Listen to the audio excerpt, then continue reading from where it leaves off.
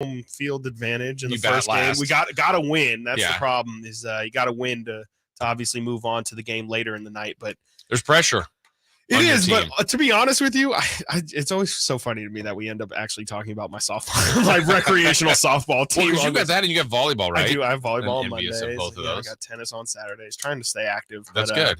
And you're mixing it up. Yes. Yeah. I got to mix it up. I got to get the different body parts going for every sport. Can't get you in pickleball. The problem is, and this is a problem I've found out in a lot of, especially like rec league things, is the team that's in first place is in first place by a mile, and not necessarily record wise, but just like they have a team of people who either played at Sac State softball and Sac State baseball, or they all work out or currently work at a 24-hour fitness. And then you got me out there who's complaining about 2 minutes of jump rope. So you're just out there having fun, but you want to win too. I would love to win, but sometimes you gotta humble yourself and understand the reality of the situation, and that's where the fun comes in, Jason. That's where it's like, we're just out here to have a good time. Yeah, absolutely. Can't always win them all. And that's what we're here to do today as well. By the way, how's the volleyball team? Ugh. Okay, not as good as the softball team. No. Okay, we're newer at volleyball. Yeah. It's a sore subject right now, but we're working on it. If anybody is volleyball experts out there, please let us know. Also, if there's any, I'll do this public pitch right here. If there's any ladies out there who are excellent at softball, definitely recruit them, because you and I have had this conversation before. Smart. If you have women who are good at softball on your team, it's just that's the cheat code. That's how you really win in a co-ed softball. Is you become the Denver Nuggets when you get a great exactly female sweep core. It's just sweeps. It's easy roads. Treat her like Jokic. Just let her dominate. Cook. Let her cook. We've got a busy show for you today. We will go till 2:00. This is Chris and Co. He's Chris Watkins. I'm Jason Ross. Coming up at noon, we mentioned him yesterday. Casey Pratt will be joining us. There continues. I mean, this is a story that won't go away until it's solved. And every day there feels like there's new bits of news, but also it seems like there's an element then becomes more cloudy. Like, hey, there's a proclamation, a deal is closer, or a tentative, and then you're like, well, but this is missing. Leads to 10 more questions. And then this. So hopefully Casey will clear up some of whatever that is if he can. Right. Hopefully if he can. Right. Because you truly said it there. Every single day, there's something new that is being added to this story. And Casey's done a great job, over at ABC 7 over there in the Bay Area, covering all of that. And he's one of the few people here who are just full of a wealth of knowledge when it comes to the A's relocation. Yeah, so he would join us at noon. We look forward to that. We're all over the board today. We got some baseball, we got basketball, we got football. We're gonna have some fun in here as well. As far as tonight's news, we got a game 5. It is in Boston. The news, I don't know if it's massive news, but he has played really well. Gabe Vincent now has been ruled out for tonight's game. And this is something I brought up yesterday, Chris. Like, look, Miami's still in a really good position. Yep. People are starting to talk more about Boston potentially doing this, meaning the whole comeback. But the more games you play, maybe Gabe Vincent may not seem like a big thing to somebody, but that changes the rotation and just favors things a little bit more for Boston. Now all of a sudden, it's only 3-2. Yeah. I mean, it's just getting dicier a little bit, I think, for Miami. Exactly. No, Boston's doing the right thing. They're taking it a game at a time. And all you can do is play the game in front of you. And without Gabe Vincent in this next game, it's gonna be a really tough matchup for Miami. They now have to probably go with Kyle Lowry, which is okay. It's okay, but the tandem was better, right? The tandem's a lot better, especially with how Gabe Vincent's been scoring recently. Kyle Lowry's just not the guy that he used to be. I don't think people really think of Kyle Lowry as like one of the older guys in the NBA, but he's really one of the 4 or 5 oldest guys that we have in the league. And, he's just not really capable of scoring 20 plus on a given night anymore. So where Gabe Vincent has been incredible, one of their best offensive weapons. I think they're going to miss him, and Boston's got a wealth of guards that they can throw and try and exploit that, not only offensively, but defensively as well. In terms of Miami's defense, Celtics have just tons of guards that they can throw at Kyle Lowry, and I think it's going to be gonna be a tough one for Miami tonight. But they've answered the bell at every single turn this series. More Jimmy, more Bam, good Right. things to have, but you're gonna get a heavy dose of Tatum and Brown. Yeah. The odd thing about Boston to me this postseason, they're 4-5 at home, and they've been a great home team traditionally. It's great fan base. I saw our guy Sean Grandy, who we had on earlier in the week, say anybody trying to figure out this series. I think he posted that the road team or the home team, excuse me, in regular season and postseason matchups, I think over the last 21 are 6-15 between Miami and whoa. So it hasn't been any kind of advantage. It doesn't matter at all. Yeah, if basically anything, they're even. Yeah, I mean, Game 7 last year, Eastern Conference Finals at home for Miami, Boston won. Right. I mean, you want Game 7 at home, and right. So here we are in this series, right? 3 of the 4 have been won by the road team. Yeah. No, it's you can't, again, that's why you can't really predict anything in these series. You got to take it game by game. Every game is its own entity, and every game you have to treat it like it's its last. And as long as Boston comes out with the same kind of intensity, they're going to have a good shot tonight. But you got to figure Miami, kind of like what Jimmy Butler said the other night, they also know that Gabe Vincent's out, and they know what that means as well. It means that they're all going to have to step up their game. I don't know if that doesn't seem to be good for Boston if Miami's going to be even more motivated than they were before to try and close this thing out.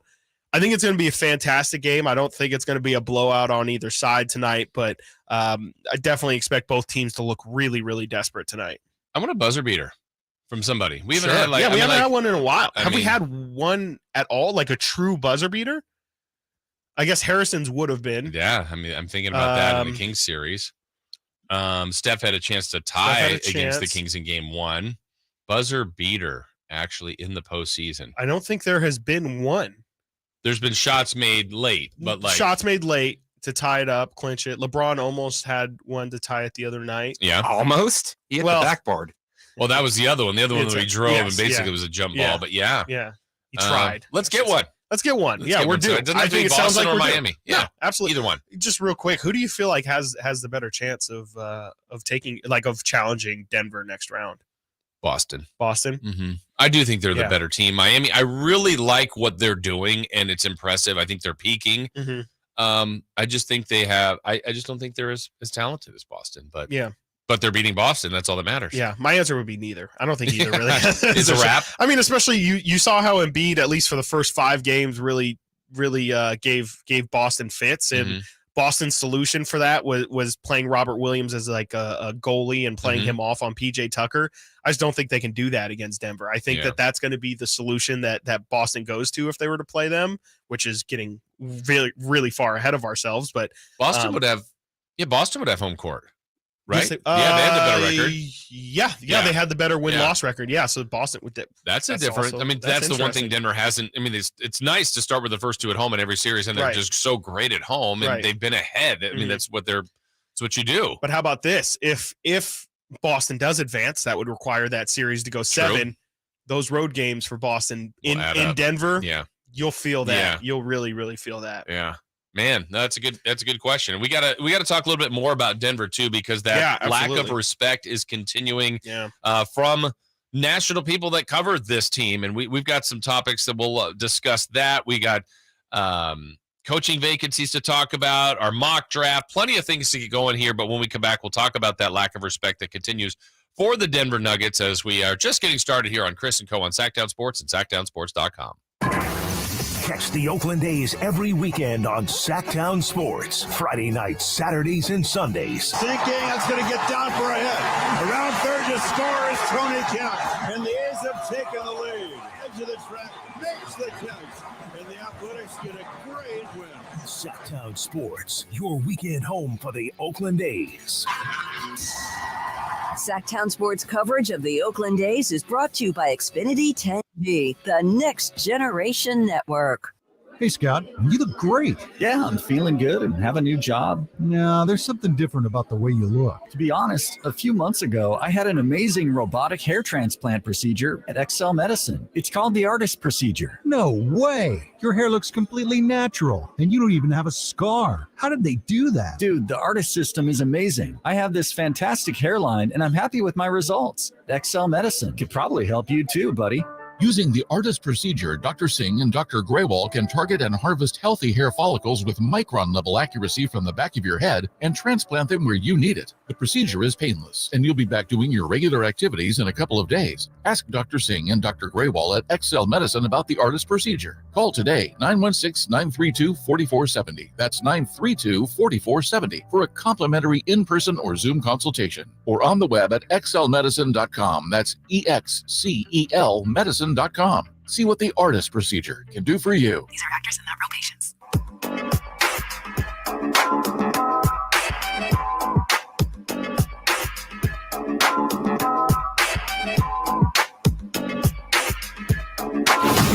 Live and local, it's Chris and Company with Chris Watkins on Sactown Sports.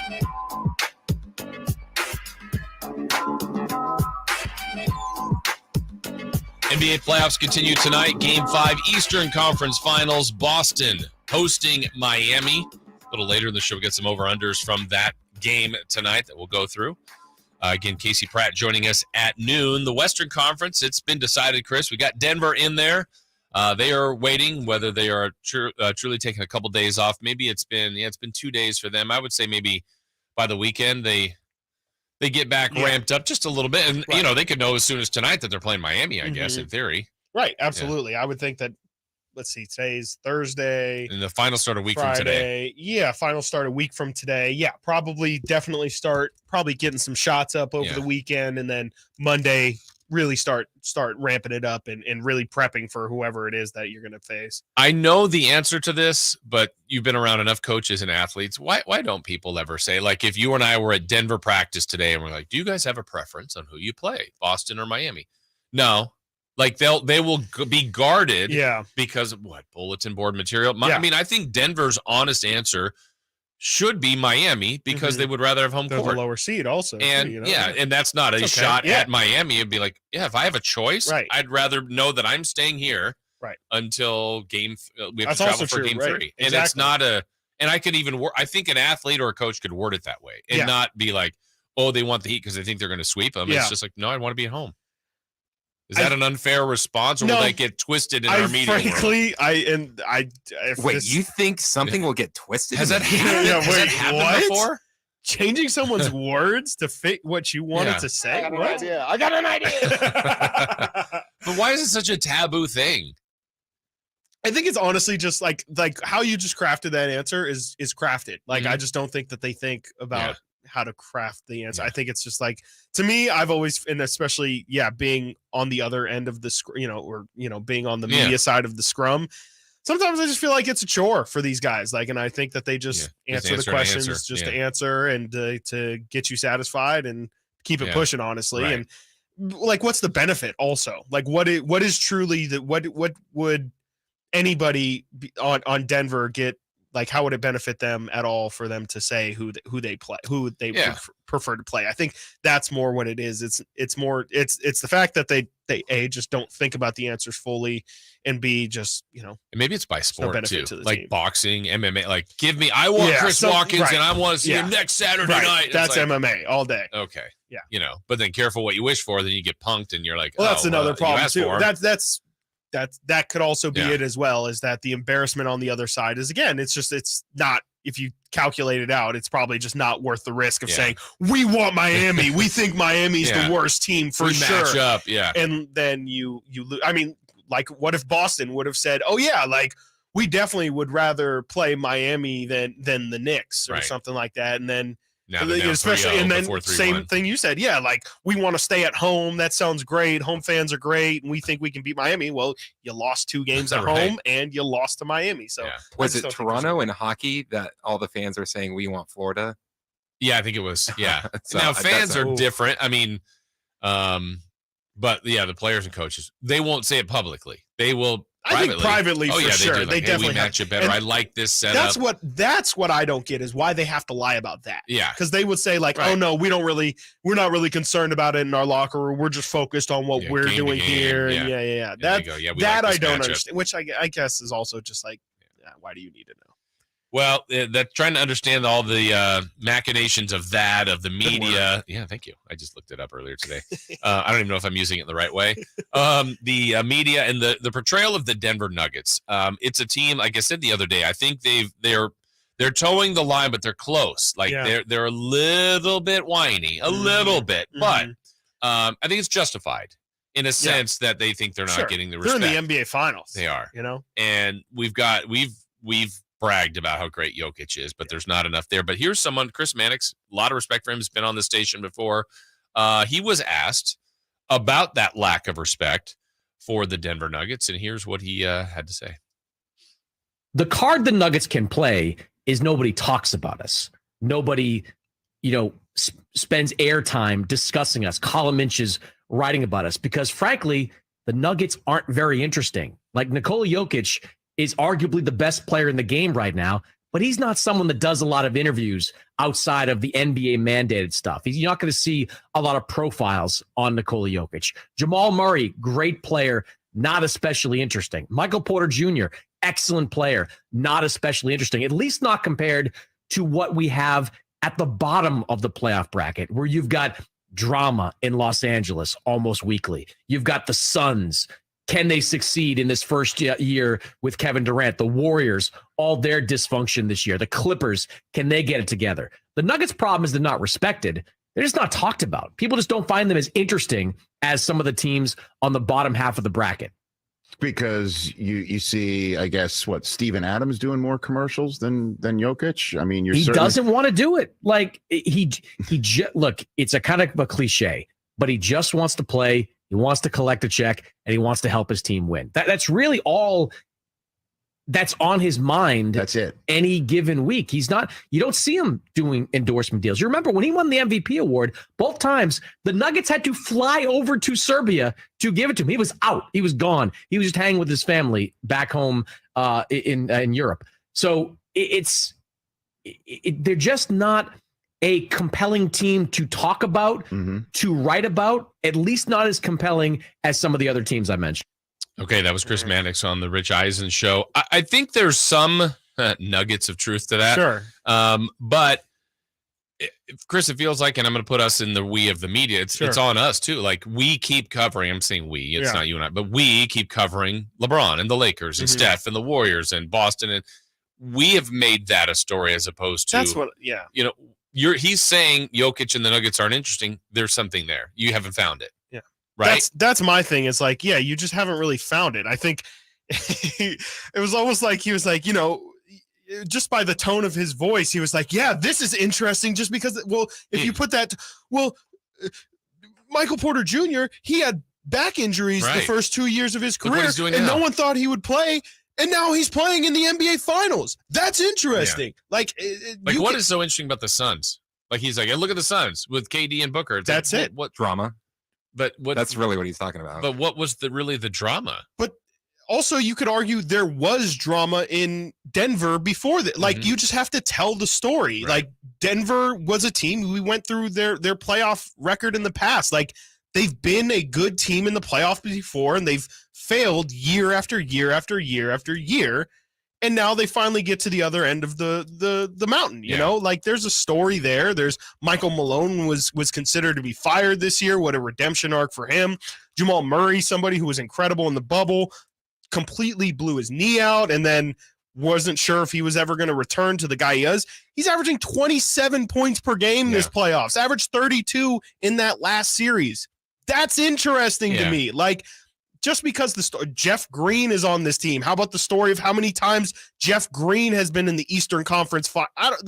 There's stories to tell there. Again, they might not be just because it's like, is Michael Porter Jr.'s story any less interesting or more interesting than Austin Reeves? Right. Like, we can talk about Austin Reeves, or media can talk about Austin Reeves and what contract he'll make this offseason for a full segment. No problem. Why? What's the difference between that and talking about Michael Porter Jr.? I don't know. Maybe I'm a huge basketball fan, so maybe the stories intrigue me, but not the everyday average just sports consumer. Yeah. But to me, it's just more about, as the media, it's the stories that you decide to tell are the stories that the people are going to know. Yeah. So it's really like your initial point. It's on the media to tell the stories more so that the people are informed, and then it's just continuing to tell that story. He listed like the Clippers. They're interesting. It's like, well, They have Kawhi Kawhi was Leonard. labeled before as someone that wasn't as interesting when he was with the Spurs. While he was great and thriving, if that's the label that Jokic is getting. Well, that's what they've turned Kawhi's story into. Yeah. He's interesting because he's so uninteresting, Yeah. and that's what's interesting. The same thing can be said for Jokic, except I think Jokic has some stuff there. There's some pretty funny He's stuff. really funny. Yeah, and his brother, like, His what's the story with brothers his are- brothers? How do we not know? Yeah. I and I understand, like Vanek said, like he doesn't like to give interviews. Yeah, He doesn't that's do fine. player profiles. Yeah. That's fine. You can still tell the story without getting, the direct source. You can have where's Michael Malone's question about, hey, Mike, like, we saw the Jokic brothers picked you up. Were you scared? Like, Right, yeah. Again, What's your relationship with them? There's things to be told. You just have to do the work of telling the story. And maybe it's also ESPN doesn't have any, they send Nick Friedel all over the country. They don't have anybody covering the Denver Nuggets, even though they've been a good team for, really the past 5 to 8 years or so. It's the media's fault, in my opinion. If this was an people don't care. NFL team like the Nuggets that doesn't have a Super Bowl yet, that Right. was going to the Super Bowl, that's a huge story. You're following Absolutely. that. This team does not have an NBA championship. Yeah. That's a story. That's a story too. Massive story. And now here they are, and who they defeated. The altitude, that's a story. It's Home just court. Yeah. there's a lot of things Jokic there. himself, Murray's recovery, Porter, Gordon's You can take this rebirth. back. You could argue this is also like a Stephen Monte situation Mm-hmm. where Denver had to make a decision. They had Nurkic and they had Jokic. Yeah. Jokic was a second round pick. Yeah, and I was think the backup at one was point. the backup at one point. They had to make a decision. They made the right Yes, they decision. did. How about that sliding door? Right. There's so many different stories to tell just from this Nuggets team. Like, I don't know. I think they'll start to come out. I don't want to say it's lazy because I think Chris Mannix honestly, he's and really good. that's what makes it so shocking is Yeah. that this is Chris Mannix saying it. It's not some Joe Schmo reporter. Like, Chris Mannix knows and loves basketball. Yeah. I'm surprised to hear it come from his mouth. I'm too. We got more basketball coming up, but when we come back, we're going to jump into some football. One of the greats, Patrick Mahomes, already named his top 5 QBs. Who is yours? We've got that and more as we continue on Chris & Co. here on Sactown Sports and the Sactown Sports app. The Kings season might be over, but Sactown sports coverage never stops. Expectations coming into the season and how we performed. I mean, it's one of the more special seasons that I've had in my 11 years. Stay tuned all off season to Sactown Sports and SactownSports.com for the latest Kings news. Sacramento weather is brought to you by Folsom Lake Kia. I'm Tamara Berg in the KCRA 3 Weather Center. We've got a beautiful Thursday lining up for you. Under mostly sunny skies, temperatures top out in the upper 70s with a steady southwest wind. Expect overnight lows in the low 50s. Get the latest forecast on the KCRA 3 News and the KCRA 3 app. Shop Folsom Lake Kia for all your favorite models at low prices and payments, plus low finance rates and 0 down deals with approved credit. Go see my friends at Folsom Lake Kia right here in Sacramento for over 20 years. Golf to Go is brought to you by the Hagen Oaks Golf Super Shop. Here's Frank LaRosa. Golf.com's Alan Bastable offers 8 sneaky ways for stubbornly average players to break 80. First, play sensible tees. Hitting 7 and 8 irons into greens instead of hybrids give chances at 4s and 3s. Check the par. There's no shame in doing so on a par 70 course. 3, check the forecast. A day after rain can mean soft greens. 4, avoid big numbers. It's not the bogeys that will derail a 79. It's a couple of bigger scores. 5, you got to believe. Give yourself a pep talk and temper the feelings of gloom. 6, keep like-minded company. If you're a grinder, play with fellow grinders or play with music or gamble if that's your game. 7, a little luck helps. Even tour players recognize luck. 8, don't obsess over, breaking 80. You're going to know if you have a good round going, so have your partner keep score. At the 18th tee, ask where you stand as it may affect the way you approach the hole. Sounds simple, huh? Now go out and do it and have some fun. That's your Golf to Go. I'm Frank LaRosa. Hey kids, Carmichael Dave here. Memorial Day, it's really the year's first big outdoor party. Friends, family, fun, and food. Man, Amy's Outdoor Living has food options for you. Maybe even change it up a bit with a new Uni Pizza oven. Think about it. Dogs, burgers, and pizza. You're a hero, 100%. Right now at Amy's, Save 20% on a new Uni Karu pizza oven at just $239. $239 for a pizza oven. You ready to barbecue? The Traeger Timberline 850, that's the one I have, and the 1300 Geb one are reduced by $600 for Memorial Day. Amy's also has a great selection of umbrellas in stock, perfect for shade in this warm weather. Need patio furniture? From now to Memorial Day, Amy's will pay the sales tax on all in-stock patio furniture, cushions, and umbrellas. Amy's Outdoor Living, El Camino near Watt, and inside Amy Ace Hardware in the El Dorado Town Center. At Ashton & Price, we get injury victims to yes. Experience, yes. Ashton & Price has been around for over 25 years. No more insurance companies? Yes. Our clients focus on getting better, and we handle all the rest. Results? Yes. We've collected over $100 million for injury victims. No fee until we win? Yes. Our clients pay nothing until we win. Ashton & Price, the best at getting to yes. Remember, for the best advice, don't think twice. Call Ashton & Price. Have you Googled yourself lately? Are there negative posts from an ex-employee or from a former client? Maybe an outdated news article or sensitive personal information about your family? Search engines don't always get it right. For right or wrong, it's your reputation on the line. That's where Reputation Defender by Norton comes in. One of the most trusted names in online reputation repair, Reputation Defender has been fixing people's search results for over 15 years. Their cutting-edge approaches help you to wipe away unwanted information in your search results. They also promote the good stuff so that it rises to the top, helping you put your best foot forward.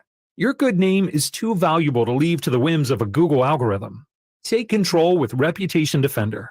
You can start by getting your free reputation report card at reputationdefender.com or call 800-401-6681 to speak to an expert. That's 800-401-6681. Hey guys, did you know June is Men's Health Month? It's time to address those issues you've been ignoring. Tired? Not feeling like your old self? Lacking drive? Revive Men's Health can improve your quality of life for common issues like low testosterone or ED. Why live with it when you can improve it? And Men's Health Month is the perfect time to take charge of your health. To learn about the real-world benefits of testosterone or ED treatment, book your free exam and T-level check today at Revive Sacramento. And for Men's Health Month, ask how you can get a free 30-day supply of custom ED medication if you're medically qualified. They make it easy, convenient, and they have a 99% patient satisfaction rate. So save $199 with a free exam. And don't forget to ask how you can get a free 30-day supply of custom ED medication. Don't wait. Do it today. Call 916-277-8599. That's 916-277-8599. Or visit ReviveMen'sHealth.com. Sactown Sports. Headlines. I'm Christopher Lott with your Sactown Sports headlines. Tonight, the Boston Celtics try to become the first NBA team to ever win a series after going down 3-0. They currently are 2 games behind the Miami Heat, 3-1. Celtics host the Miami Heat in Game 5 tonight. If the Celtics win, they go back to Miami for Game 6. The Heat win, they will face the Denver Nuggets on June 1st for Game 1 of the NBA Finals. The Athletics' Shams Charania is reporting that the NBA Competition Committee is discussing potential of in-game penalty for flops that would result in a technical foul free throw. He also said a trial is possible at Summer League in July. Those are your headlines. Let's get back to Chris and company with Jason Ross.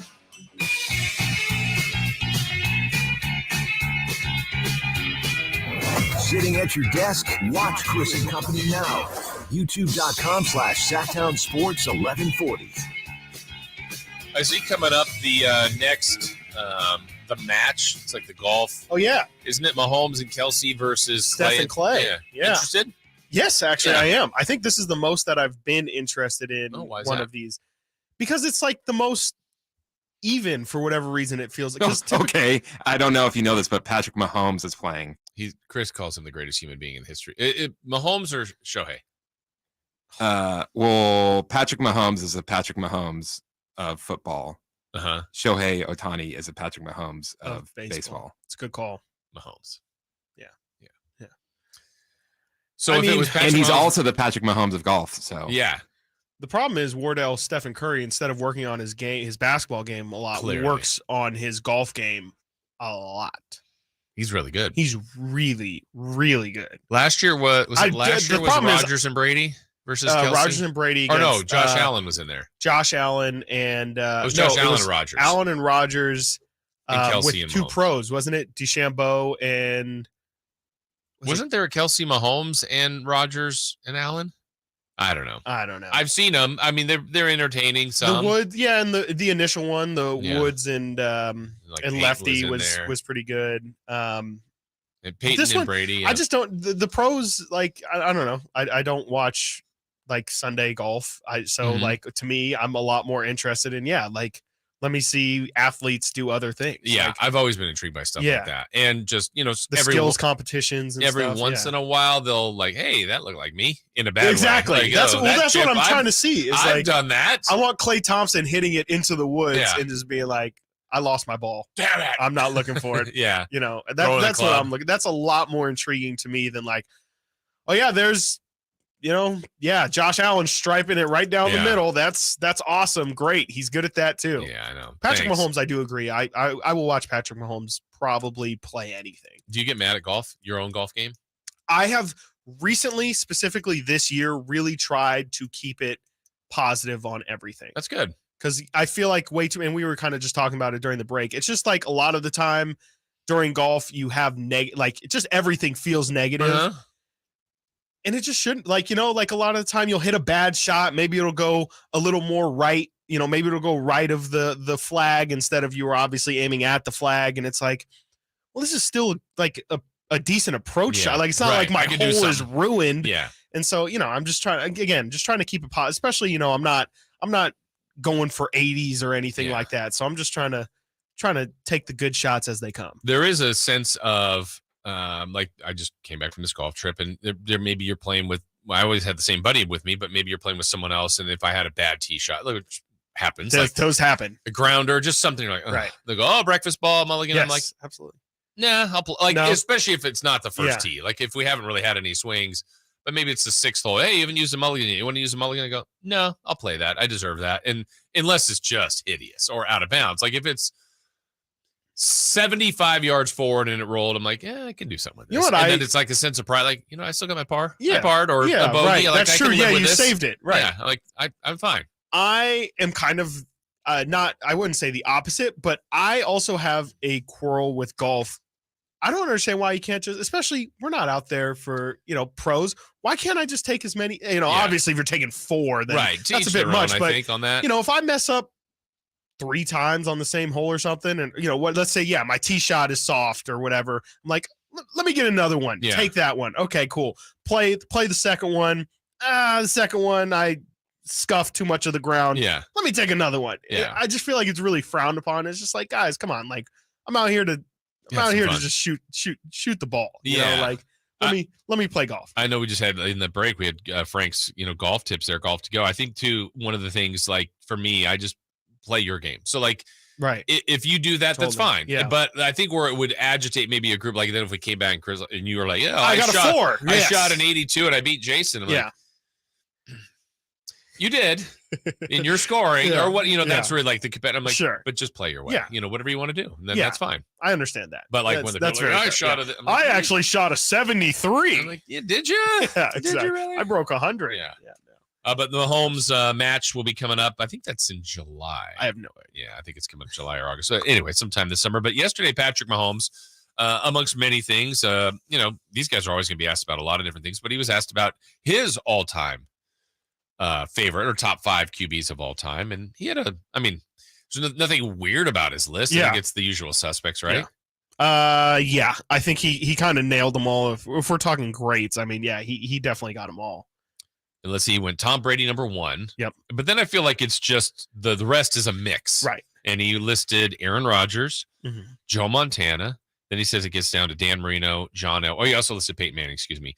And then it gets down to Marino and Elway. So that to round out the top 5. There's basically 6. So he's got a bonus one. Yeah. So you've been a football fan your whole life. Yep. Yeah. Who would be your top 5 QBs? In my lifetime, and it doesn't have to be a yeah. ranking. Let's just put 5. sure. out there. Brady's obviously up there for obvious reasons. Manning is probably the best. Yeah, Eli. Elite Eli.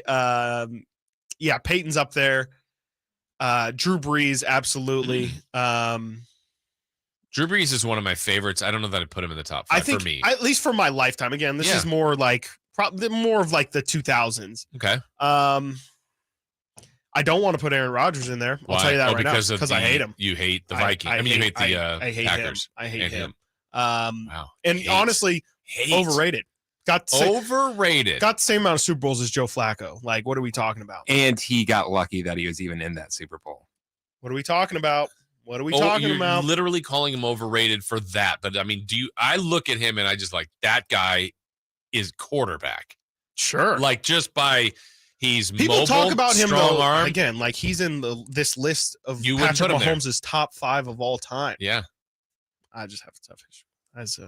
I can't. I mean, I feel like this is Vikings Chris talking. For sure. Okay. Absolutely. If he 10 years ago was a Viking, you have his tattoo on your chest. Possibly. I don't have any Brett Favre tattoos on me. You didn't get prom. I'm talking 10 years, but Favre was still pretty good as a Viking. Well, I can't even picture what it's like to have 10 years of a good quarterback. As long as I'll put Dante Culpepper on my list every single day of the week. But truthfully, I would say my list is probably Manning, Brady, Rodgers. You don't have to put him on there. I don't have to talk you into that. I mean, I honestly can't think of a better person to put in there, honestly, unfortunately.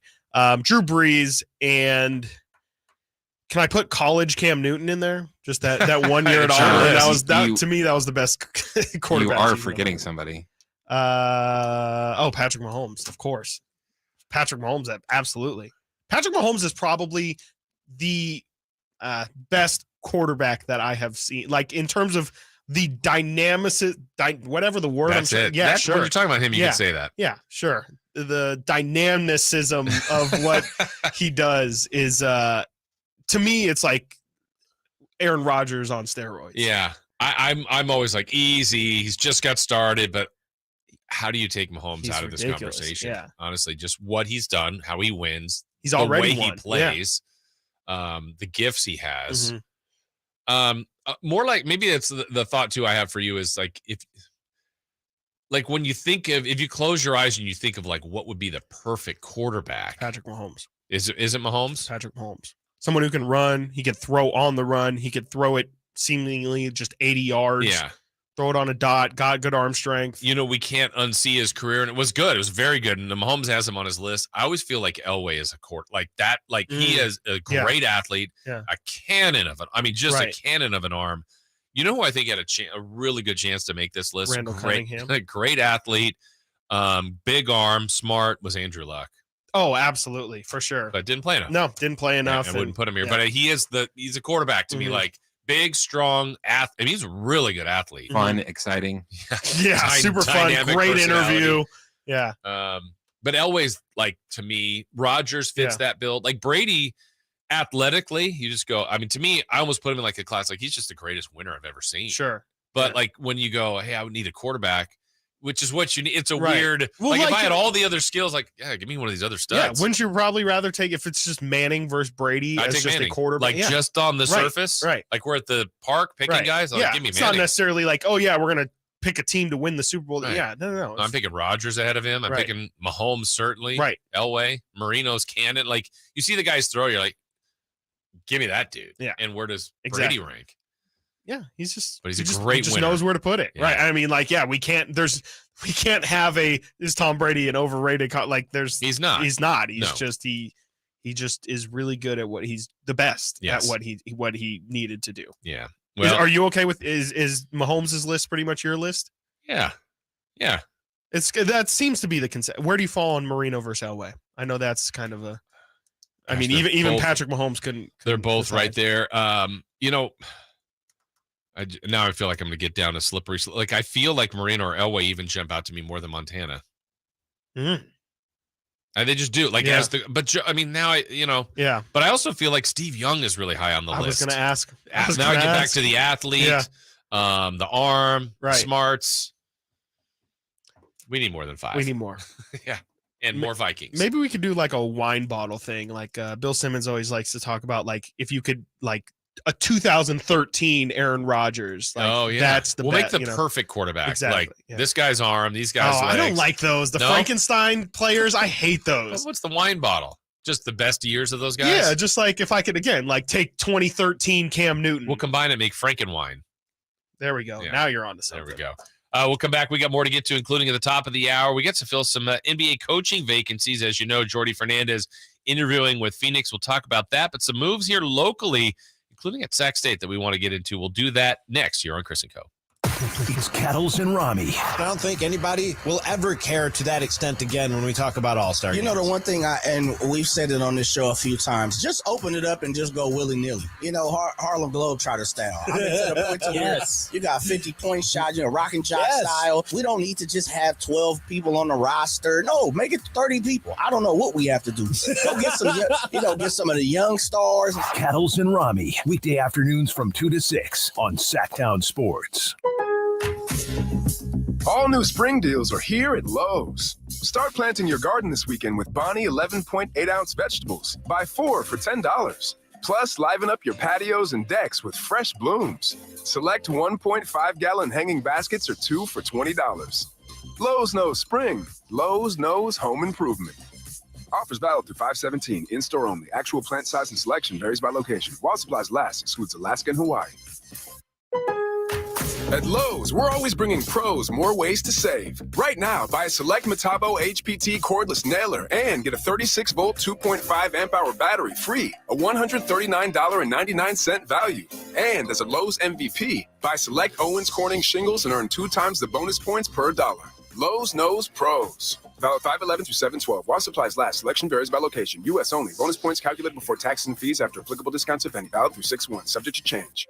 Get to Acura of Stockton, where precision-crafted performance is at your fingertips. Elevate your driving experience with a vehicle that's built to impress. Acura of Stockton has a great selection of new Acuras and customer service that will exceed your expectations. And right now, lease a new Acura TLX, MDX, or Integra with low lease rates available. Take luxury to a whole new level in a new Acura from Acura of Stockton. See all our inventory and specials at AcuraofStockton.com.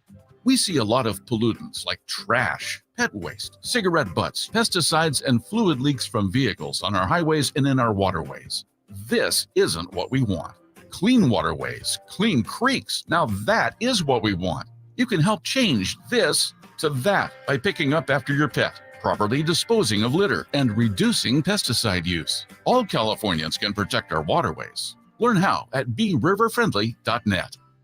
Pain is not normal. Repeat, pain is not normal. Greetings, Sacramento. Doug Christie here with the Good Feet store. Does this sound familiar? It's the end of the workday, and the pain in your feet, knees, hips, or back is unrelenting. Good Feet understands that you've likely already tried assorted remedies and solutions with no relief. And now you're pretty much resigned to living with the pain. But do not give in to the pain. Instead, come to the Good Feet store for their end-to-end 3-step arch support system. Good Feet is the nation's largest manufacturer and retailer of personalized arch supports. With arch supports in over 300 sizes, styles, and flexibilities, and an arch support specialist in each store. Come in today for a free, no-obligation arch support fitting, then take them for a test walk around the store or around the center. Experience the comfort, balance, and support possible with the Good Feet system. The Good Feet store in Sacramento, Roseville, Stockton, Modesto, and now in Vacaville. Online at goodfeet.com. Memorial Day is coming, and Elk Grove Kia has deals you'll never forget, like the hottest all-electric EV on the market, the luxurious EV6. Save big with lease specials of $10,000 below MSRP. Not just 1 or 2, but every EV6 in stock.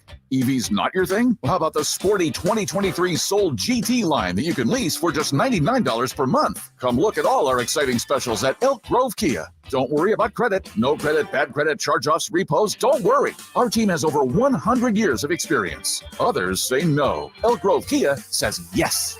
$7,500 Kia lease cash plus $2,500 dealer discount equals $10,000 total savings for EV6 all in stock Kia finance credit approval required. Not all will qualify. $99 plus tax, 24 month lease, $10K per year, 20 cents per mile over, 0 security deposit required, $52.50 customer cash required, incentive residual of $17.70 to $195 subject to Kia finance through one approval. One of this payment GK 8781210-533 offer expires 5/31/23. Turn your highway into a smile way. Elk Grove Kia. Barley Cavanaugh Golf Course is Sacramento's #1 course for fun. Players love Bartley Cavanaugh's fun design and great mixture of holes. Near the banks of the Sacramento River, Bartley Cavanaugh's moderately sized greens and generous fairway landing areas make for an affordable and fun round of golf. Bartley Cavanaugh offers a great pro shop, help planning your tournament or wedding, and a relaxing outdoor veranda for a cold beverage or a tasty meal. For tee times, visit BartleyCavanagh.com. It's Sacramento's #1 course for fun.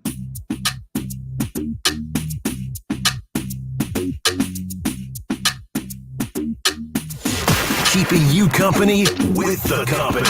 It's Chris and Company with Chris Watkins on Sactown Sports. Your local sports leader.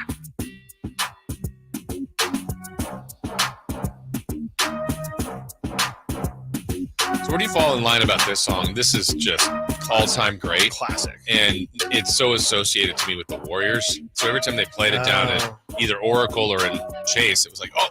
Yeah. Oh. It's the anthem. It is. But it's like when it goes, it's so good. It's one of the few songs of Too Short that you can play at a public event. But it's great. It's fabulous. It's so just such a good song. So good. Such a good song. Very simple.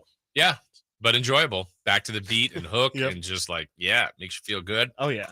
Great beat. Yes. This is Chris and Co. He's Chris Watkins. I'm Jason Ross. We roll along again. Casey Pratt joining us at noon. A lot of the discussion on the A's and Vegas and their future there. Locally here, Chris, I feel like sometimes I'm too close to things at Sac State, maybe not close enough, but they announced a big hiring yesterday. Mm-hmm. They have a new president. He will be coming in July. It is Jonathan Luke Wood. He's only 41. That's one of the things that first jumped out at me, replacing President Robert Nelson, who did a great job at the school. And, fantastic. For the new president, who will start in the summer, like we said, he was at San Diego State. He went to Sac State. I think the great branding they have is made at Sac State. He's classically made at Sac State. Pretty amazing background, but he's 41, so it's a big job, and he's got a lot of things to do there. Apparently is involved in sports and liked what they did at San Diego State. So I kind of switched this to a sports type of thing. What do you think, as someone that lived in this community, you know about Sac State, but I mean, again, I feel like I'm too close to this, and I know the programs have all gotten better. Yeah. What does Sacramento State have to do to capture more of this region's attention in your mind? Yeah, I think success, that feels obvious, but success is definitely a good start. But I think it's also a chicken or the egg situation. What comes first, the success or building the programs? Because I think Sac State, specifically when it comes to non-football, I mean, I think the football field is great, and we've seen Coach Taylor build up that program, and hopefully that success continues. But to me, I think of their basketball program and just their lack of a nice facility, really, that basketball gym. I don't think it's about recruiting, right? I mean, you're not going to really convince a lot of recruits to come play at that facility when, frankly, if you look, I mean, you probably have a better idea of what the other Big Sky, facilities look like. I'd imagine it's Sac State, if it's not, it's a lower tier, even for Big Sky quality. So I think that's the start. I know that, especially recently, right after people in my class were graduating around Sac State, they started to build up some of the housing around that. So that's also a start, is just being able to house all of the athletes as well. But I think the big thing is honestly just success, and however they can figure out how to build their program from the ground up. And I think it seems like they've really started to pay more attention to athletics. I know the baseball program has been incredible, quietly kind of throughout these past 10 years, having Reese Hoskins. They have James Outman now. There's been a couple products coming out of Sac State there. I think it's just continuing to build. I mean, it's really grassroots. It's really foundational, at least at this point. But the good news is, you're not talking about SEC football, Pac-12 football. So I don't think it would take too much to get it to a much better place. Yeah, I mean, I'm thinking, like for the new president, J. Luke Wood, who came in from San Diego State, like the Hornets, in theory, could still have the Nets, the inadequate gym that they have, let's say, amongst everyone else in the conference. But they still have every opportunity to make the NCAA tournament. Yeah. And if they make the NCAA tournament, they could have done, in theory, what San Diego State did this year and made the finals. Yeah. Which is incredible. Right. How many times has the men's team made the tournament? None. Correct? Yeah. The women did this year for the first time. Very exciting. Incredible. Likely, if the Hornets ever did it, they're going to be a 15, 16, Right. 14, Absolutely. maybe 13 at best. Yeah. I mean, no matter how great their year is, but to your point, like they have to build and build, and Mhm. San Diego State's done that, and some of these other programs can do it, and different levels of money. But I just always wonder, this is such a big region. There's a lot Yeah. of alumni. It's still California. Also, local talent is there. Especially, Yes. I mean, I think that's the big thing that Coach Taylor really Yep. mined into was you don't have to look far from Sacramento specifically for football in order to find talent. I mean, there's tons of local talent that go on to play at big universities and stuff. And so I think that's the key for football. Basketball, I think we know with how crazy people are for the Kings here. I think if Sac State could get a good basketball program going, men or women's, I think if they could get a solid, consistent program going, I think people would show up. Mhm. I just think that they've never had that level of Not the consistency. Yeah. Yeah. They're getting it with football, like you said. I mean, it's 3 straight years that they've won the Big Sky. This last year, attendance was the best they've ever Yeah. had. I mean, Causeway was sold out, right? Yeah. 23,000. They've made the playoffs. Incredible.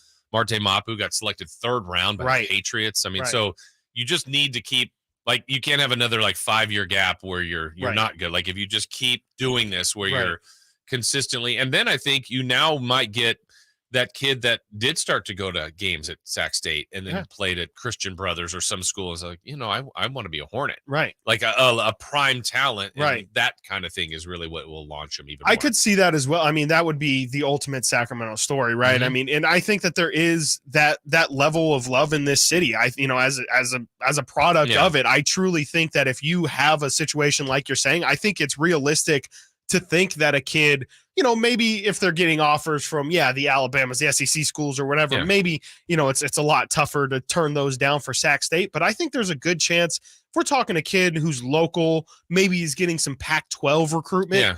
I don't think it would be out of the question if Sac State has done the groundwork of building up their program. I could see a kid being convinced to stay in town and how big of a story Yeah. it would be. And, if you could have a Damian Lillard kind of situation here. I mean, Damian Lillard was in the Big Sky. Right. It's not too hard to imagine a talent being in the conference. Mhm. I think it's just a matter of building the infrastructure to make it happen. And I Yeah. think, again, the groundwork is being set, but I think that there's a lot of work to do. I personally think facilities go a long way. They do. And whatever. And really, like, you can see Sac States and go, these are okay. But then it's when you go somewhere It's else, when you you go, go "Wait, somewhere this is else." what Oregon has. This is Exactly. what. And I think at some point people will realize too that if you're great, they're going to find you. The pros will find you. So if an Eric Armstead, a Shaq Thompson, a Mhm. Jake Browning Right. said, no, I'm going to Sac State, I'll still get to the NFL. Absolutely. But that hasn't really happened yet. No, and I mean, but there's I know, way back, you can help me out here. Davis had a quarterback go first round. Ken O'Brien. Yeah. Right. I mean, Who was your at point. Sac State first, they went to Davis. Yeah. There you go. Absolutely. So I think to your point, like you can be found as long as you have the talent there. It's just about somebody making that decision, Yeah. and it's a tough decision to make. Right. It's really tough to bet on yourself like that, especially at that young of an age. It's really hard to essentially turn down a proven thing to try and make something work in your local community. Well, we wish the best and welcome into Yeah, Jay Luke absolutely. Wood as the new president at Sacramento State. When we come back, we got to talk about those NBA coaching vacancies, several of them out there, including Jordy Fernandez being rumored and a couple. We'll try to fill those spots with what's the most ideal fit. We'll do that when we come back on Chris and Co.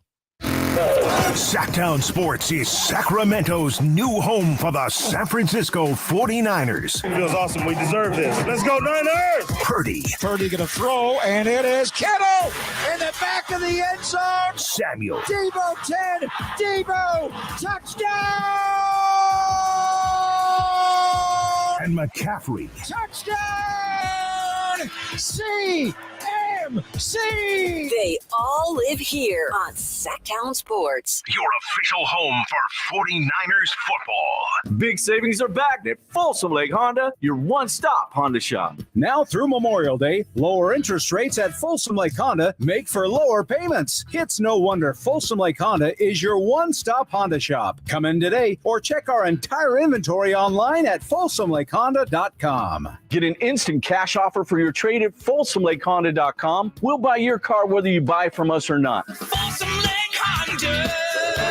Yeah, your one-stop Honda shop. Hey, you want to be around people having a great time? you need to come check out Capital Casino, offering the most varieties of table games in the region in the friendliest environment. Come for the food, which is awesome, of course, and stay and play. Conveniently located in downtown Sacramento at 411 North 16th Street, right there in downtown Sacramento for over 20 years. Cap Casino, best food, best games, and of course, the best action. And please gamble responsibly. 1-800-GAMBLER. Dawn or dusk, I'm on the hunt. Skeeter here, Sacramento Yellow Mosquito and Vector Control District, and I'm wearing Skeeter Vision, night vision goggles that light up skeeters at dawn or dusk like the 4th of July. Mosquito, 12 o'clock. Got him. So fight the bite by wearing long sleeves and pants at dawn or dusk when they're most active. Apply insect repellent and drain stagnant water. It's a breeding ground. Dawn or dusk, the Sacramento Yolo Mosquito and Vector Control District reminds you to fight the bite.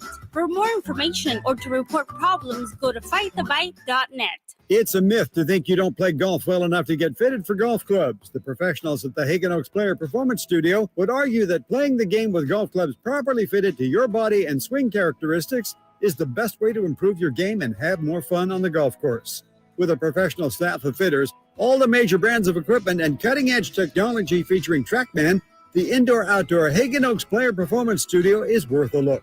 See for yourself, Fulton Avenue at the Cap City Freeway. Schedule your fitting at 916-808-2531, 808-2531. Wells Fargo gives you access to direct deposit funds up to 2 days early. Plus, if you look at the X and Y axis. What if everything came 2 days early? Like the weekend. That was a pleasant surprise. You can't get everything early, but when it comes to direct deposits, you can with Wells Fargo. Visit wellsfargo.com/get-early to learn more. Terms and conditions apply. Not all direct deposits are eligible. Early availability is not guaranteed and may vary between deposits from the same payer. Wells Fargo Bank N.A., member FDIC. It's the Folsom Lake Ford Memorial Day Sell-a-thon. Get low finance rates and Memorial Day bonus cash now through Monday. With their biggest and best selection in years, shop Folsom Lake Ford, 35 years in the Folsom Auto Mall. From the Power Business Technology Toshiba Studios, KHTK-AM Sacramento, KYMX HD2 Sacramento, the only station in Sacramento giving you local sports coverage from 6 a.m. to 6 p.m. Monday through Friday. Sactown Sports. Sactown Sports. Headlines. I'm Chris Roulade with your Sactown Sports headlines. Tonight, the Boston Celtics try to become the first NBA team to ever win a series after going down 3-0. They currently trail the Miami Heat 3-1, but they host the Heat tonight, Game 5 in Boston. The Celtics win, they go back to Miami for Game 6. The Heat win, they will face the Denver Nuggets on June 1st for Game 1 of the NBA Finals. The Athletic's Shams Charania is reporting that the NBA Competition Committee is discussing potential of an in-game penalty for flops that would result in the technical foul free throw. He also said a trial is possible at Summer League in July.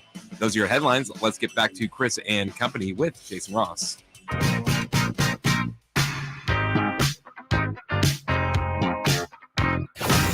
Live and local, it's Chris and Company with Chris Watkins on Sactown Sports.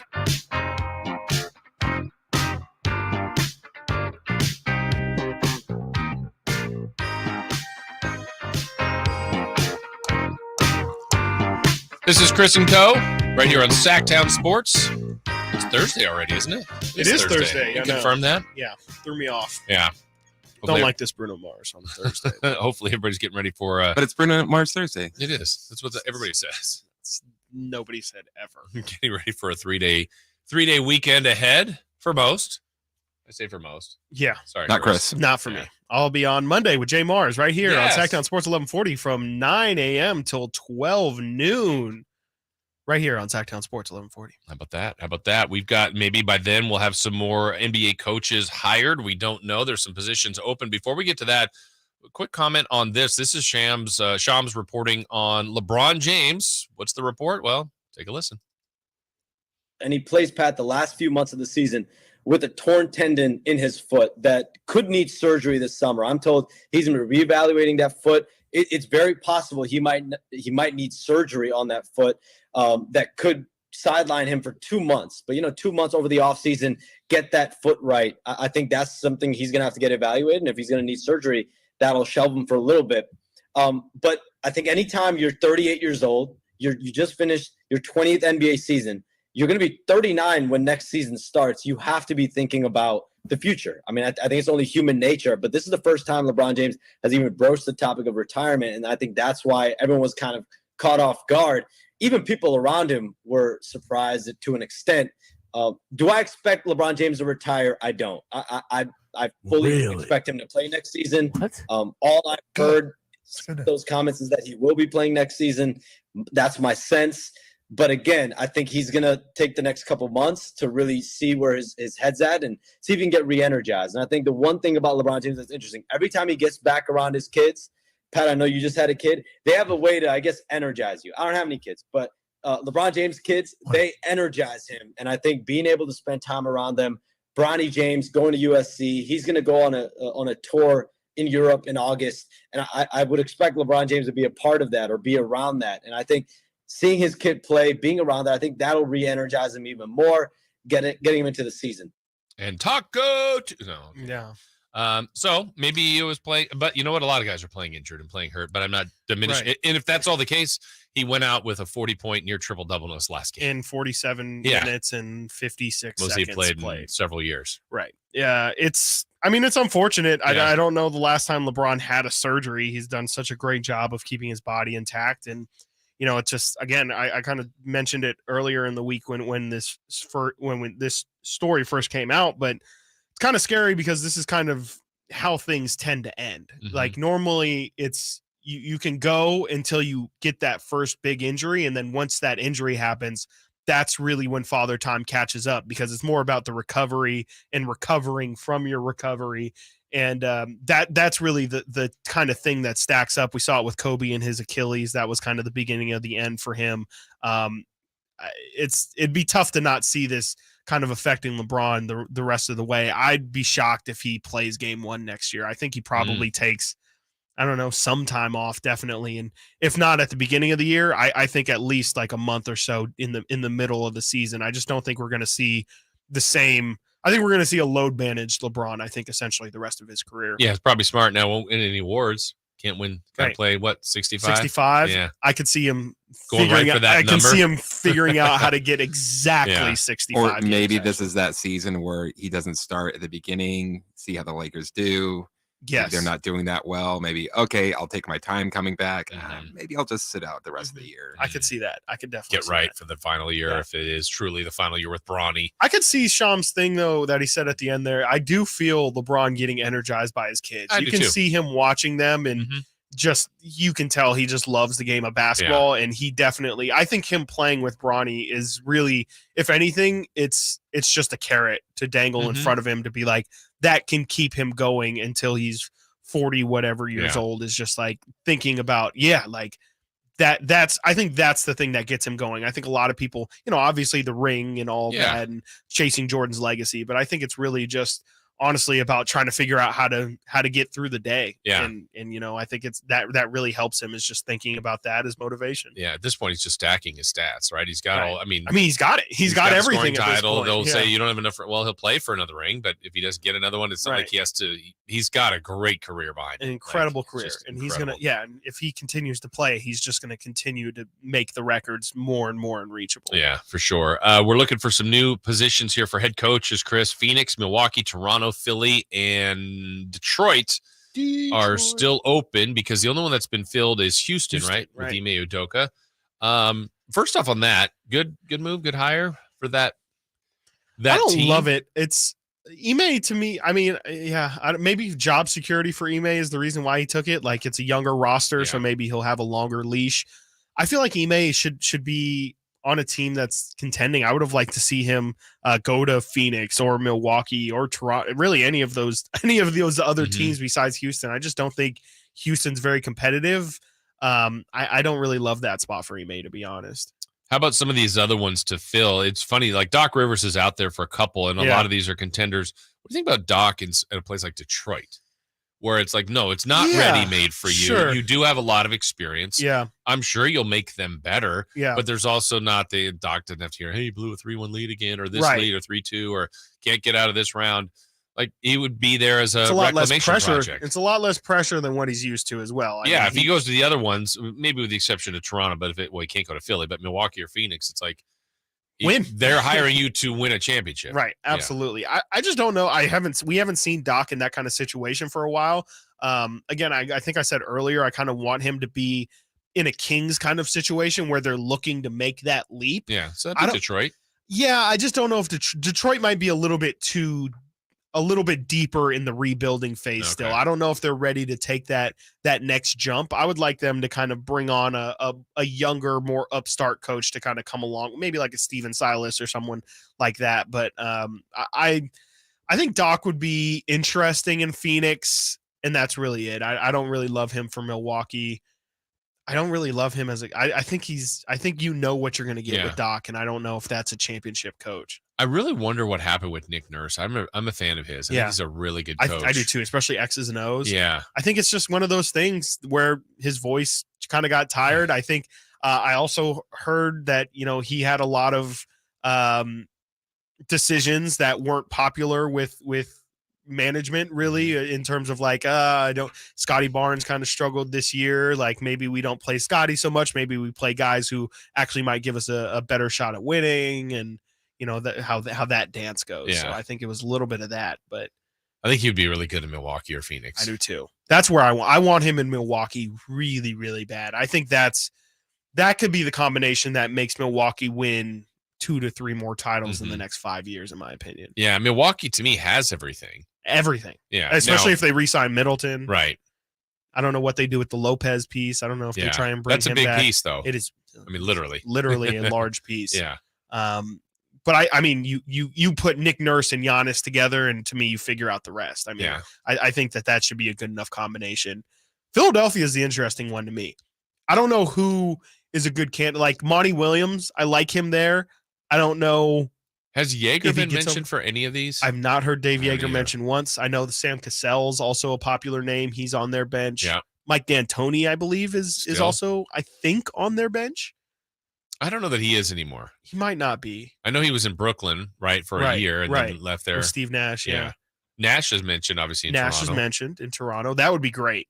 Just for the Canada. Yeah, it kind of makes some sense there. Yeah, just and the ambassador of Canadian basketball. I felt like Nash got the job maybe where he wasn't quite ready, but then I also felt like they got rid of him and it wasn't fair. I think Toronto's actually a great spot for him for that reason. I didn't really consider that either, but like I don't think there's much pressure on Toronto. He's also, it's a little bit like the J Kidd coaching in Dallas, where it's like they just love him. Like it'd be like if Doug was our coach now, and just like you're going to give him a certain amount of leeway just because it's like we really, really want this to work out and we believe in him, the person. So I like Steve Nash in Toronto. To me, that's the funnest fit there. Yeah, and then Jordy, we wish him the best. I hope Jordy stays in Sacramento forever. I do too. I do too. I wish the best for Jordy Fernandez, the person, but I want you as our assistant coach forever. Yeah, and I think again, if I'm him, his group, his camp, it's encouraging that you're getting these interviews and you're getting past other names, and he's impressing people, bottom line. Absolutely. I mean, it's good. It's just good to see though, too, just from the Kings perspective of like, clearly when someone's going to try and hire somebody from your organization, that means that they're trying to take a piece of what you're doing, which means that you're doing things right, which is a nice change for once, because who was like the last Kings coach that ended up getting another coaching job? I think it's just Malone.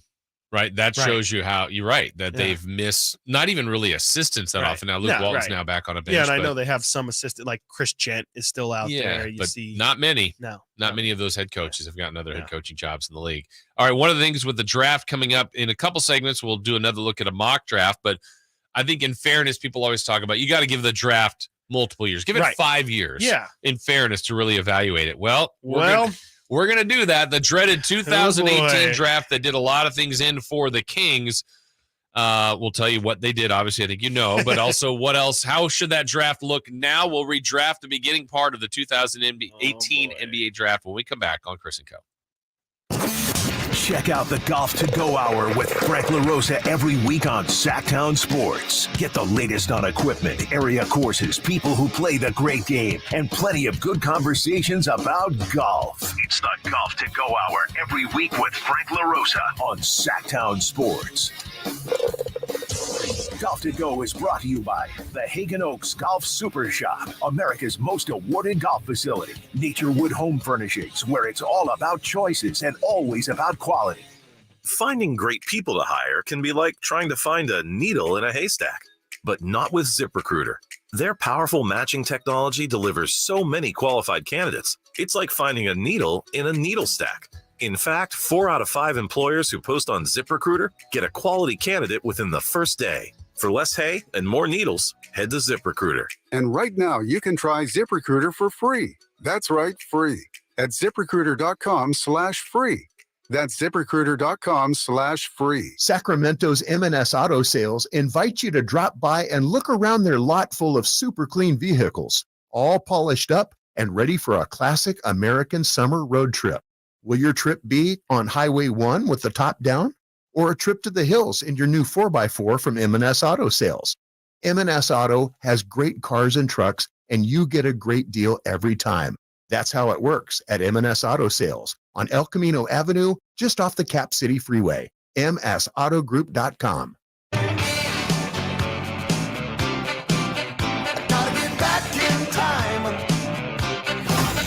Live and local, it's Chris and Company with Chris Watkins on Sactown Sports. Better remember, lightning never strikes twice. I'm still thinking about that yesterday, Chris, when I just randomly said, hey, I'd be floored if Huey Lewis sent me a text. Like, what about the news? Yeah, if the news left me out. Everyone forgets about the news. They do. Just not enough respect for the news. Back here on Chris & Co., we are going back in time here. The 2018 NBA draft was tough for the Sacramento Kings. Yeah. Tough for Vlade, tough for this organization. Pull one of these jerseys down. We only have 2 of them in here. And again, this is a slide at Marvin Bagley. I think that Marvin still has time to he's having a career. It's not what he wanted, certainly not what the Kings wanted at number 2, sure. And with what went on around him. But when you do a redraft, you got to give 5 years. And now we've seen a lot of these guys, Chris, in this particular draft that have been on several teams since their initial draft choice. But if you do the fairness, it's not a day after draft grade. This is 5 years later. We've got a body of work, and some of this could change at the 10-year mark. Mm-hmm. But I think there is no doubt if we're redrafting, right, are we in unison that the number 1 pick would be Luka Doncic? Yeah. Still surprising to me to this day that he wasn't the first pick in the draft. But I think, here in Sacramento, we talk a lot, obviously, about us passing on Luka. Mm-hmm. Phoenix did the same thing. Doesn't really make a lot of sense. Yeah. And I know their excuse would probably be the same excuse that the Kings gave, that they didn't want to take the ball out of their star at the time's hand. Theirs was obviously Devin Booker. The Kings was De'Aaron Fox. But this is the exact reason why I just don't subscribe to that thinking. I just don't understand what's wrong with having multiple good players. Right. Seems like a good problem to have. And, I mean, you can still throw Atlanta in there. They technically drafted him, but felt better about trading him, getting Trae Young, who's been great. Right. But I don't even know what else they got with Trae Young. I can't remember at this point. I think it was an extra pick as well. That's not better than Luka. No. I think it ended up being Trae Young and DeAndre Hunter, if I'm not mistaken. Who is really good. Yeah. And the totality is really good. Right. But it's not Luka Doncic. Not. So I think Luka's 1. I think where I'm curious, because this draft actually ended up being pretty good. Great draft. Who would you take number 2? We're redrafting. Mm-hmm. We now know what we know. It certainly wouldn't be Marvin, but it definitely would not be Marvin. Here are the candidates, and all of you out there, I would say these are fair names. But Trae Young. Yep. I would say DeAndre Ayton. Sure. Jaren Jackson Jr. Sure. Shai Gilgeous-Alexander. Sure. Mikal Bridges. You could argue Michael Porter Jr. I think those are the main Simons, but I think we got the main next group. Yeah. Boy, that's a really tough call on number 2. I wouldn't have said Shea before this year. He had a tremendous year. I'm a big fan of Bridges. Mm-hmm. Jaren Jackson Jr. Trae Young's been great. I'm going Shea. Okay. I'm going Shea. Not just because of this year. This year definitely makes it a lot easier of a conversation. I mean, 31 points per game this year, 10 free throw attempts, shot 90% on those free throws, shot 51% from the field this year. He's taken a leap. It's unfortunate he's in OKC now. Nobody really sees him play, but even that season that he had with Chris Paul when they made the playoffs that one year, I think he's shown a lot of growth. And I just really like what I've seen out of Shai Gilgeous-Alexander's career. And I think to me, he's probably going to end up being the second best player in this draft behind Luka. I think Jaren Jackson's a great shout for this one. Mikal Bridges with what he did in Brooklyn last stretch of the year. Trae Young, I think, obviously puts up big numbers. We'll see how that kind of pans out for his career, but I'm going to go with Shai. I just feel like I was a really big fan of Shai, not only offensively, but defensively as well this year. Yeah, the one guy that's a little bit curious to me, and I wonder if we would have seen more this year if what he wanted happened if DeAndre Ayton went to Indiana. I don't know. Yeah. He's going to be, I think in some sense he's in a great spot because he's with Booker and Durant now. Right. But I also feel like if he was given he could be more prolific. Yeah. Yeah. And it's, but I don't know if that's better. It's better for him individually, for us, awareness of him. Right. Like we might look at, hey, that guy's a 22-12. Right. But is he a good 22-12? Like exactly. where now he might be we might nitpick 16-9, and it's like, but he's really helpful for Phoenix. I think if he were to be on a team like Indiana, his stats would be better, but with that would come an inflated expectation of what he is. And I think that's kind of where the warts would show up, where it's like, DeAndre Ayton turns out even, when he's your best player on your team, you're not going to go very far. I'm not done with him. I feel like he's incredibly talented. Yeah, he could move up a lot. I mean, he was one, but I mean, I wouldn't have him two now. I think I would lean Trae Young, and I'm not fully convinced of this argument, but because you made a great one with Shai, and I'm a really big fan of two-way players, I'm really leaning towards Bridges. But I think I would go Luka, then Trae, then Shai, then Mikal Bridges, then probably Jaren Jackson Jr. And that's probably wrong to Jaren Jackson Jr. Right. I'm looking at all of these guys, Jason, they're all 24. Yeah. Now. Like they just all have so much more room to grow. Like we don't know as I think what Michael Porter Jr. does. I mean, that's the guy. He missed a couple years that the Kings I know were very high on. They were scared of the back, and I totally get it, especially where they were and what they were picking and the risk. But even if they did that and didn't have Porter for the whole year, I think that would have been better for them than what just the circumstances with Bagley. Yeah, I think so. I think the Michael Porter that we're seeing now would have been worth the juice worth the squeeze. Yeah. If that makes sense. I don't know what that would make him, but I think the weight would have been worth it. And it would have been interesting too, because with that, if you take Michael Porter Jr., you're playing that year without a draft pick. And so who knows what that does for what your draft pick would look like the following year. Interesting thing about this Kings draft was this was the year that the Kings won 39 games. And so, you could argue if they would have taken a player, and Marvin was productive. He was in on his the first team all-rookie squad. I think that's something that's forgotten about a lot here, is that Marvin did have a really solid, might have been really his best promising rookie year. But there's potential that the Kings could have taken somebody else and really could have taken off from that point. Dave Yeager could maybe still be our head coach if the Kings go differently at number 2 here. Yeah. By the way, as you look further down in this draft, man, there's just some good depth. There is. And when, we're going to talk in our next segment about the Kings drafting, we got a mock draft. They draft 24 this year, that particular year. Anthony Simons went 24, but even after that, Mo Wagner, Landry Shamet, Robert Williams, in the first round, second round picks that are in the league. Jalen Brunson, where would he go? He might. Oh my God. Maybe we just totally ignored him. Right. Kings drafted in the second round. Gary Trent Jr. You have Jared Vanderbilt, DeAnthony Melton, Shake Milton. I know this year's draft, I haven't heard about the quality of depth, but I mean, if you're just looking at stacked, I'm just looking at points per game here. The 24th highest career points per game from this draft, Bruce Brown, 8 Wow.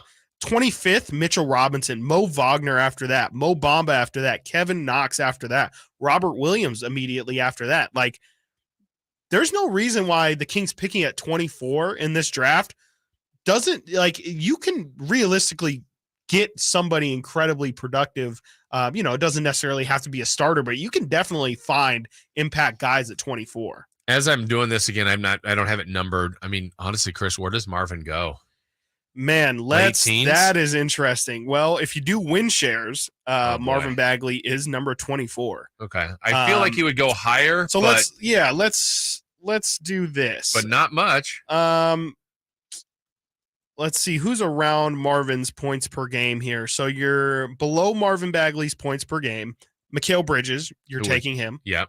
Wendell Carter Jr. I think you're taking I him. think you're taking him. Anthony Simons. Definitely taking him. Kevin Huerter, funny enough. Yeah.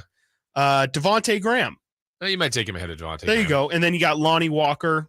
Yeah. Grayson Allen, Shake Milton, Dante DiVincenzo, Landry Shamet. He's in that range. Which is but also late teens, early 20s, huh? Is that only because we view him as the number 2 pick?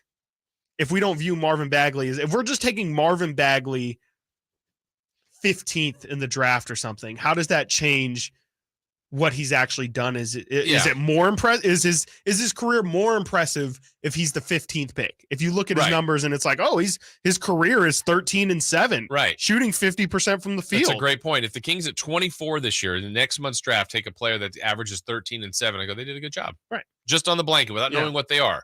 That was at 24. This is at 2, right? Exactly. And that's also a big difference. When you know that right now, number 3's career average is 27, 8, and 8. Career average. Yeah. And those are going north. Yeah. They're going to keep going up. They are. Yeah. That was a miss.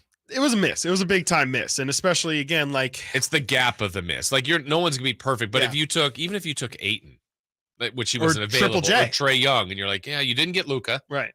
But you got a really good player. You got something that you're still using. That's the thing is you got nothing. I mean, you got Trey Lyles out of it, which Trey is really solid. Yeah, you still made something out of it. But it's not a starting piece. It's not that guy next to Domantas Sabonis that you probably could have used. And we're doing this in hindsight, and a lot of people had Luka rated high, even as high as 1. But I mean, there's other really respected people like Jerome Robinson went 13 to the Clippers. That's a miss. Yeah, it's a big miss. With people all around him, I see Chandler Hutchinson, the Bulls pick. Like even Kevin Knox at 9. That's a miss. That's a miss for as high as he went. Yeah, based on what went around him. It's just these are talented evaluators. How about the Philadelphia 76ers who took Mikal Bridges and then traded him for Zaire Smith, who has not, I believe, played in the NBA in 3 years. There misses all over the place. All over. Yeah. All over. We're hoping the Kings don't miss next month. Speaking of that, let's get into another mock draft. The latest on that, the Kings will be picking 24th. They'll have 2 picks in the second round. We look at what FoxSports.com has as their latest mock draft when Chris and Co. continues here on Sactown Sports at SactownSports.com. Are you ready to hear this on Sactown Sports? Handoff McCaffrey. Touchdown! San Francisco! Or how about this? Feel super, baby! The 5-time Super Bowl champions, and they're looking for number 6. Catch every Niners game during the 2023 season on your home for the 49ers. Sactown Sports. Sacramento weather is brought to you by Quick Quack Car Wash. I'm Tamara Berg in the KCRA 3 Weather Center. We've got a beautiful Thursday lining up for you. Under mostly sunny skies, temperatures top out in the upper 70s with a steady southwest wind. Expect overnight lows in the low 50s. Get the latest forecast on the KCRA 3 News and the KCRA 3 app.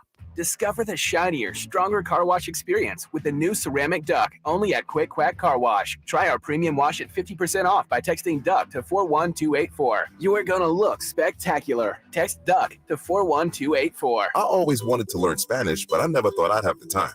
Then I discovered Babbel. Babbel's lessons are fun. They only take like 10 or 15 minutes, and in 3 weeks, presto, you're starting to speak another language, like magic. I love that Babbel's lessons aren't just robots talking. They're voiced by native speakers, so you get the pronunciation just right. If you want to learn a language, there's no faster, easier, better way than Babbel. Babbel. Babbel. Go to Babbel.com to try for free. That's BABBEL.com. Babbel.com. Carrie, is this schedule the most updated? There's a wedding season rush at Dr. Iona's dental practice. We're fully booked this week. We can try and squeeze you in next Tuesday. She needs a dental hygienist to unveil fresh smiles. How long has 3 been under the UV light? Indeed can help her hire great people fast. I need Indeed. Indeed you do. We instantly connect you with quality candidates whose resumes on Indeed match your job description. Visit Indeed.com/credit and get $75 towards your first sponsored job. Terms and conditions apply. When you're ready to get properly fitted for golf clubs, join the thousands of Northern California golfers who visited the indoor-outdoor Hagen Oaks Player Performance Studio. Players of all abilities found the Hagen Oaks Player Performance Studio offers answers to questions about golf club fitting. You'll find a professional staff of fitters, major equipment brands, and cutting-edge technology featuring TrackMan. See for yourself at the Hagen Oaks Player Performance Studio, Fulton Avenue at the Cap City Freeway. Call 916-808-2531 to schedule your fitting. 808-2531 for longer, straighter drives. Listen to Oakland A's baseball on the weekends all season long right here on Sactown Sports, beginning with the pregame show brought to you by Xfinity 10G, the next generation network. Kevin Lewis of National Garage Door. Whether you need to repair a broken spring, install a new opener, or buy a quality Rainer door, National Garage Door is here for you. Call us today to see how we can transform your house with a new garage door. 638-4554 National Garage Door. Hey guys, June is Men's Health Month, and Revive Men's Health encourages you to prioritize your health. Book your free exam and T-check today and save $199. Call 916-277-8599 or visit ReviveMen'sHealth.com. Life is uncertain. It's okay to feel stressed, anxious, worried, or frustrated. CalHope can help. Access CalHope's free and secure mental health resources today. Call 833-317-4673 or live chat at calhope.org. Near the banks of the Sacramento River, Perry Dye of the famous Dye family of golf architects designed Bartley Kavanaugh Golf Course as Sacramento's #1 course for fun. Dye's design and mixture of holes assures players of a fun-filled day with friends. Bartley Kavanaugh's moderately sized greens and generous fairway landing areas make for an affordable and fun round of golf. After golf, relax on the outdoor veranda with a cold beverage or a tasty meal. For tee times, visit BartleyKavanaugh.com. It's Sacramento's #1 course for fun. For a business to thrive, there needs to be a constant stream of new customers. This happens through strong lead generation. Did you know that lead generation is one of the most important tools of any marketing campaign? Let us help you identify your target audience and market your products and services to them. To get started today, contact aimyourdigital.com. That's aimyourdigital.com and start seeing results today. Save $8,000 off MSRP on new 2023 Silverado Turbo Max half-ton LT four-wheel drives after rebates. Yes, $8,000 off sticker on new Silverado, exclusively at Meda Chevy. Find your savings on your new Silverado at MedaChevy.com. Find new roads. ID 126907 includes 1,000 select market bonus, 1250 consumer cash, 1,500 GM trade-in allowance. Must trade in and be current owner of 2009 or newer GM. Residential and other restrictions apply. See dealer for details. Ends 5/31/23. Made a great deal of Meda. Sactown Sports Headlines. I'm Chris Verlott with your Sactown Sports Headlines. Tonight, the Boston Celtics try to win another game to become the first NBA team to win a series after going down 3-0. Celtics host the Miami Heat in Game 5 tonight. If the Celtics win, they go back to Miami for Game 6. If the Heat win, they will face the Denver Nuggets on June 1st for Game 1 of the NBA Finals. The Athletic's John Sharania is reporting that the NBA's competition committee is discussing potential of in-game penalty for flops that would result in a technical foul free throw. He also said a trial is possible at Summer League in July. Those are your headlines. Let's get back to Chris and Company with Jason Ross.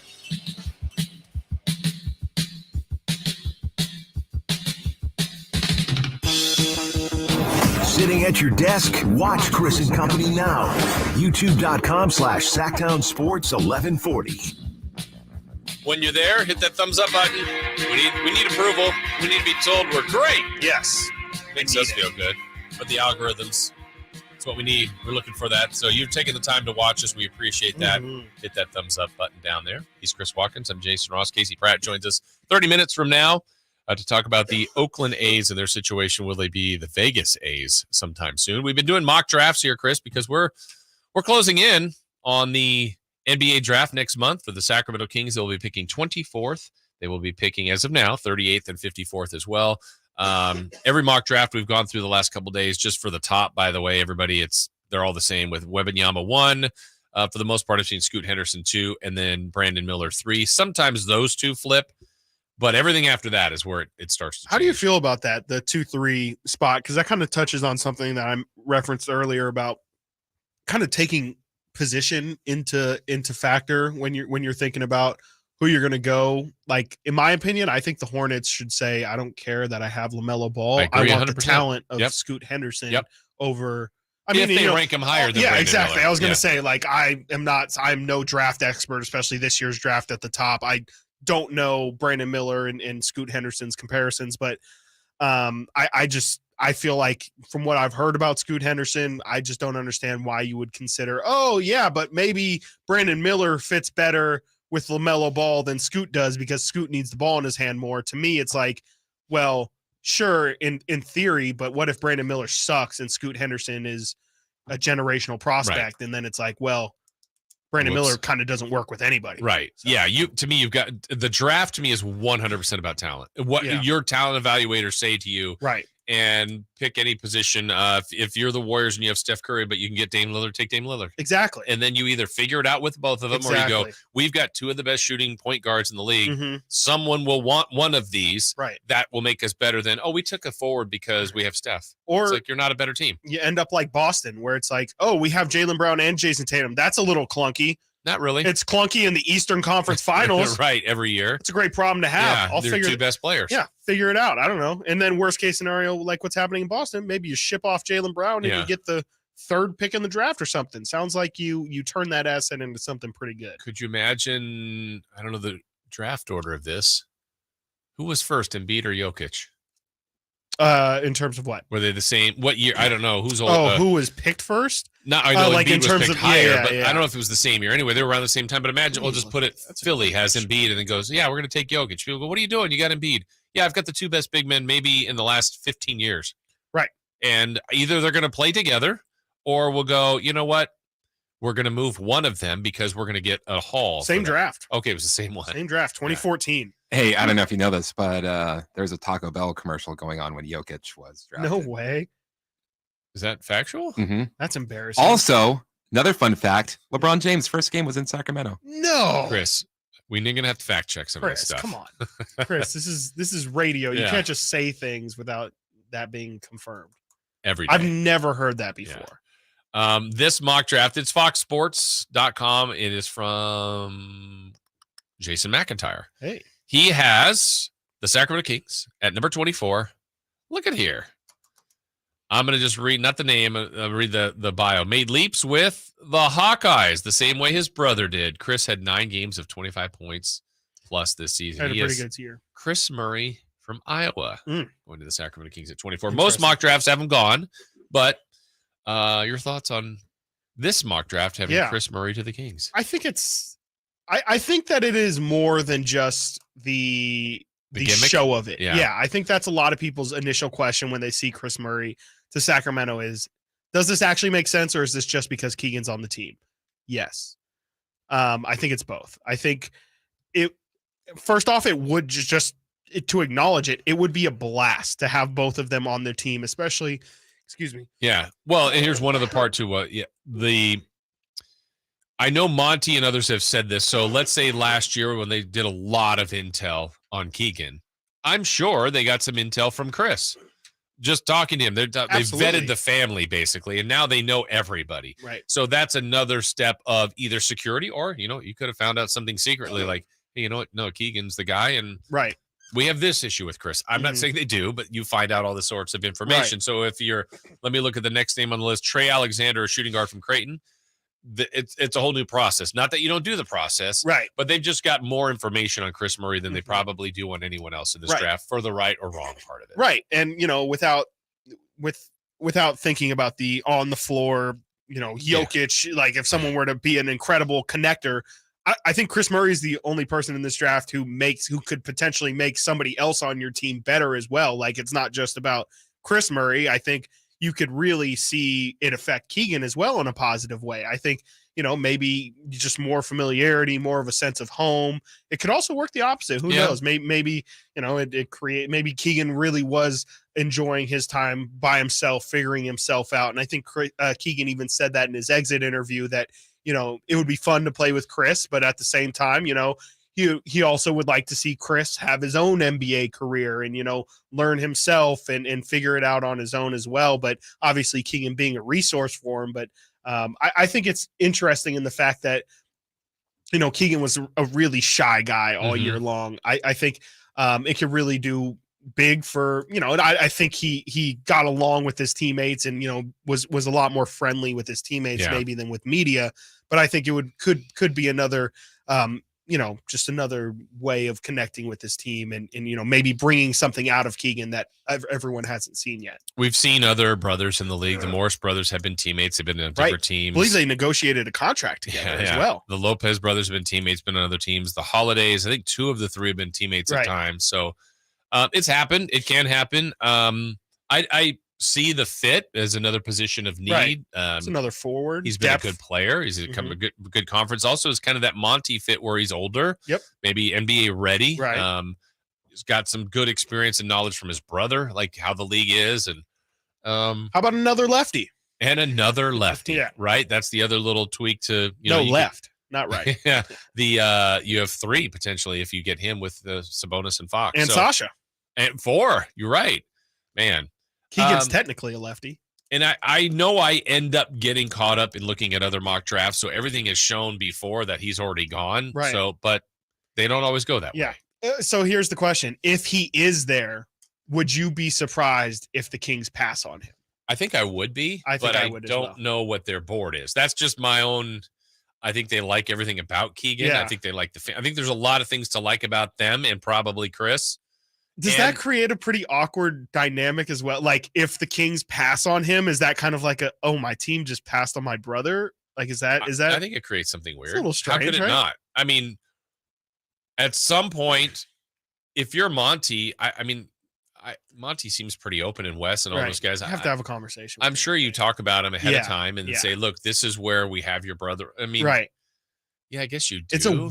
That's a really weird situation. But I think if I bet people would be disappointed here because nobody knows. 100% people. I don't know who I said. Trey Alexander. The next one, Jalen Hood, Shafino. Exactly. But I know the name Chris Murray, and I'd be like, "Whoa, why'd they pass on Chris?" Right. It doesn't mean they're wrong. Right. But I would be like that. I think it wouldn't be popular if he was there if they didn't take him. Yeah, and I think right or wrong. It could also be an unnecessary storyline as well that I'm sure people would run with, and right. That but might not if mean that anything, player they took was great, they're like, sorry, Chris. Yeah, we ended up getting our star. But it's. I think again, to bring it back, I think it is more than just the name. I think Chris does bring some things to the team. He can he's just a little bit of everything. He seems to bring a little bit of physicality. He can shoot, not as nearly as good of a shooter as Keegan. Has some post work. Seems a little bit more physical than Keegan. Maybe a little bit more truly a power forward than Keegan is. But I think the question with Chris is with Keegan, he brings an elite skill day one in his shooting ability. I don't necessarily know what Chris brings day one that is truly an NBA elite or an NBA quality talent. I think he's really good across the board. I don't know if he's great at anything. Yeah. I that'll actually be an interesting scenario. I didn't think about that. If he's there, and they pass, it'll be a loud pass. It would be. It would be it would. They would be asked about that. Like you're not asked about. No. Hey, why didn't you take Trey Alexander? Exactly. You're asked about why you didn't take Chris Murray, or what was the conversation like, or all of that, and then Keegan will be asked about it as well, and I'm sure Keegan will brush it off as well. But it's a weird situation for sure. Back to things that people don't say publicly. I don't know what the Kings think of Chris Murray, but if they don't have him rated, I bet they would like him to be gone. I think so too. It just alleviates all I that. definitely think so. They won't say it, no. and maybe they want him, right. But they won't. They would never say the other part. I agree with you. I don't think that. I think it would be best for the Sacramento Kings if that problem doesn't exist. Yeah, he went 19th. Exactly. He had no chance. Yep. All right. When we come back, this came up yesterday, so we thought we'd bring it back. It kind of came up organically. We were talking about Derek Williams is one of the great dunkers the Kings have ever had. So we got to do it. We got to make a list. The top dunkers and maybe even dunks in Sacramento Kings history. We've got that as Chris and Co. continues here on Sactown Sports. It's Cattles and Rami. So you're saying these conference finals losses are an asteroid in both of these teams' rosters, that eventually it will blow them up. Exploding. What do they call the asteroid that hit the when the dinosaurs? I believe it's called the Jimmy Butler asteroid. The Jimmy Butler moment. Yes, yes. An extinction event is what you're saying. These conference finals are Big Bang Theory. For both the Big Bang Theory. Yes. Cattles and Rami, weekday afternoons from 2 to 6 on Sactown Sports. At Fisher Investments, we do things differently, and other money managers don't understand why. Because our way works great for us. But it may not work for your clients. That's why Fisher Investments is a fiduciary, obligated to put clients first. It's the highest standard for a financial advisor. So, what do you provide? Cookie cutter portfolios like the rest of us? No cookie cutter portfolios here. Fisher Investments tailors portfolios to meet each client's goals and needs. But you do sell investments that earn you high commissions, right? And make commissions when you make trades for your clients? No, Fisher Investments doesn't sell any commission investment products, and we never earn commissions on trades. So what's in it for you? Fisher Investments fees are structured so we do better when our clients do better. When it comes to helping clients achieve a comfortable retirement, we're clearly different. Visit FisherInvestments.com to find out why investors like you switch to us. Fisher Investments, clearly different money management. Investments in securities involve the risk of loss. Big savings are back at Folsom Lake Honda, your one-stop Honda shop. Now through Memorial Day, lower interest rates at Folsom Lake Honda make for lower payments. It's no wonder Folsom Lake Honda is your one-stop Honda shop. Come in today or check our entire inventory online at FolsomLakeHonda.com. Get an instant cash offer for your trade at FolsomLakeHonda.com. We'll buy your car whether you buy from us or not. Folsom Lake Honda. At the Zotex Memorial Day sale, you choose the offer. For a limited time, get 50% off all cabinet materials for your home and commercial kitchen remodeling projects, plus free home delivery when you purchase 5 or more cabinets. Or the awesome Mohawk Revwood waterproof laminate starting at $539 installed. Book your free quote today. Zotex is your one-stop shop for home improvement and renovation projects. Don't miss this Memorial Day weekend limited offer. With 6 showrooms, head to Zotex.com to find a location. Terms and conditions apply. Zotex. Zotex. Bonneville International Radio Station contests are open to participants at least 18 years of age and older that are residents of California and who reside in one of the 6 counties that make up the Sacramento metro area, unless otherwise specified. Employees or agents of the station, Bonneville International Corporation, other area radio stations, or any entity associated with the contest are not eligible to win, unless the station otherwise specifies in its own discretion. Persons who have won in the last 30 days from a station contest or event may not be eligible. For a copy of the general contest rules, visit KHTK.com. Do you find yourself stuck in a timeshare? Get the real facts about the timeshare industry and your options for cancellation. Chuck McDowell, founder of Wesley Financial Group, has put together a free information guide that reveals the secrets the timeshare industry doesn't want you to know, including the 5 ways to get rid of your timeshare. Call now and get this timeshare cancellation guide absolutely free. Call 800-330-2929. That's 800-330-2929. 800-330-2929. It's the Folsom Lake Ford Memorial Day Sell-a-thon. Get low finance rates and Memorial Day bonus cash now through Monday. With their biggest and best selection in years, shop Folsom Lake Ford, 35 years in the Folsom Auto Mall.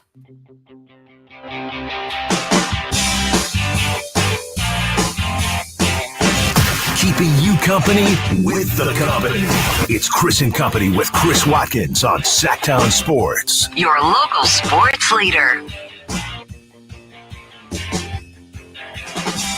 Here's a bad pass by Green. It's grabbed by Davion Mitchell. Breakaway being chased by Payton. 2-hand flush off the bounce. Thrown down by Davion Mitchell. And the Kings defense again creating an open floor opportunity. 12 Golden State turnovers in the first half have led to 14 of Sacramento's 40 points. And that jam by Davion Mitchell, who I don't know would be put on anybody's list as greatest dunkers, though he's had some big ones. Yeah, I think there's a little bit of an element of surprise sometimes. Absolutely. Like, that gets me. I know, like, if it's someone that you expect to have a nice dunk, it's like, okay, yeah, cool. You're still impressed because it's it's an incredible feat, but it's the element of surprise to me that makes a great dunk. Absolutely. Yeah. It's the build up. It's the, is he gonna, he's going. Yeah. And then he throws it down. Like Davion, perfect example, that Houston Rockets dunk that he had in his rookie year. Yep. Where it was just like, he had the lane and it was like, and then he finger roll completely rose up. It's just, there's nothing better. There's nothing better than a good slam dunk. I have found recently, it seems like this has been true, sometimes the missed dunk, and not like they're open, but maybe someone's a little too far. I'm like, oh my gosh, they really wound up, or maybe they get fouled first. Ja's the king of it. Yeah, like if they dunk that would have been, there's a lot of ifs on that. But I think John Morant's the only one that has a missed dunk compilation. Yes. Yeah. Yeah. Then you have guys that are frustrating, like Ben McLemore. I think he had small hands because it was like Ben was all the part, like a good size where it's Sometimes if you're big, it hurts you. It just doesn't look as impressive. He was the sweet spot of he wasn't the biggest guy, wasn't the smallest guy, but a good athlete, could jump fast. And then, like, what happened? Just little baby what happened, hands. Ben? He has little Jared Goff tiny hands, and he like, couldn't palm a basketball, right. which is insane. Yeah. To be 6, I can palm a basketball in the right circumstances if I got it right. A little. If it's flat. Yeah, and it's just a little, and it's got good grip. I got it. Yeah. But for Ben McLemore, a 6'5" professional basketball player, to not be able to palm a basketball, never fully understood that one. Yeah. Still managed to don't. get into a dunk contest. But He did. Yeah. As a king. I think it definitely hampered him. Yeah. Also, we're looking for then the best dunkers in Sacramento Kings history. I think everybody. Do they start with and end with, or start with Gerald Wallace? Is that the guy first? I shouldn't say that. I guess I'm leading the audience. I think that's the name that jumps out to me. Him and Derek Williams. Yeah, him and Derek Williams definitely stick out to me. Weber was a great dunker. I think Gerald Wallace. I mean, how many Kings dunks did Gerald Wallace have? Because he really only played here for 1 year, correct? 1 or 2 years. He was where here. He was on the bench. Yeah, as well. I mean, he didn't play a ton, but he was here, and he was actually in that spot where he wouldn't play that much. And then, like, if Peja was hurt, right, Rick Adelman would start him, and he would get 20 and 10, Mm-hmm. and everyone would go, look how good he is. But he just was deep. You know, he wouldn't start Hito or other guys. He would always jump in. 3 seasons. Yeah, I thought he was here a little bit longer. He had a couple of great dunks. I know he had one against Houston that was amazing over Bosch-John Nachbar. Gesundheit. Yeah, Weber was a good dunker, but again, he goes back to the. He doesn't have much lift. That's the thing. Well, just when you're big, it doesn't. Like Cousins, I thought had good dunks, but like the but he's Jay not a Crowder high flyer. dunk. Oh my goodness, he did. That's your call, right? Yeah. Is that no? He didn't. No, that's Quincy AC. Come on. No, that was hide the women and children. Oh, that's the one I'm thinking of. Yeah. I don't know why I said that. Is that what you said for DeMarcus? I was thinking, you know, when you see like well, I guess it would be something you shouldn't see, like not safe for work. Yes, I'm like, hide the women and children, that's not safe for work. I'm like, definitely not safe for work. Yeah. That dunk, I remember that dunk and so they were down by perfectly. 17. It was a Friday night. I was here working at the station for our hip hop station 102 at the time, and I had every Friday we were at Buffalo Wild Wings from 10 to midnight. We used to get, that was when you could get tickets. They would give us tickets like crazy. And so I was in the game and I was like, you know what? I'm working in front of the arena. I'll just go to the game and then I'll drive back to the station, go to Buffalo. That dunk happened and then I left. I was like, there's nothing more. Better. I'm not going to get anything better so I will forever remember that dunk as like, that made me leave the building. Like I physically had to remove myself from the building. It was so sick. Yeah, people are mentioning Spud Webb. I mean, he really got that before my time, in other places too. In Atlanta, he was in the dunk contest. Right. David Gutierrez says Ronnie Price had the best dunk in Kings history. He had a great dunk against Carlos Boozer. That was also an element of surprise. Like it just was not expected. And that what happened, everybody went nuts. And then I remember they just kept showing it at Arco on the big screen, and it just kept getting another rounds of wow. Willie had like one or two, but I never really enjoyed Will.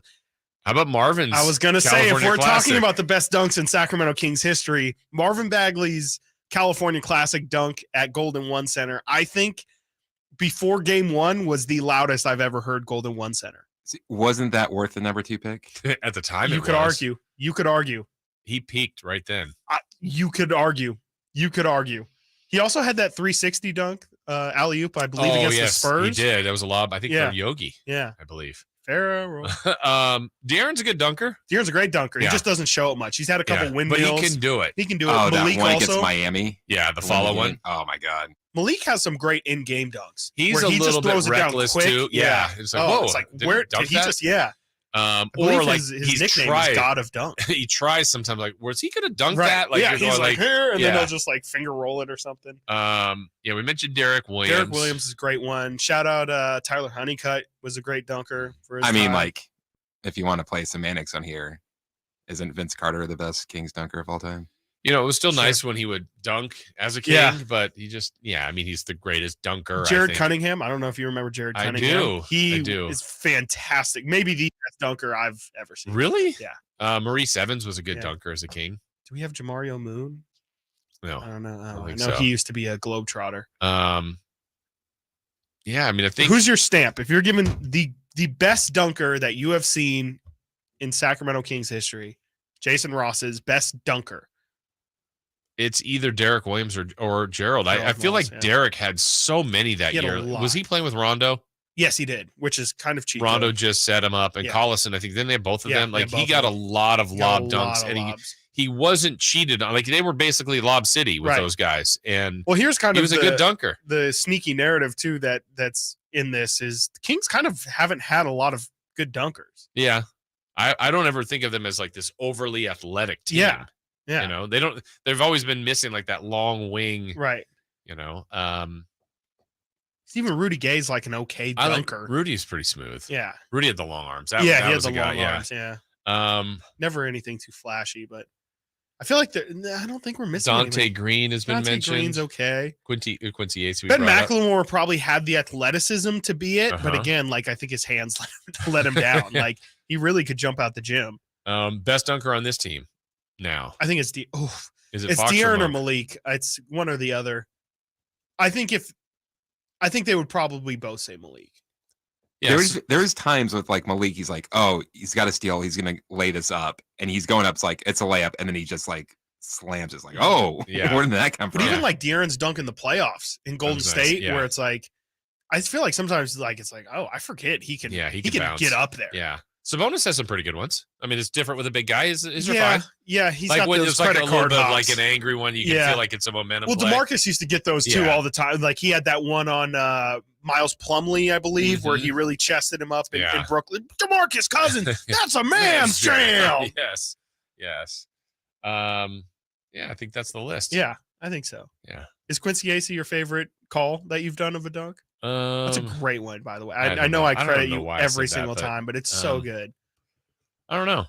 Was that in Washington? I feel like I remember Marcin Gortat being involved in that. Yeah, it was in Washington. I definitely remember. I actually had. Did you travel with that team? I was in Washington. It was there, and my younger brother was in DC, and really? I got him to come there, and he was doing stats for me. Yeah, and he was like losing it after I said that. So I'm like, either he really liked that or he's laughing. Yeah, he's like that was so dweeby. And the Kings were down by 17. I go, oh, maybe that was bad. Like I was just like second guessing myself after. I was also laughing. And then he went to commercial and he's like, no, that was great. I'm like, okay, well, thank you. But I'm like, yeah, but they're down 17. Like, why does it? Because I think I even said that because I knew I went over the top. Like, I wish it counted for 17, but the Kings are down 91 to 74. Makes it even better. Like, yeah. Good times. Good times. See, like those are the kind of things though, like I was talking about it yesterday. Like that's the period of Kings basketball that. Why did you watch? It was it was definitely the thickest period of Kings. Like it was the toughest to get through, but those are where my brightest memories are that era of Kings basketball, and that Quincy Acey dunk. I will never ever forget it. And I'm glad that your voice is attached to it. Yeah, we got to make more memories for you. That's for sure. We're going to do that in the next hour and find out more about the future of the Oakland A's. Casey Pratt from ABC 7 of the Bay Area has been all over this story. He joins us to start the next hour here of Chris & Co. on Sactown Sports. The Kings season might be over, but Sactown Sports coverage never stops. I feel like we grew a lot during this playoff series with our defense, and if we can sustain that during a year, that's going to help us a lot. Stay tuned all off-season to Sactown Sports and SactownSports.com for the latest Kings news. All new spring deals are here at Lowe's. Start planting your garden this weekend with Bonnie 11.8-ounce vegetables. Buy 4 for $10. Plus, liven up your patios and decks with fresh blooms. Select 1.5-gallon hanging baskets or 2 for $20. Lowe's knows spring. Lowe's knows home improvement. Offers valid through 5/17. In-store only. Actual plant size and selection varies by location. While supplies last, excludes Alaska and Hawaii. Everyone knows Elk Grove Kia is home of the 20-year, 200,000-mile warranty on every new Kia. But did you also know that Elk Grove Kia is your one-stop place for used cars? I'm talking over 300 used cars available. With Kia's certified program, with its 165-point quality assurance inspection, we know peace of mind on used cars is important. And that's why we also offer extended service agreements on all our used makes and models. Most prices are under Kelley Blue Book retail. New car protection at used car prices. From used sports cars to used delivery vans, we got them all at Elk Grove Kia. And our financing folks have over 100 years of combined experience. So we approve just about everyone. No credit, little credit, bad credit, no problem. And Elk Grove Kia is proud of our don't like it, bring it back guarantee for up to 3 days or 150 miles, no questions asked. Why would you buy your used car anywhere else? So check us out online at elkgrovekia.com today. Turn your highway to a smile with Elk Grove Kia. Hey, it's Carmichael Dave. I want to talk to you about my friends at American Energy. We can all agree on one thing. Your time is important. That's why at American Energy Heat and Air, they make shopping for a new air conditioner easier with their new online quoting tool. Now, all you have to do, go to AmericanEnergyAir.com and get an instant quote today. It'll help you determine what system you'll need to get and provide those great pricing options they have, the best pricing options, all from the comforts of your home without having somebody coming to your house. Visit AmericanEnergyAir.com. Check out how easy it can be. Or if you want to give them a call and talk through what your specific needs are, call 916-520-9990. That's 916-520-9990. AmericanEnergyAir.com. American Energy, making the uncomfortable comfortable. Call 916-520-9990 now. Everyone loves to be outside, and so do mosquitoes. Protect yourself against mosquitoes and West Nile virus by following these simple tips. At least once a week, look around your yard and drain stagnant water from any containers where mosquitoes can breed. Remember to use an effective mosquito repellent, especially at dawn and dusk when mosquitoes are most active. Close all doors and be sure screens are in good working condition. At the Mosquito and Vector Control District, we're here to help. Visit us at fightthebite.net. At aimyourdigital.com, we'll help you find the right customers. Spread awareness of your product or services. We can help build trust in your brand and services with a digital marketing campaign. Increase leads and get more customers. We create tailored digital marketing campaigns that deliver results. Don't wait. Get started today. Contact aimyourdigital.com. That's aimyourdigital.com and start seeing results. Hey guys, did you know June is Men's Health Month? Prioritize your health and address those issues you've been ignoring. Revive Men's Health Sacramento has guaranteed low T and ED solutions. Book your free exam and T-check today and save $199. And find out how you can get a free 1-month supply of custom ED medication. Call 916-277-8599. That's 916-277-8599. Or visit ReviveMen'sHealth.com today. From the Power Business Technology Toshiba Studios. Your home for Kings basketball for over 25 seasons. No look, Bibby to Weber, down the lane, flying jam. There's your play of the night right there. It's inside to Sabonis, a two-hand rip, a brilliant pass from De'Aaron Fox. KHTKAM Sacramento, KYMX HD2 Sacramento. Sactown Sports. Sactown Sports. Headlines. I'm Christopher Lott with your Sactown Sports headlines. Tonight, the Boston Celtics look to win another game to try and become the first NBA team to win a series after going down 3-0. Celtics host the Miami Heat in Game 5 tonight. If the Celtics win, they go back to Miami for Game 6. If the Heat win, they'll face the Denver Nuggets on June 1st for Game 1 of the NBA Finals.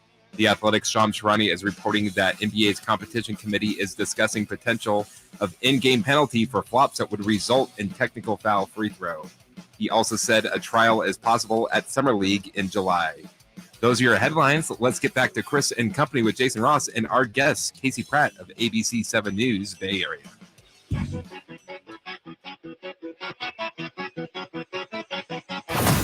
Live and local, it's Chris and Company with Chris Watkins on Sactown Sports. Well, as we start the 12 o'clock hour, let's jump right into it. Our friend Casey Pratt's been covering this Oakland A's and potentially Vegas A's story very closely from ABC 7 in the Bay Area. He joins us now. Casey, welcome in. Jason Ross, Chris Watkins here. There's always new information that comes out, and every time it maybe leans one way for Vegas, but then there's holes to poke into it. So where would you say we are at the current moment right now with the A's and their future in Oakland? Well, first, before I get into that, I was thinking, Jason, and I realized my first ever talk radio hit as an on-air professional was with you back in 2012. I do remember that. That was awesome. And now look at this. We're doing video, and those of you on our YouTube, who are your bobbleheads back there, by the way? I got Steph Curry. Sorry, Kings fans. I got George Kittle. I got a Ricky Henderson, and then the one right there is actually me. With you have your own bobblehead? Interviewing them all. He has his own bobblehead. Now you've made it. Casey, that's incredible. That is goals. Yeah, look what you've done, Jason. This is all your fault. You created a monster. Casey, I was wondering in that joint statement released yesterday by the A's and Nevada lawmakers, it said that the Vegas ballpark is supposed to be publicly owned, which, as far as if I'm not mistaken, the Wild West site wasn't supposed to be publicly owned. Can you explain the significance of just that piece of the statement yesterday? Yeah, so we kind of knew that going in. This is why a lot of it, though, doesn't add up to me. If you look at what the A's are dealing with right now in Las Vegas, the ballpark would be publicly owned. They'd be playing on land that is leased to them for free. So they wouldn't own the stadium, they wouldn't own the land, and then the rest of the site there, they just get 9 acres. They wouldn't get to develop the rest of the Tropicana site. So that means they wouldn't even control the ancillary development around it. And that to me is a problem because everything the A's have said this entire time at Howard Terminal or even way back at the Coliseum site was they need land around the ballpark to develop to bring in the revenue streams to help them actually pay for all this. Well, now in Vegas, they're basically getting a tiny 9-acre ballpark. They don't own it, and they don't own the land. So where's the win there? I mean, besides getting in a new location, I mean, are they that anti-Oakland? I mean, where's the win for the A's in that? I mean, maybe the win is that it's fast, cheaper, easier, less to bite off, less to get done. But to me, that's why I think it's suspicious that you're hearing rumors now that the deal in Las Vegas is site agnostic. Like the deal might pertain to anywhere in Las Vegas. I'm guessing it doesn't mean that Las Vegas people are going to be footing the bill for them to come back here and build at Howard Terminal. So it's site agnostic, which means maybe the Tropicana isn't even the site they're passing legislation for at this point. In your opinion, I mean, that's just absolutely nuts. In your opinion, what is like the craziest thing that's happened throughout this thing? Is it just the changing of locations, or what is it? I mean, if we're just going to limit this thing to Las Vegas, I think the craziest thing that happened was the announcement of the Wild Wild West site, which led to the blow up in Oakland, which led to them 20 days later choosing another site. And now as they're trying to pass this legislation, ram it through without really any details coming out, I'm hearing that they've toured another site after the Tropicana site, and they could possibly be interested in building somewhere else. Like, we just don't know. So this, to me, is like not how you get a ballpark deal done. Maybe it'll work because Vegas is a get-to-yes place, but this is not really how you draw it up. Usually you want to have some, studies done, maybe some ballpark renderings, maybe a traffic study, maybe a parking study, any type of impact study. But, maybe they'll still get it done despite themselves. On Oakland side of things, Casey, as we're talking to Casey Pratt from ABC7 in the Bay Area, on Oakland side of things, are they still, I don't know if fighting's the right term, because they've done a lot in their end to try to keep the team here to as much as they can, or are they just hoping or waiting to see if Vegas just falls apart? I really think that what's happening behind the scenes, and it's not really outward yet or public, but there's really not a whole lot Oakland can do at this point. They just have to sit back and wait and see if they can come up with a solution by 6/5 when this legislative session closes in Las Vegas, because they can't go in there and just mess up this deal in Las Vegas. Right. It's just not going to work like that. So at this point, they're kind of stuck waiting, but I can tell you it's not that they're doing nothing. It's just that they're kind of doing it on the background. At this point in time, though, all they can really do is hope to once again be in communication with the A's if they come back or pick up the phone, or if the A's end up selling, the city would be ready. They have a deal that's very close to done and complete. They just need somebody that's willing to finish the deal with them. Right. So if they were to return to the negotiating table with Oakland, what would be the hurdles that would still need to be cleared to get it done in Oakland? Yeah, so there's one grant coming in June, another grant coming in August. If those two both land, and they're very confident they will, the deal was $88 million apart. I was told that by one source, and then later another source I talked to, I basically just said, what was the total, flat out, without even mentioning the 88, and they also said 88. So I can tell you that's how far apart that deal was. It should be pretty easy to bridge that gap, so to speak, if they end up back at the table, or if another owner ends up at the table. But in Oakland, you're talking 55 acres, 50 acres if they add the turning basin of waterfront property in the Bay Area. Frankly, it's just far more valuable than anything Vegas can offer, and it's a lot better than 9 acres anywhere. Yeah. Yeah, do you have a read on that too from, I guess, John Fisher's side of things or the brass for the A's? Because, you see the artist renderings. To your point you just made, Casey, you can see what could potentially be something great in that area. And I'm sure there's other drawbacks that I don't know about, but what's their resistance to really make that part work? Well, let's just say the A's and the city of Oakland did come to terms on a deal. That would mean, we now have to build this $6 billion behemoth, right? And it's one of the biggest developments in the history of the state. Maybe they just didn't have the resources to actually pull it off. Maybe they were trying to get other real estate partners involved and they were unable to get them. I mean, there's a lot of reasons why maybe this ownership group shied away from the deal in the end, because if they were just building a ballpark, maybe just a ballpark in a hotel or a ballpark in some like commercial, bars, restaurants around, it would be far less expensive, right? But to say you're going to build a ballpark, but you also have to have these 3,000 residential units and all this other stuff, then the price starts going way up and it makes the project kind of collapse on its own weight. I know a lot of A's fans have this proclamation: you can't make an owner sell the team. There's no chance of that, right? Of John Fisher ever being a deal in this team. I guess I'm just putting it out there, hoping it happens. I think everyone is at this point, especially out in Oakland, in the Bay Area, Sacramento. Here's the thing. I've spoken to 2 different groups that would love to buy the team, and every group I've spoken to says flat out, they're just not for sale. But what you guys saw happen in Sacramento, and shout out, by the way, the Golden One Center is fantastic. I was actually there for the playoffs, and I was practically emotional just being there, looking at how beautiful it is, and knowing what you all went through out there. I really sympathize with it. If they could get the team on the market, then yes, maybe someone out here could pounce, but it is just flat out not for sale.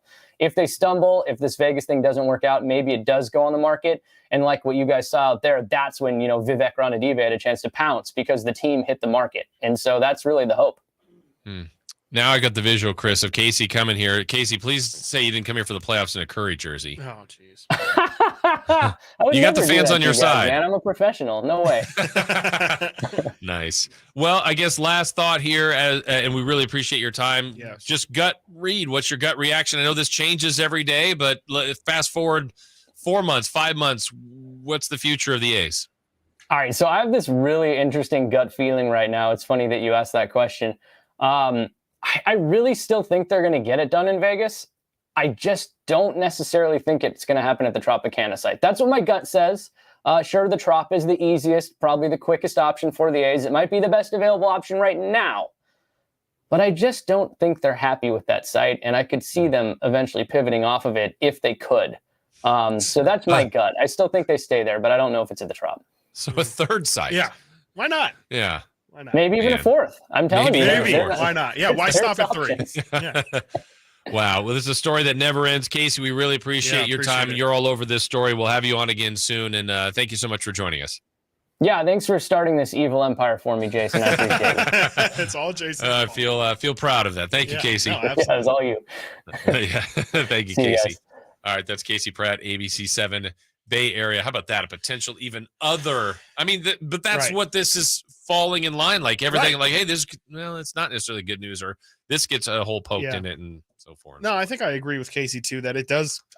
It makes sense to me if they look at another location, because to me the Tropicana site it was too quick. It just doesn't make sense. Pivot. It's way too rushed, and the 9 acres of it all, I can't get over the sizing of it. And then Casey mentioned there also, like, not all the profits. The whole point of the Oakland ballpark was to build the community around it, and to build the housing, and to build the whatever, the DOCO equivalent of whatever that would be. And they have no control over any of that, and they don't collect any of the money either.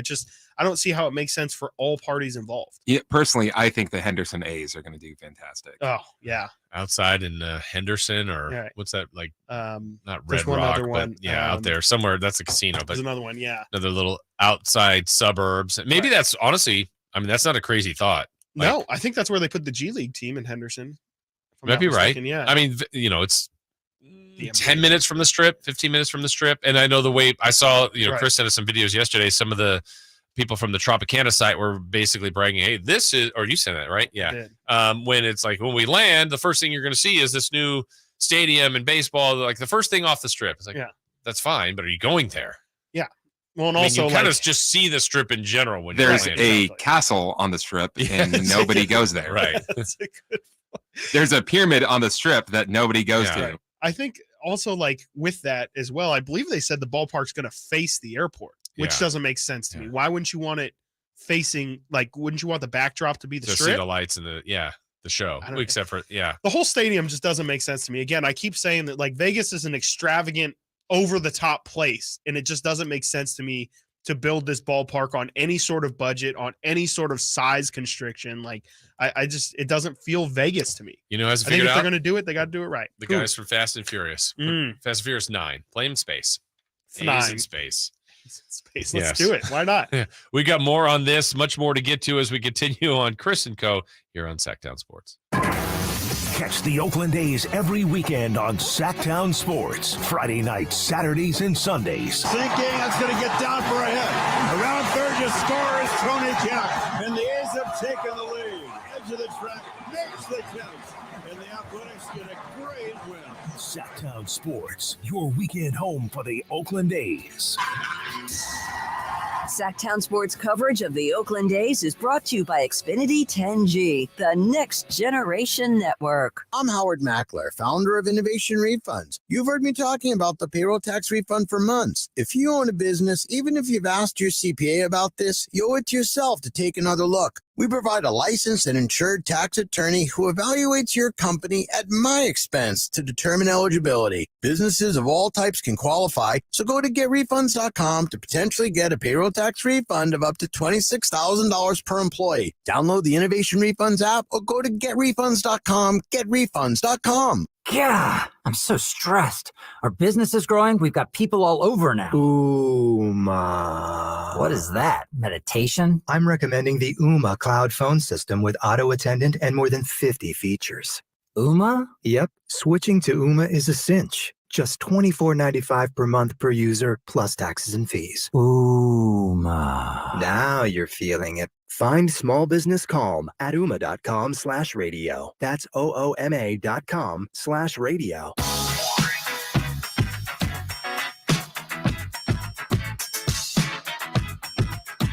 Sitting at your desk, watch Chris and Company now. YouTube.com/Sactown Sports 1140. Thanks again to Casey Pratt. Made me feel good. First interview I ever did was with me on the air. Do you remember that? I do. I didn't realize it was first do you remember interview. What the occasion We were was? talking definitely about the A's. I think, different things too, and he's covered different. Maybe more positive about the A's. Probably at that time, yeah. But he's all over this story. We've had several different people on, and the interesting thing is, and the timeline changes. I think it was you and Kyle Madsen a few weeks ago. Yeah. Was it Howard Stutz? Yeah, Howard Stutz, yeah. Where I think the kind of question at the end is like, what's your feeling? He's like, 50-50. Now things have changed a little bit since then. Sure. And Casey's like, yeah, I think they may still get it done in Vegas, but not in the site. So, and these are people that are pretty tapped in. And I would say the most tapped in. Yeah, it's constantly changing, and you feel for the fan base. We have A's fans here, and and some of them have gone away partly because of their record now, partly because of the way the organization has treated their players of the last 10, 15 years, and then just the uncertainty. And that to me professionally, Chris, was my most difficult year working. Was the year where there was a couple different offshoots, but I think the Seattle one felt the most real for the Kings. And literally going, man, I'm going to this game tonight, and do we have 30 games left? Right. I want, every day I'm on the show, like I think it was with Deuce and Morgan at that time, just fighting to like, it's what we got to do, guys. We got, we got to believe. And I'm ultra positive. And partly I'm like, I think they're gone. Like, I don't know, but no, I'm not going to give up. And it was just difficult. And I just feel for those that, love baseball or love the A's, and it stinks. It stinks on every level. It sucks. It's not a position that any sports fan should want to be in, especially like if you're local, if you're in the area. Like it's the worst thing that you could do to a sports fan. It is take their team away from them and all the memories that come along with it, going with family members and all the memories that brings up, and just it's good times, like it's big for the community. And specifically you think about Oakland and the fact that they're about to lose all of their teams in the span of 5 years. I mean, they're going to lose the Raiders, They lost the Warriors to San Francisco. Now they're about to lose the A's to Vegas potentially. Like it just sucks for that community and for anybody who, grew up going to that plot and just being like, this is home for me. This is a secondary home. Yeah. It's me going to Oracle or me going to Raider games at the Coliseum or going to A's games with my family.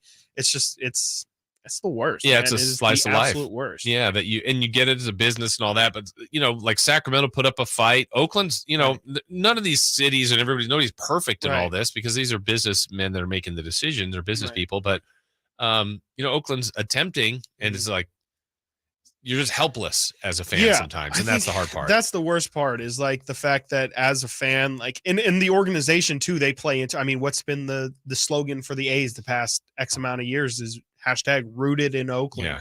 I think that you here in Sacramento, it wasn't the Kings driven, but there was Here We Stay. I think that there's these things that keep your hope going and they make you feel like there is still a chance for this team to stay and that the organization wants the team to stay. But then, like you're saying, it's a business and you hear all the backside stuff of it's like, like we're working with Oakland, but we're also definitely working over here with Vegas. Yeah. It's just a terrible situation. Which is not rooted in Oakland. It's not very glitz and glamour, totally different. Yeah, and I don't think they'll be run very differently there too. And to Casey's point, and you brought it up at the end too, the fact that what the attempt is, at least at Howard Terminal, is development and opportunities. And if we parallel this to the Kings, besides Vivek, the other people that really the local owners, the other people in the community, the other bigger owners that jumped in, it was to have part of a basketball team, right? Part of an arena, but then it's okay. Can I be a part of the Sawyer? Can I own this restaurant here downtown? Can I develop this area? You need those other those are really where the money is made. Street as well. Yeah. And so that you kind of have to have those opportunities to have other people investing with you as opposed to, hey, I'm going to sit courtside or front row of baseball games, like fun, but they're business people. They want to make money on top of the money they're making. And I think those opportunities need to be there for them. And that seemed to have more of that in Oakland. Right. And that's what Casey was saying as well about the Tropicana site, that he can't really figure out why it makes sense for Oakland is because there's nothing it's just that the site, basically. They get to play there. And then Chris Verlaud yesterday made the point of with the commercials as well, like, or with the broadcasting, that I don't think they're gonna own the rights to the broadcast either.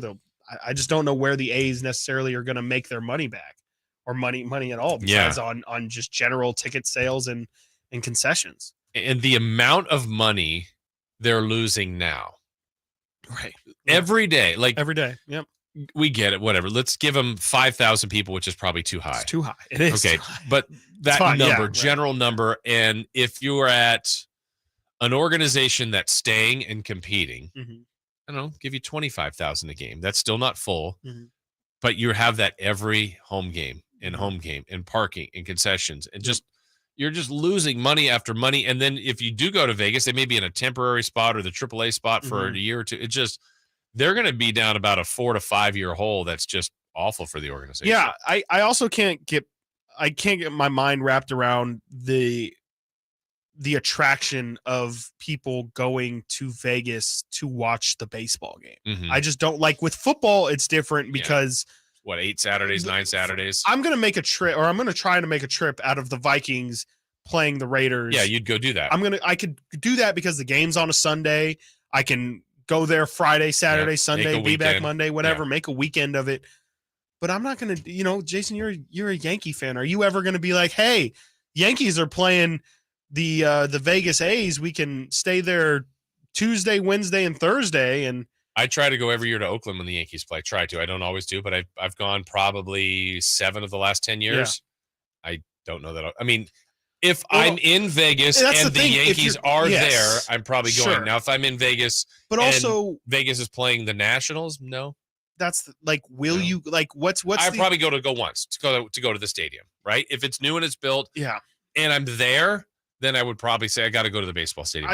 That's the thing I don't know if the Vegas is accounting for is why would, besides your hardcore baseball fans, which are harder and harder to find as the days go on, who is going to go to Las Vegas and realistically say we should spend 3 or 4 of our hour, whatever. I mean, the pitch clock, I guess now it's 3 hours of our time at the baseball game instead out in the sun burning. Yeah. Instead of even if it's doing a dome, whatever right? there is in Vegas. Right. Well, 9 acres, Jason. Yeah. I don't know. Well, they've got to, I think it's got to come from the residents that are there. They said they're people. hoping a 70-30 split between locals and tourists. That 30% is a lot. That's a lot. The more and more I think, again, like you said, nationals, like no one's making that trip from DC to Vegas just to go watch the Nationals play a regular season. I mean, game I in could Vegas. see like nope. Yeah, I'm like trying to work it out. I think again, us 3 of us if go you're for there. Yes, sure. The 3 of us go for the weekend, and we have probably some general plan that brought us there. Right. Bachelor One of party, the days, whatever. maybe. It's like, hey guys, by the way, Friday night we're free. The A's are playing. Doesn't even matter who. The Reds. Sure. I haven't been to the park. Let's go to the park. Sure. But then the next year we're back again. No, we went. Yeah. Like I Where's I also think it's a the one-time local thing. the local interest? I don't in know. Vegas, like what's? I think that's going to take years to build. Right? What if they're years. bad, Jay? Like right, if no, they're they will bad be. when they come in, who's going to care? Yeah. What's crazy is it's going to take years to build that fan base. Years. If they do If everything they're right. good. Right. Yeah. And will then all of a sudden, like, will they move again before that even? That's just the way. Let's say Fisher actually did sell the team. Let's say for some reason something happens. He goes like, you know what? Everyone's been talking about Lake Up. I'm so sick of this. You take them. What? Cut me a check. You take them today. What do you think the ballpark in Oakland would be that night? I think there would be a it'd be quick packed. turnaround. I think it'd be packed. It'd be packed. I think it'd be- Immediately, like this year's team that's terrible. I think it'd be 10,000. for the. You only think that? I think it'd be higher. I think mean, it'd be I'm like going off 25, of what they have right now, which is a lot. Yeah, if we that's compare. a like that 5 first times week. increase. That first weekend. Yeah. Of like Fisher is gone. So if it happened today, the next home game, I think Seems there's a pretty bad. decent amount of people, and then it totally tapers off because Right. it's like we're excited, we're going to be here It's a when sign you of get support, better, right? But we're glad you're here. Then when you play the Yankees, Right. the Giants, the Dodgers, the Red Sox, it's Sure. filled. But the Tigers, it's back to maybe 7,000, Right. Not 2,000, Right. You're just upset a little bit less, but I could see it. Because there's hope, and now you're staying, Right. and now there's something to cheer for. It's I mean, also the Kings, tough because the team is so bad. Well, the Kings were bad too, but then it was like they're here. Yeah. We got them. They're here. Yeah. And then there was the new building excitement for Right. about a year or two. Then most people had been there, and they're like, oh, you know what? Mhm. They're still bad. Yeah. And now they're finally good again. So take some time. Take some time. I cannot see the John Fisher in Vegas. That's the part that it just doesn't make sense to me. I don't understand how he could operate a team in Las Vegas with the way that he operates his franchises. Yeah. I don't see how that Doesn't fit. translates to Vegas. Yeah. Again, even if they do the A's thing and eventually do get good off of prospects, I can't see them operating how they have in the past where they just don't pay those people then. That's just, Won't again, cut it. it's not really the Vegas way. Not at all. All right. When we come back, we got a little game of either or. We'll explain a sports movie edition. That's coming your way next here on Chris and Co. The King season might be over, but Sactown sports coverage never stops. It's probably one of the best starting points I could have had starting in the NBA, Sacramento. Stay tuned all off-season to Sactown Sports and SactownSports.com for the latest Kings news. Sacramento weather is brought to you by Elk Grove Honda. I'm Tamara Berg in the KCRA 3 Weather Center. We've got a beautiful Thursday lining up for you. Under mostly sunny skies, temperatures top out in the upper 70s with a steady southwest wind. Expect overnight lows in the low 50s. Get the latest forecast on the KCRA 3 News and the KCRA 3 app. At Elk Grove Honda, all 2023 gas or hybrid model Accords are available at interest rates as low as 3.9% APR, limited short-term financing on approved credit. We are Elk Grove Honda in the Elk Grove Auto Mall, Highway 99 at Elk Grove Boulevard, or elkgrovehonda.com. I gotta get an Elk Grove Honda. Hey, Scott, you look great. Yeah, I'm feeling good and have a new job. No, there's something different about the way you look. To be honest, a few months ago, I had an amazing robotic hair transplant procedure at XL Medicine. It's called the Artist Procedure. No way. Your hair looks completely natural, and you don't even have a scar. How did they do that? Dude, the Artist system is amazing. I have this fantastic hairline, and I'm happy with my results. XL Medicine could probably help you too, buddy. Using the ARTIST procedure, Dr. Singh and Dr. Graywall can target and harvest healthy hair follicles with micron-level accuracy from the back of your head and transplant them where you need it. The procedure is painless, and you'll be back doing your regular activities in a couple of days. Ask Dr. Singh and Dr. Graywall at XL Medicine about the ARTIST procedure. Call today, 916-932-4470. That's 932-4470 for a complimentary in-person or Zoom consultation. Or on the web at xlmedicine.com. That's EXCEL medicine.com. See what the ARTIST procedure can do for you. These are actors and not real patients. Kevin Lewis of National Garage Door. Whether you need to repair a broken spring, install a new opener, or buy a quality Rainer door, National Garage Door is here for you. Call us today to see how we can transform your house with a new garage door. 638-4554 National Garage Door. Twin Peaks is the best in the game. Here, your favorite drafts are poured at a frosty 29 degrees. It's bigger game days and bolder fight nights. I mean, where else can you find a scratch kitchen that always comes in clutch? Every day, from lunch to late night. Only at Twin Peaks, the #1 sports bar. Get wings the way you want them. Try Twin Peaks wings, bone-in breaded, naked, smoked and grilled, or boneless in your favorite sauce or rub. Let's change this to that by properly disposing of litter, picking up after our pets, reducing pesticide use, and regularly servicing your vehicle. Learn how to protect our waterways at BeRiverFriendly.net. Kenny and Gary here from Bell Brothers. Imagine if every time you bought something, you could get a second one for 30% off. Buy one car, get the second one for 30% off. Buy one TV, get the second one at 30% off. Buy a new house and get the second one at 30% off. At Bell Brothers, that's exactly what we're offering this spring on windows and doors. When you buy one brand new energy-efficient window for your home, you'll get the second one at 30% off. A minimum purchase is required, but the discount applies to every second window you buy. For example, if you buy 5 windows, you'll get 5 windows at 30% off. The same is true for doors. Buy one, get one for 30% off. And for doors, the minimum is just 2. So call Bell Brothers now at 916-444-1234 or find us online at thenosurpriseguys.com. That's 916-444-1234 or find us online at thenosurpriseguys.com. The No Surprise Guys, Bell Brothers. Nick Cattles reminding you that not all grills are created equal. Start your grilling season right with the amazing Napoleon Prestige line of outdoor cookers from Green Acres Nursery and Supply. My Napoleon Stainless Steel Pro Series gas grill, it's turning me into a pro. Just ask my friends that came over a couple weeks ago for my get-together. Napoleon Grills features other grills that just can't match. Built different, built better, built to last. I may never want to cook indoors again. All made with premium steel that boasts absolute quality. Go to Napoleon.com for your nearby Napoleon Grills dealer. Napoleon Grills, now is the time for the best selection of grills and fine accessories. Thunder, feel the thunder. It ignites something inside of you. Lightning and the thunder.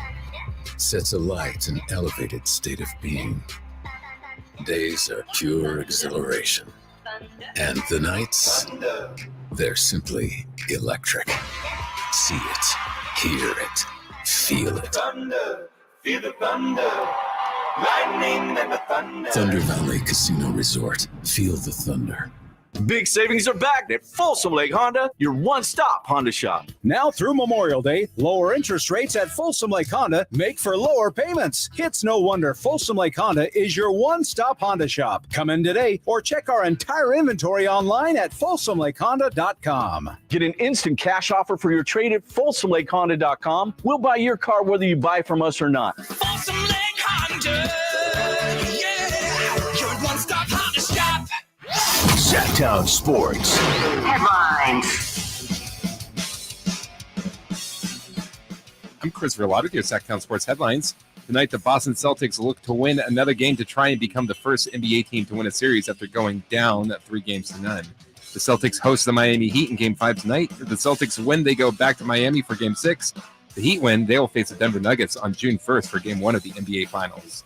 The Athletic's Shams Charania is reporting that the NBA Competition Committee is discussing potential of in-game penalty for flops that would result in a technical foul free throw. He also said a trial is possible at Summer League in July. Those are your headlines. Let's get back to Chris and company with Jason Ross.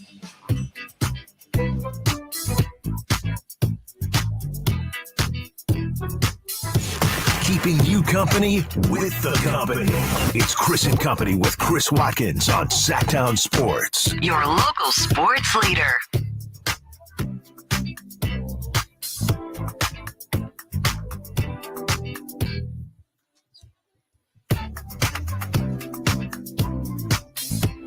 I said in my next life, if I was, are you musically talented? Not even a little bit. I want to be a bass player just so I can make the bass. Yeah, slapping the bass. Yeah, you really got to pluck that thing too.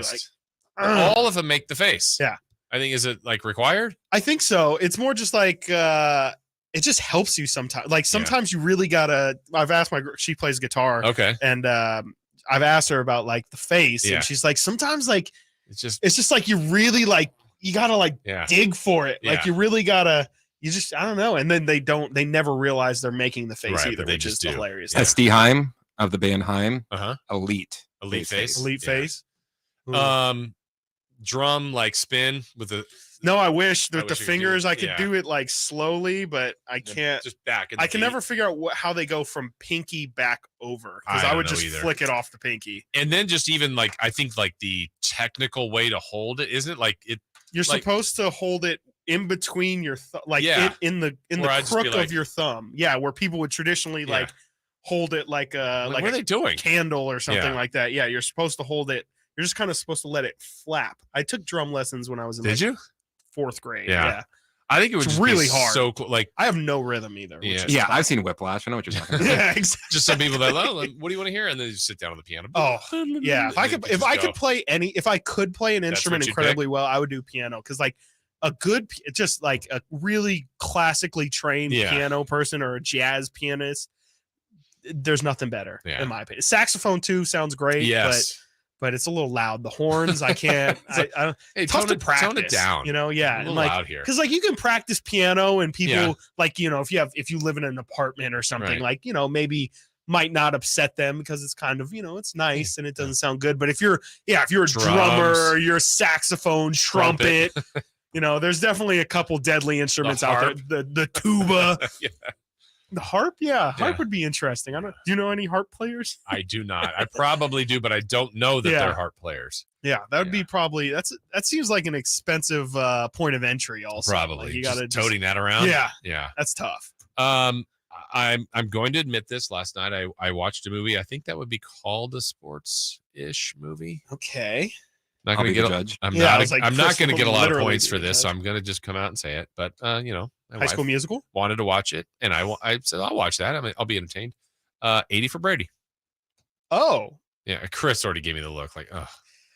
I feel like it's probably. I feel like I know exact. I have not seen it, but I feel like I know exactly what it is. What was the movie, Chris? Where I told you there was some movie to Christopher Lloyd. I said the title. I can't remember how many years ago it was. It was very judgmental. It was the Bodyguard's Bodyguard. Hitman's Bodyguard. Hitman's Bodyguard. And I go, what? You don't even know what it's about. And he goes, okay, let me guess. And then he did this, and this. I go, yeah, pretty much you're right. Yeah, right. Goes, I did the same thing with Creed 3 actually. Yeah. Did you? That one out. I did. Yeah. So what do you think 80 for Brady's about? If I had to guess, it is a woman's 80th birthday who is a massive fan of Tom Brady. And now I'm starting to go off of the previews that I saw. They make a large road trip to go see a Tom Brady game. Super Bowl. Also, from just background, I think it's actually specifically the Falcons Patriots Super Bowl. And it's just about a road trip of the ladies, 4 ladies, I believe, who go to see Tom Brady's Super Bowl against the Atlanta Falcons, and hijinks ensue on the way. It's kind of like Hangover for 80-year-old women. Chris, your thoughts? Yeah, right when I was thinking. Something happens at the stadium where they get in a fight. Ooh. And they split up, mm-hmm. and then they decide to all come back together, and something happens that brings them together. Hey, they happen to see Tom Brady, and then he goes to win the Super Bowl. Or does Tom Brady, is he the mender of the relationship? Do they like accidentally run into Tom Brady, and then they're like, oh my God, Tom, we actually came here with our friend who loves you, but she got mad at us. And then Tom's like, and there's guys, one friend friendship's the biggest thing of all. There's one friend who's super into Gronk, and then he shows up. Without a shirt. It's amazing how close you guys are. Really? I hate this game. I mean, it's not like they got into the booth and called plays at all. Did they? Did they get one off? Was Dan Patrick in the booth? The Gronk part. Did you know that, Chris? No. That's pretty good. I don't like this game anymore. That's pretty good.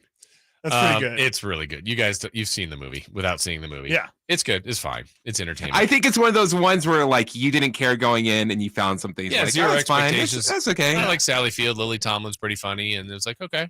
And then I didn't know the break. I mean, I knew there'd be clips of him, and then he's like the executive producer. There's these little parts in it, but it's fine. Would I say you have to see it? No. But if you see it, you'll go, that's fine.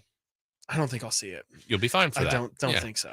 So I got a little either or here, some sports movies going Okay. off that. I don't even know if that in this day and age that probably qualifies as I think that's a sports sports movie, but, especially they don't make draft days anymore. You have to pick one of these. Did you like draft day? I never saw draft day. Yeah. Chris hated it. You're I liked good. it. I liked it a lot. It's just a commercial for the NFL and GMC trucks. Gosh, I hate that. What do you have against the NFL and GMC trucks?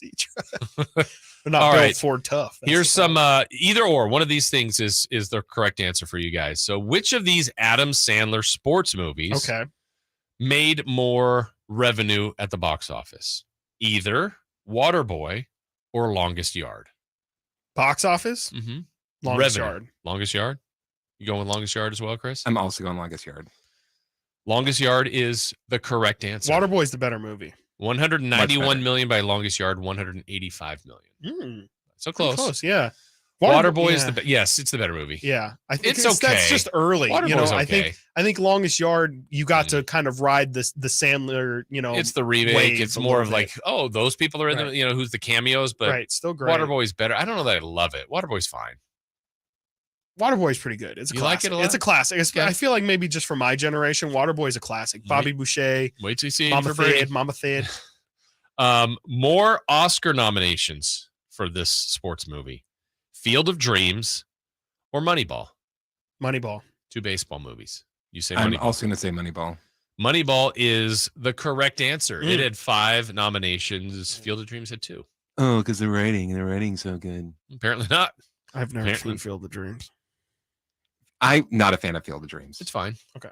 I prefer I like Moneyball a lot, actually. I like Moneyball too. It's on a lot, and I just check in, and it's an easy check-in on movie. This is the thing that I'm out on all movies. I don't need the daughter in that movie. I get like it's maybe to add a little more emotion to it and make it not just a strictly baseball movie, but it's like I can do so much without Billy Bean's daughter. Was there any part of it that it made sense, but like that added to the movie? No. I like the song. That she did? Yeah. Yeah, that's fine. But other than that, but if it wasn't there, it'd be okay. The movie was good. Yeah. Except for I didn't really buy what's his name is Art Howe. Yeah. Rest in peace. Philip Seymour. Thank you. Philip Seymour. I was like, why can I not think of his name? Which of these movies, what's my category here, made more money at the box office? Rocky 4. Okay. Either Rocky 4 or Jerry Maguire. Jerry Maguire. Ooh. Christopher Lott says Jerry Maguire. I'm going to say Rocky 4. The correct answer is Rocky 4. Yeah. Made 300 million. Jerry Maguire made 278. Okay, according to Rotten Tomatoes, so this is their category of how they rank sports movies. They've got MacGruber way down, so not a sports movie. Tread lightly. So invalid opinions here. What do they rate higher? Dodgeball or Blades of Glory? Dodgeball. Blades of Glory rated Really? 122nd. Dodgeball 126. I prefer Dodgeball. I prefer Dodgeball. They're supposed to be doing like a sequel. Oh, really? Really? Yeah. I think I've only seen I know I've only seen Blades of Glory once. That one's not on a lot. It's not on a lot. I liked it when it was out, It's but okay. I don't have any quotes or memories of it. To me, really. Dodgeball has so many one-liners that are just But it's on a eternal. lot. If you can dodge a wrench, you can dodge a ball. I mean, luck of the Irish. It's bold strategy, Cotton. We'll see if it pays He's off. fantastic. Dang it, Bernice. Come on. Nobody makes me If Nobody you makes me remember, bleed my own blood. Chaz Michael Michaels was one of my top 10 greatest Fictional athletes. Rotten Tomatoes has Major League or White Man Can't Jump rated higher. White Man Can't Jump. White Man Can't Jump, probably. Major League. Wow. 90th. White Man Can't Jump 113. Whoa. And Here's a hot take. Major League 2 is a better movie than Major League. Not sure I agree. Got to see Major League 2 again. I know. It's hilarious. Got to see them both. You quote the movie all the time. I do? Yeah. What's the quote? Oh. Well, that's from you. Last one, Karate Kid, the original 1984, or Friday Night Lights. according to Rotten Tomatoes. Which sports movie do they have rated higher? Ooh, that's a Karate good Kid or one. Friday Night Lights? Friday Night Lights is like in my top 10 sports movies. So is Karate Kid. I was going to say, I feel like this is okay, this a Karate one or Kid two 3. thing? This is either or. No, one is rated 89th and one is rated 64th. Whoa. I would say both are way too low. I'm going to say that they said Karate Kid's better, but I think Friday Night Lights is better. I think opposite. I'm going to say Friday Night Lights. Ranked 64th, Karate Kid. Wow. 89. Friday Night Lights is really good. Karate Really Kid's good. legendary, though. I didn't see the TV show because I love the movie so much. People say the TV show is incredible. I didn't watch it either. The TV show is really Loved good. the TV show. You did? I have not seen I didn't see it. I think I would have loved it. I didn't see it. I love the movie. People love it. Love the movie. All right, we've got more to get to here on the show, including we talked a lot of NBA earlier, but sometimes it's the moves you don't make. We'll explain that when we come back here on Sactown Sports. It's the Carmichael Dave Show with Jason Ross. I like JJ's dude. Here it is from a basketball player's perspective. He just sucks at King's analysis. At some point, we should get him on, and then we should greet him with like a mixtape from malpractice and the Tyrese Halliburton thing all the way to the end of does the beam have a shelf life? The Carmichael Dave Show with Jason Ross. Weekday mornings from 6 to 10 on Sactown Sports. Memorial Day is coming, and Elk Grove Kia has deals you'll never forget, like the hottest all-electric EV on the market, the luxurious EV6. Save big with lease specials of $10,000 below MSRP. Not just one or two, but every EV6 in stock. EV's not your thing? Well, how about the sporty 2023 Soul GT line that you can lease for just $99 per month? Come look at all our exciting specials at Elk Grove Kia. Don't worry about credit. No credit, bad credit, charge-offs, repos. Don't worry. Our team has over 100 years of experience. Others say no. Elk Grove Kia says yes. $7,500 Kia lease cash plus $2,500 dealer discount equals $10,000 total savings for EV6 all in stock Kia finance credit approval required. Not all will qualify. 99 plus tax, 24 month lease, $10K per year, 20 cents per mile over, 0 security deposit required, $52.50 customer cash required, and signing residual of $17.70 $195 subject to Kia finance through one approval. One of this payment GK 8781210 offer expires 5/31/23. Turn your highway into a smileway. Elk Grove Kia. Get ready for a night of thrilling punches and knockouts. Saturday, May 27th, Gold Country Casino Resort in Oroville is hosting a live professional boxing event. Watch Segundo Padilla from San Jose face off against Ronald Ron from Los Angeles. We'll also have other exciting bouts lined up for an unforgettable night of thrilling matches that will keep you on the edge of your seat. Get your tickets now at goldcountrycasino.com. Gold Country Casino Resort. Must be 21 or older. Are you tired of sky-high energy bills? Well, ACR Solar and Home Services can help you out. With over 40 years of experience, ACR Solar and Home Services is the name you can trust for all of your solar needs. Now, what makes them stand out? Well, they handle everything in-house, so you don't have to deal with any third-party contractors. And they don't just offer a one-size-fits-all solution. ACR Solar and Home Services customizes every solar system to meet your unique needs, whether you're a homeowner or a business owner. But that's not all. ACR Solar and Home Services also offers additional services like roofing, battery backup, and pool solar. So they truly are your one-stop shop for all things solar. Don't wait any longer to take control of your energy bills.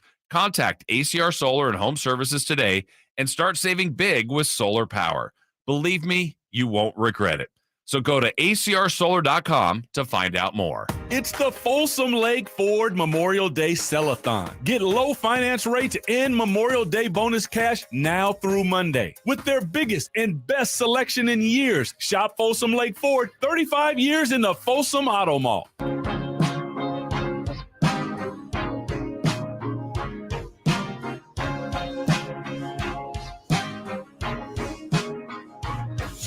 Keeping you company with the company. It's Chris and Company with Chris Watkins on Sactown Sports. Your local sports leader.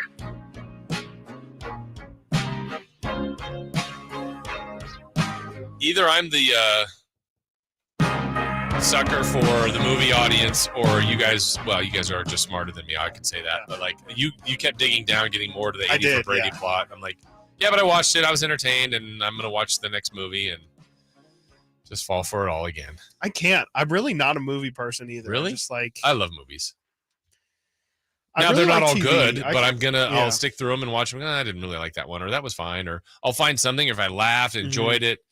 I have time for good movies that I know I will sign up and I know it's going to be a good time, but I can't just like blindly go into a movie and then be like, yeah, that was okay. What if everybody tells you this is the greatest movie, Chris? You got to see it. Then it's like they put it up here, and then you see it, and you're like, yeah, it was good. I got to hear from the right person. That's Dave Deuce Mason ruined Step Brothers for me. What? Which is nearly impossible. Yeah, to do. because he set it up as this is the greatest comedy of all time. You need to quit. He's like, you need to quit your job right now and go to the movie theater right now and watch it because it is the greatest movie comedy of all time. Well, Deuce is true to his word. Yeah. I mean, it's up there, but like getting that and just like, okay, these are funny, but it's like I was expecting to be just crying throughout the entire movie. That sounds like a you problem. Yeah. I like it now, but like he ruined it for me. You didn't want to like it.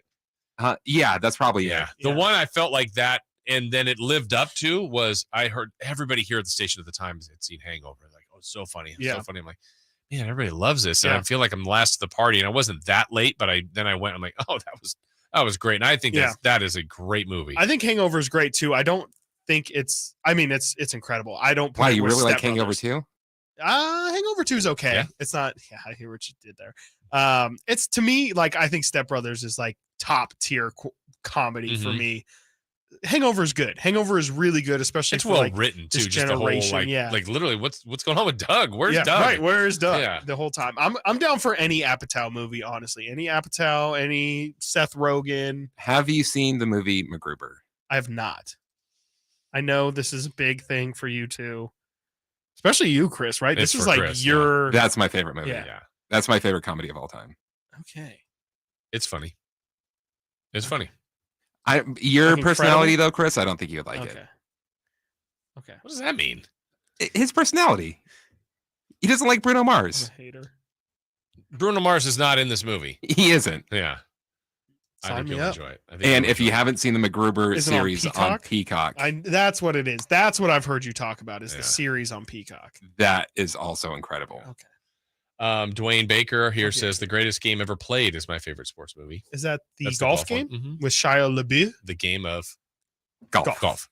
Yeah. Interesting. Haven't seen it. I haven't. No, I did see it. It's a Disney movie, technically, isn't it? I think it was. I Shia still remember the Titans for me. Tough to beat. I just think it's a solid. It's not great. Like it's not incredible cinema or anything. I just think it's a really easy, solid watch. Yeah. Every time. We've got some more to get to here on the show as we roll along again. Crosstalk with Rami and Whitey at the end of the show at the next hour. Before we get to the topic here of sometimes it's the trades you don't make, we found this audio of the Chris found this of the DeMarcus Cousins call. We were talking about dunk on Jay Crowder. So I called this game. It was fun. It was a great moment for me. Like it was a lot of fun. Enjoyed it. But Chris, the day after, was working, I believe it was a Saturday morning, and sent me this, which was from, at the time, was it CBS Sports Radio? Yeah. So CBS Sports Radio will play this. Meantime, George Karl made his Kings coaching debut at home against the Celtics. Marcus Smart on a wild shot, no good. Rebound Cousins. Cousins peeks behind him to see Smart trailing. Cousins going all the way. Cousins! No, he didn't! Yes, he did! A one-hand throwdown for the All-Star. Get out of his way! Good morning from Gary Gerald, Kings Radio. Kings beat the Celtics 109-101. The great G-Man sitting in on Chris and Company. How about that? How about that? I was so like, Chris sent me that. I'm like, oh my gosh, that's cool. They're playing it on CBS Sport. Yeah. That's the G-Man. That's Then not you the thought, G-Man. oh, it was Chris that was sending it to me. I did think you edited. Well, I also thought for a second, Chris edited something. I go, no, he wouldn't have been able to do all that. Anyway. It's terrific. I didn't realize it was George Karl's first game. Yeah. Wow. What could have been? Yeah. What could probably have the been. bright spot of the entire run. Yes. But we mentioned earlier, Chris, about like moves that are made, trades. How do you get better? The different things. The Lakers have been a big topic. Every rumor now is, will Kyrie come there? Will they be better off this Trae and that? Young. Yes. Well, remember they could have made another deal that was going to maybe bring them a couple different times. One here with the Kings, recently last year too with the Pacers and Miles Turner and Buddy Hield. Right. They've had several different options to make teams that you kind of pointed out some thoughts like would they have been better if they had a certain group instead of the one they had, which turned out to be pretty good. Right. But it was just kind of bailing on Russell Westbrook, I think could have been the thing. Like, I mean, we kind of saw it with the Kings this year with their continuity and their starting lineup. That's kind of how I would have viewed this Lakers different alternate universe is like if they would have made that Westbrook for Buddy Hield and Miles Turner trade, they probably would have just ran a ton of that lineup of Braun, Buddy, AD, probably Austin Reeves, I guess, and then Miles Turner as well. Makes you think like, that's, you know, overall talent. I think that's definitely more talent than what they ended up with this year, you know, but does that get it done? Is that you then can have two bodies to throw at Nikola Jokic in that series with Miles Turner and AD. You can play AD more of that goalie, you know, safety kind of position. I don't know. Just made me think. I don't know if I don't know if the result would have been any different. I don't know how. I feel like Buddy plays really well off of LeBron. I would agree with that. I mean, he'd be a shooter, and you know, when Buddy's on, he's as good as anybody. There's nights where he wouldn't be, but they don't have a shooting threat like him. No, they don't. They're missing that. I thought about this with the Lakers too. And I get why they did it when they traded all the pieces to get Anthony Davis, and it did get them an early title in the bubble. If they had stuck with that group of Ingram, Ball, Randall, Kuzma, and LeBron, like that sounds really good now, doesn't it? It does. Yeah. Now, contract-wise, you know, would LeBron have had the patience, which obviously he didn't then. I don't know what else they would have had around with them. Lonzo's situation too. But or maybe you move one piece of it and not go for a big piece like AD, but like Randall and Ingram. LeBron. Yeah. You know, to me, even Russell back then. That's a championship team, though, isn't it? In my opinion, that's a championship team. If you throw LeBron out there with Julius Randle, again, maybe they're doing different things, but they're still just as talent. Right. Ingram had the talent back then. I think that's a really, really good team. And then if you consider maybe they keep Caruso instead of picking him over Talen Horton-Tucker. Yeah. I like it. I don't like it as a Kings fan, but for the Lakers, I think that's a lot better situation. Sometimes, you know, sometimes it's standing pat. It might be sacrificing a couple years of bad, but that's the development game. And that's kind of where the Lakers playing their championship or bust or, you know, going all out for stars. Yeah. Okay. Yeah. Like you said, you did get the bubble title. So I guess it's kind of all worth it, but in the long run, I mean, we're not even talking. That's just talking this year. Yeah. If you have LeBron and Julius Randle and Brandon Ingram and Lonzo Ball for the next going forward, 5 years. Is this year 5 for core. LeBron in LA? Let me check. Was this his 5th? Yeah, I think it was his 5th, right? Bubble was his. So that was 20. Second, if I'm not 21, mistaken. 22. Yeah, I think this is his 5th year. Let's see here. I think 4th or 5th, but as you look it up, the reason I'm bringing that up is.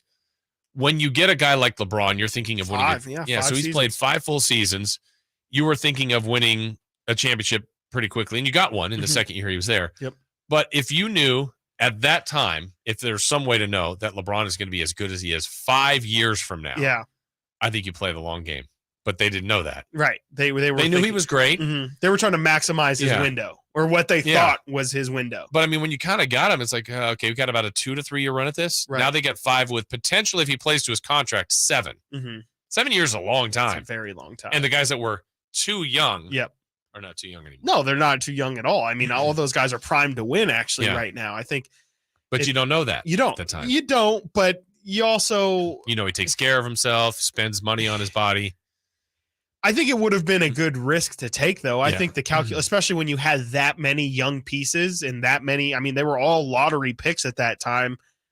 I think it's risky. And I think since they got the championship, it kind of really hasn't been brought back up. But I think the Lakers, if you look back, I think they probably would be in a lot better situation now. Yeah. And I don't even think it's really hindsight being 2020. I think even at the time, it was like, you know, also Anthony Davis plays his own role in this as well. Like Anthony Davis is still a young guy, younger guy. Yeah. It's just he hasn't been healthy enough, and it's kind of like you traded in all the pieces, and you might have gotten the worst piece possible back in terms of like consistency and what you can expect from a year to year basis. So I don't know. It's kind of it's kind of one of those calculated risks, I guess, but I don't think the calculation was right. Even at the time, I didn't think it made sense. All right, we got a final hour ahead of Chris and Co. Baseball at 50 games in. They've got some new rules, pitch clock, etc. Is it helping the game?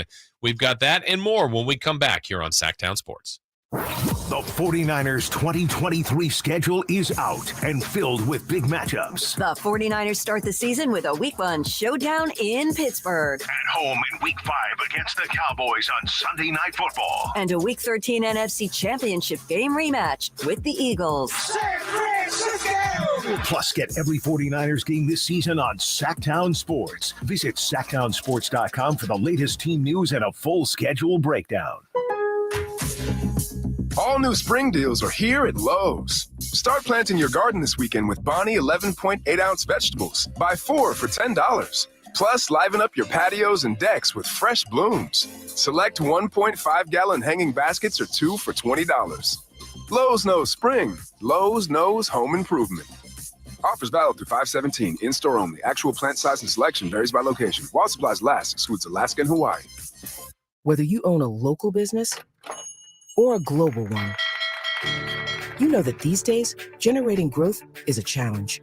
By teaming with Bank of America, you'll not just stay ahead of the curve, you'll move it. With access to experts, award-winning insights, and business solutions so powerful, you'll make every move matter, locally and globally. Visit bankofamerica.com/banking for business to learn more. What would you like the power to do? Copyright 2023 Bank of America, N.A. Maytag month, it's got it going on. It's all you want with the savings all month long. Baby, can't you see? Maytag month is all you need. You know you can't go wrong when Maytag month is going on. Upgrade to the performance you need on all Maytag major appliances during May is Maytag month, happening all month long. Maytag month is going on. Life is uncertain. It's okay to feel stressed, anxious, worried, or frustrated. It's normal. With CalHope's free and secure mental health resources, it's easy to get the help you and your loved ones need when you need it the most. Call our warm line at 833-317-4673 or live chat at calhope.org today. It's a myth to think you don't play golf well enough to get fitted for golf clubs. The professionals at the Hagen Oaks Player Performance Studio would argue that playing the game with golf clubs properly fitted to your body and swing characteristics is the best way to improve your game and have more fun on the golf course. With a professional staff of fitters, all the major brands of equipment, and cutting-edge technology featuring TrackMan, the indoor-outdoor Hagen Oaks Player Performance Studio is worth a look.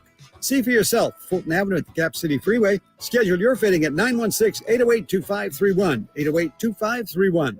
Get to Acura of Stockton, where precision-crafted performance is at your fingertips. Elevate your driving experience with a vehicle that's built to impress. Acura of Stockton has a great selection of new Acuras and customer service that will exceed your expectations. And right now, lease a new Acura TLX, MDX, or Integra with low lease rates available. Take luxury to a whole new level in a new Acura from Acura of Stockton. See all our inventory and specials at AcuraofStockton.com. So I'm a public school teacher and I'm on my feet all day long. That would be on concrete. The pain would like shoot up my heels and just increased from the bottom of my feet up. Then my back started hurting. So my husband and I were driving and I went, oh, look, there's a Good Feet store. I'm greeted by this gal named Mercy. That was a perfect name for her. And the cool thing about the Good Feet store is that you're able to try before you buy. I had free fittings. She was able to fit me with special arch supports. And so I walked around in the store. Within 30 minutes, I started sobbing because I had no pain. Well, if your feet are hurting, do something about it. You don't have to grin and bear it. You need to go to the Good Feet store and get some arch supports. I'm Deidre, and that's my Good Feet story. See how they work for you with a free fitting and test walk at the Good Feet store. The Good Feet store in Sacramento, Roseville, Stockton, Modesto, and Vacaville. Online at goodfeet.com. KHTKAM Sacramento, KYMX HD2 Sacramento. From the Power Business Technology Toshiba Studios, your new home for 49ers football in the 916. Sactown Sports. Sactown Sports. Headlines. I'm Christopher Ladd with your Sactown Sports headlines. Tonight, the Boston Celtics look to win another game to try and become the first NBA team to win a series after going down the 3-0. The Celtics host the Miami Heat in Game 5 tonight. If the Celtics win, they go back to Miami for Game 6. The Heat win, they will face the Denver Nuggets on June 1st for Game 1 of the NBA Finals. The Athletic's Shams Charania is reporting that the NBA's competition committee is discussing potential of in-game penalty for flops that would result in a technical foul free throw. He also said a trial is possible at Summer League in July. Those are your headlines. Let's get back to Chris and company with Jason Ross.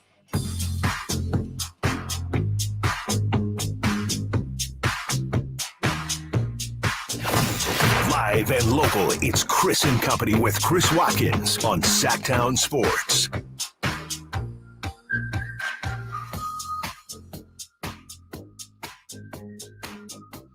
So if you're watching us today, thank you. Hello on YouTube. Appreciate you there. Maybe you've had your lunch. These breaks aren't long enough. We had some little sandwich bites here. Yeah.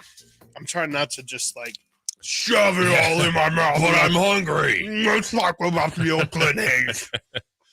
Oh, my goodness. Everything you do turns to poo. That was this week.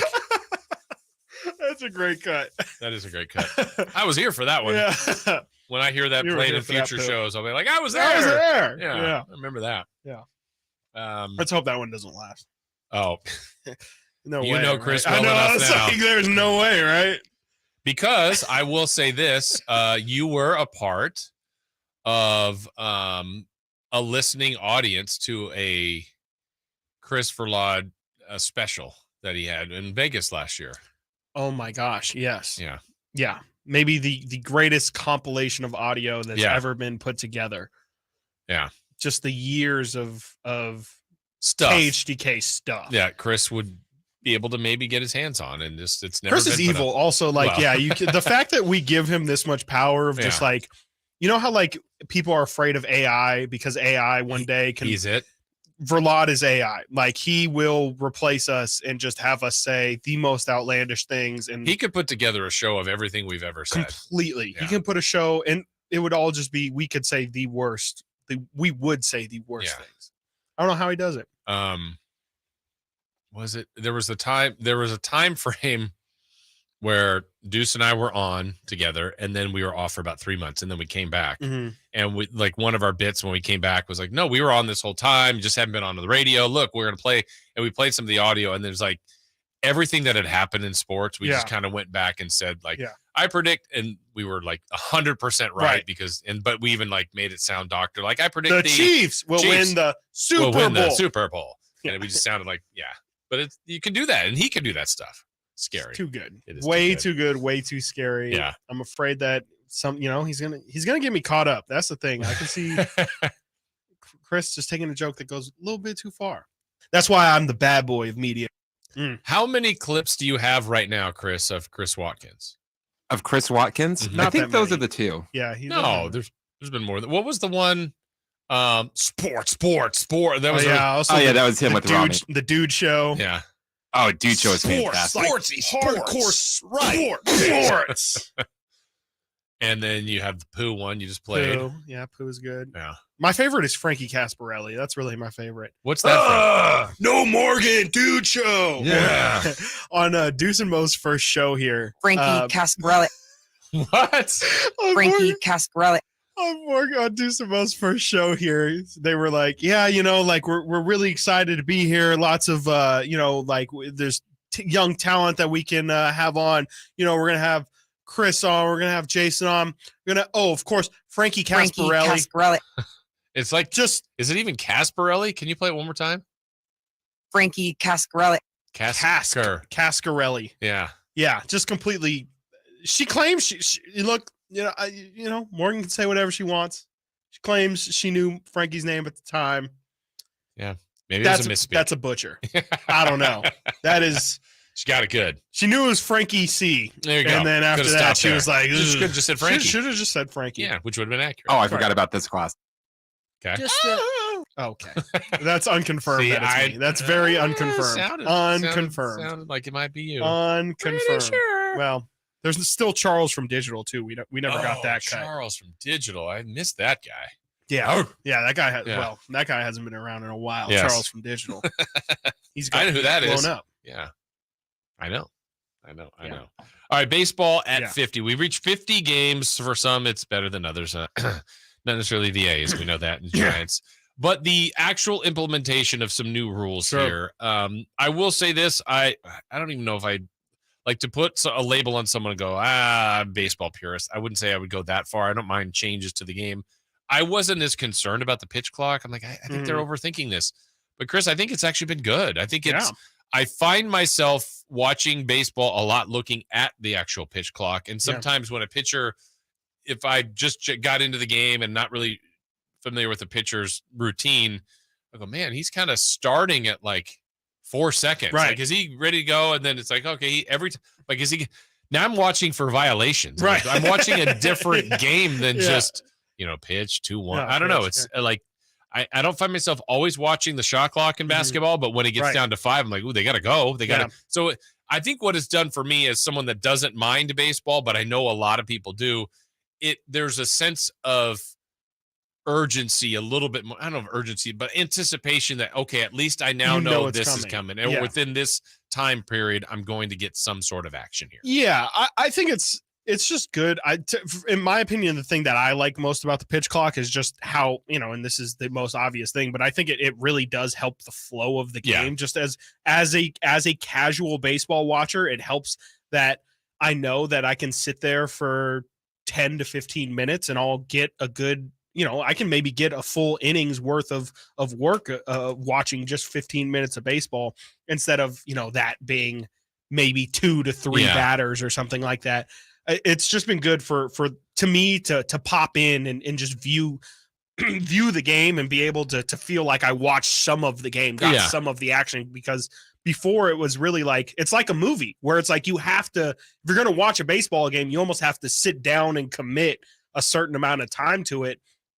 Whereas now I feel like it's a lot easier for me to turn it on for 30 minutes and kind of passively watch, and I can maybe get 3 to 4 innings of the game and feel like I actually got a piece of the story of the game. It's funny that you say that, because now I'm almost going to contradict myself. As you said that, it's like a movie where I know if, for example, we're choosing at my house to watch a movie. Hey, let's pick between this movie and this movie. Right. And then I literally might see, that one's the runtime 90 minutes. And that one's 2 hours and 10. Let's watch the night. And but if the movies are good, it never bothers me watching a movie if it's great. Mm-hmm. But now if I have a choice, 90 or 2, give me the 90-minute movie every day of the week. But it doesn't bother me with sports. But it's weird. But if a great game is played in an hour and 50, that's fine. If it's played in 3 hours, I'm good with that too. Yeah. But I get where most of the people are. So that's kind of an odd thing. Right. I haven't been to a baseball game yet though, so I wonder if it feels different there, because when you're at the game, I think it's totally a different atmosphere. You're just chilling, like you're eating peanuts or whatever, drinking beer, hot dog, whatever you might be doing, talking, and then there's a hit and all, some action. But I haven't been to a game yet to feel it. I went to opening day for the A's and Angels, and you feel it. To me, that I definitely felt it game in a good way. In a good way, yes. You feel like you really can't take your eyes off the action, and I feel that watching at home as well. Whereas maybe before you could go on your phone for 5 or 10 minutes and maybe, you miss 2 batters or something like that, or when to look up to not miss the pitch. But you truly cannot look, at least, in the game, you couldn't look away. It was just constant action. And I think that's what the thing that baseball was missing that they've really tried to clean up is just like the dead time. It's not even really like you're getting less baseball. You're getting less of the other stuff. You're getting less of the waiting. And to me, that's just been helpful for watchability. Again, just like the fact that I can sit there and go through a couple innings is just, even mentally, it's just like, oh yeah, this game is flowing, instead of feeling like, man, this thing is really dragging on and there's been no runs that have even happened. To me, it's just I don't really know if I've noticed it really feels like there's more action happening, but it just doesn't feel like there's as much boringness happening. Yeah, and I think it got a lot of attention in spring training, which was probably the right thing. I know the shift rule, as Dwayne says on here, it doesn't seem a lot of people are talking about that, but I've definitely noticed that. That's been better. Right. But I think baseball is making an effort. It may be too little too late. It may have already lost its luster to the masses. But like home run celebrations, I like how each team kind of has that bird bath, the home run hose, like all those different things they've got going to different teams. Yeah. Why not? That's better. To me, that's the fun, right? Yeah, exactly. The sport should be fun. Baseball is fun, or Baseball can be fun. Right. They need more of that kind of stuff. Yeah, I mean, it's a kid's game. Like it is, baseball of all is truly like a kid's game, and there's no reason why you hit a home run, you should be able to sell it. I would, if I hit a home run, Jason, you better believe I'm flipping my bat, I'm throwing it, I'm taking all doing the bases something. with me. I'm taking all the bases. I'm taking my time around those bases. I completely agree. I think, excuse me, I think that the game is heading towards the right direction, definitely in terms of just the action and pace of play. I just wonder if it's going to result in the results. I wonder if it's going to truly bring more people, or if it'll make somebody who would typically never think that they would watch a baseball game, if it would maybe change their minds, or even, just open their minds to the possibility of it. Because I think truly baseball has just lost a lot of the casual viewer. I don't even think it's necessary. I think the hardcore fans are always going to be there, but I think it's just like, sometimes I think I'm even guilty of it myself. Like I sometimes would much rather watch nothing than actually watching a baseball game. And I think, trying to get people to have a reason to tune in on a nightly basis is kind of the next step for baseball, in my opinion. Absolutely. We'll kind of talk about that coming up, including some of the things that have already happened in the first 50 games still to come. We've got some more thoughts on Game 5 tonight, the Eastern Conference Finals, and crosstalk with Rami and Whitey. That's all as we continue here on Sactown Sports at SactownSports.com. It's Cattles and Rami. I don't think anybody will ever care to that extent again when we talk about All-Star games. You know, the one thing, and we've said it on this show a few times, just open it up and just go willy-nilly. Harlem Globetrotter style. I mean, to the point to where you got 50-point shots, rocking jock style. We don't need to just have 12 people on the roster. No, make it 30 people. I don't know what we have to do. Go get some, get some of the young stars. Cattles and Rami, weekday afternoons from 2 to 6 on Sactown Sports. I'm Craig Ashton of the injury law firm of Ashton and Price. Whether you've been injured on a bicycle, as a pedestrian in a slip and fall, auto, Uber, Lyft, or big rig accident, you need Ashton and Price in your corner. When you call Ashton and Price, there's no chatbot telling you to hit 3 for accounting. You're greeted by a real live person who will immediately transfer you to an experienced attorney. The consultation's free, and there's never a fee until you win. Remember, for the best advice, don't think twice. Call Ashton and Price.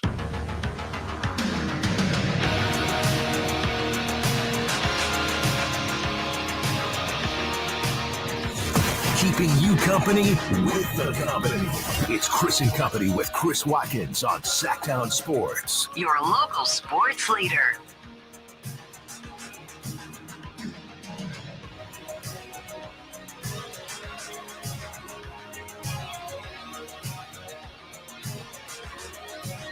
Did you play baseball growing up? Yeah. Little League, yeah. Little League. Mm-hmm. Past that? No. Came a decision of whether to continue to play Little League or to play flag football. So I chose flag football. That was an either or? There was a... Same season, yeah. Because I also high did school, you played football and volleyball? Yeah, I played football. I really only played football my freshman year. Sophomore year, I was hurt. And then junior year, I just was like, I'm not going to sign up for that. And then, started volleyball junior year. Volleyball's a spring. That's during baseball time. Yeah, during baseball time. I thought about trying out for baseball my freshman year. Honestly, you know what happened was I actually haven't thought about this in a really long time. That's funny. I was going to try out for baseball my freshman year. And it had probably been like 3 or 4 years since I had played. But when I played Little League, like I was, the 3 hitter, I was third or first base. Like I was good. Definitely wasn't like, obviously if it was something really good, my dad hopefully would have said like, stick with that. But, I went out and I didn't go out. First day in the locker room. I like brought all my equipment and stuff, and I brought my bat, and one of my friends, saw the bat that I brought in, and they were like, are you seriously going to bring that? It was like a T-ball bat. I had no idea. Like it had been so like long. Like the bat we have in the so pretty much it was like, there. so I just like didn't, I don't know, the last time I had played, or maybe my dad had thrown out the bat that I used. So I was sufficiently embarrassed. I have not thought about this in a while. So I was sufficiently embarrassed enough to where I was like, I'm just not going to go out. I'm picturing the Grandpa Simpson walking in and then walking back out. It was pretty much exactly that, where I walked into the locker room smiling, and then I was like, I didn't bring my cleats. What are you talking about? We were like short on players on our baseball team. And so what level? High school? High school. Yeah. I think we had like 10 players. Oof. So we talked, it was like us trying to get one of our friends like, hey, you got to come out. You got to come out. You got to come out. And he finally came out, and we just played in a park outside our school because we didn't have like fields or anything like that. And he's going up for a pop fly, and he like kind of slides and he falls right in this mud. And then all of us high schoolers like, ha, ha, ha, ha, ha, ha, ha. He got up, went to the locker, and then never came back. Played the rest of the game with 10. But this is just like practice. This is like his first practice. Shamed him on the way out. Yeah, kids are the worst, man. They are. They just Awful. are. They're just the worst. I have stories of just Chris. me and my I cannot friends. imagine. Chris must have been just an absolute terror. And I can't believe he's kept his high school friends. You know what I mean? Yeah, absolutely. I think it's because no one else will be friends with us. I was like, yeah, you guys definitely tortured each other enough to where it was for a party that my friend threw, it was like all having a good time and stuff like that. We're just acting like we normally act. The next day, his boss, who he invited, he's like, hey, man, he's like, I was kind of afraid that like your friends were going to get in like a fist fight. And he's like, really? Who was it? He's like, I think it was Garrett and Chris. And he's like, that's weird. He's like, I didn't get that at all. And then like he kind of goes back to his work and he meets up with them. And he's like, hey, what were they saying? And he told them what we were saying to each other. He's like, oh, they just say that to each other all the time. This is a regular Tuesday. Yeah. Nothing to see here. What'd you play, Jason? Because I know you've got a basketball shot on you. I keep telling people that you can shoot, and people don't believe me. I played 1 year, one freshman football, and then I played baseball my whole life, and then basketball as well. Yeah. And then tried to play both at UC Davis. Yeah. Not at the same time. I went there playing baseball. My freshman year was a red shirt, but there's a weird in the program. Like you basically are there. I wasn't recruited. Right. It's like you're red shirt. You can be here. And I was there and went to practices, but I wasn't going to play. And then it's like maybe the next year or the year after, but I stopped playing baseball. And then I was playing basketball all the time and starting to play with the guys on the team. And it was maybe my sophomore year that I was not playing baseball at all.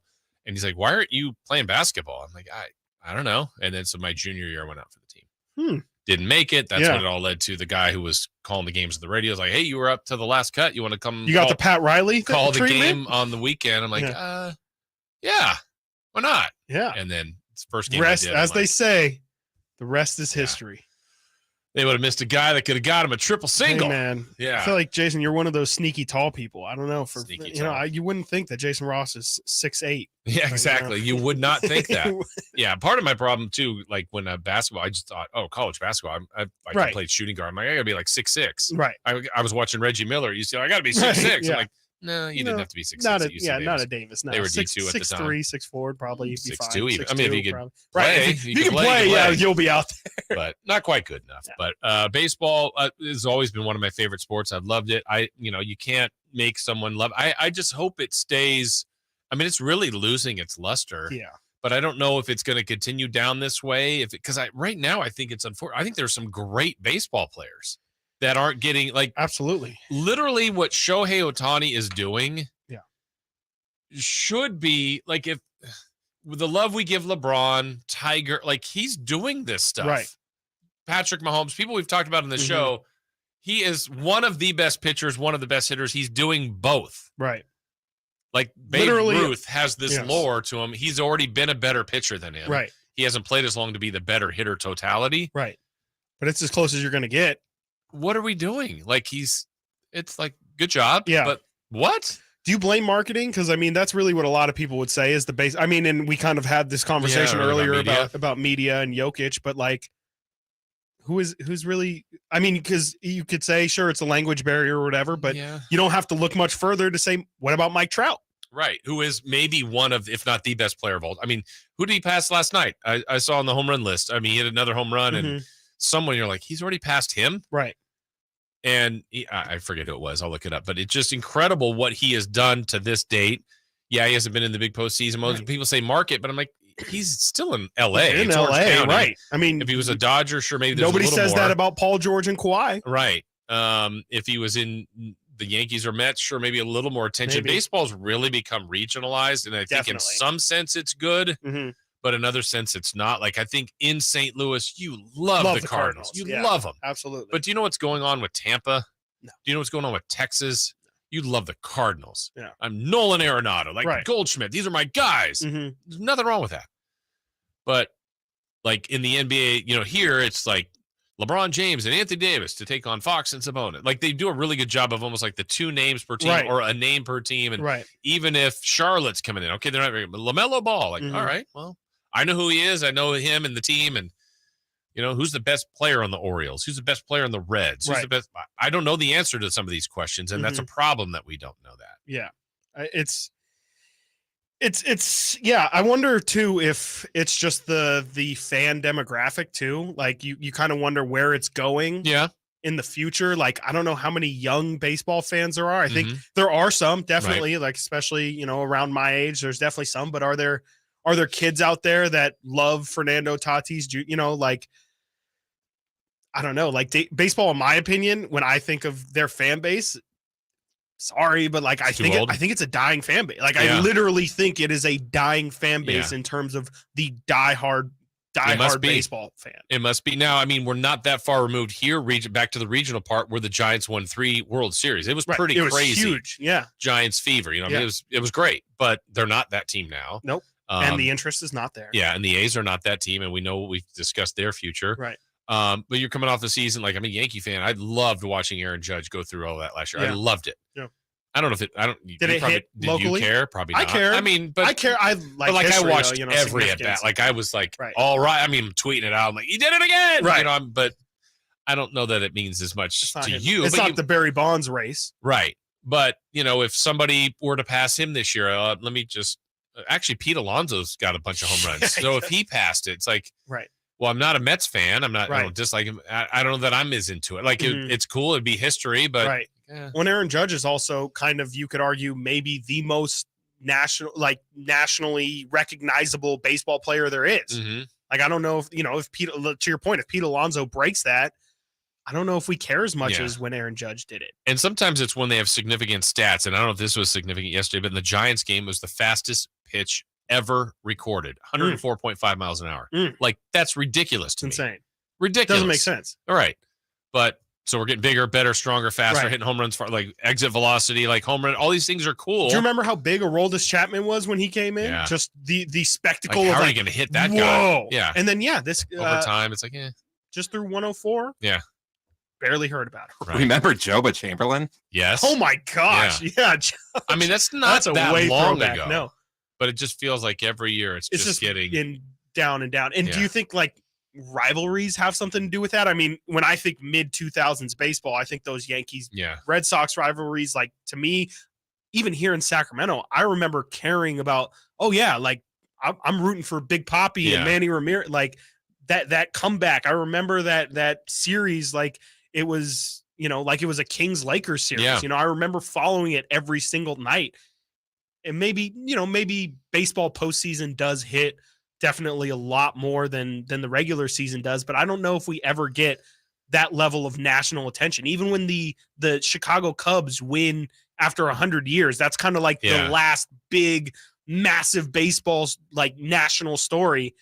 Even when that was going on, people cared for sure, but I don't think it was the spectacle that it probably should have been. Yeah, and I wonder too, we talk about regionalization of it, but I feel like California, it might be different too. Sure. Because I know not being a Giants fan or an A's fan, I mean, if I go to their games, I'm probably rooting for them unless they're playing the Yankees. But I'm like, all right, but even being in the park, like I went to a Cubs game maybe 3 years ago at Wrigley and before Been to Fenway and other Mets Stadium. I'm like, they are into this. Yeah. And it's a Tuesday night against the Pirates. Right. It's not like a playoff game. Like, man, like you just hear people around you. Oh, he just came up from Double A. He hits, lefties at a 280 clip. I'm like, what? How do you like? They are into this stuff. That could be true. It could just be regional like that, where it's like football matters just way more in the South than it does anywhere else.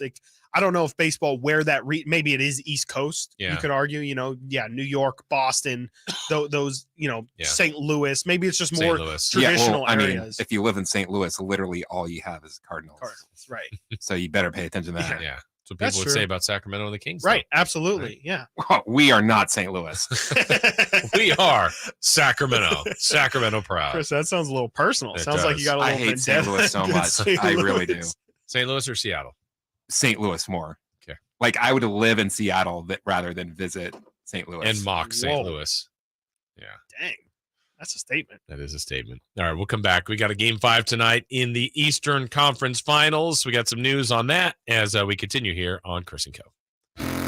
Sactown Sports is Sacramento's new home for the San Francisco 49ers. It feels awesome. We deserve this. Let's go, Niners! Purdy. Purdy going to throw, and it is Kittle in the back of the end zone. Samuel. Debo 10.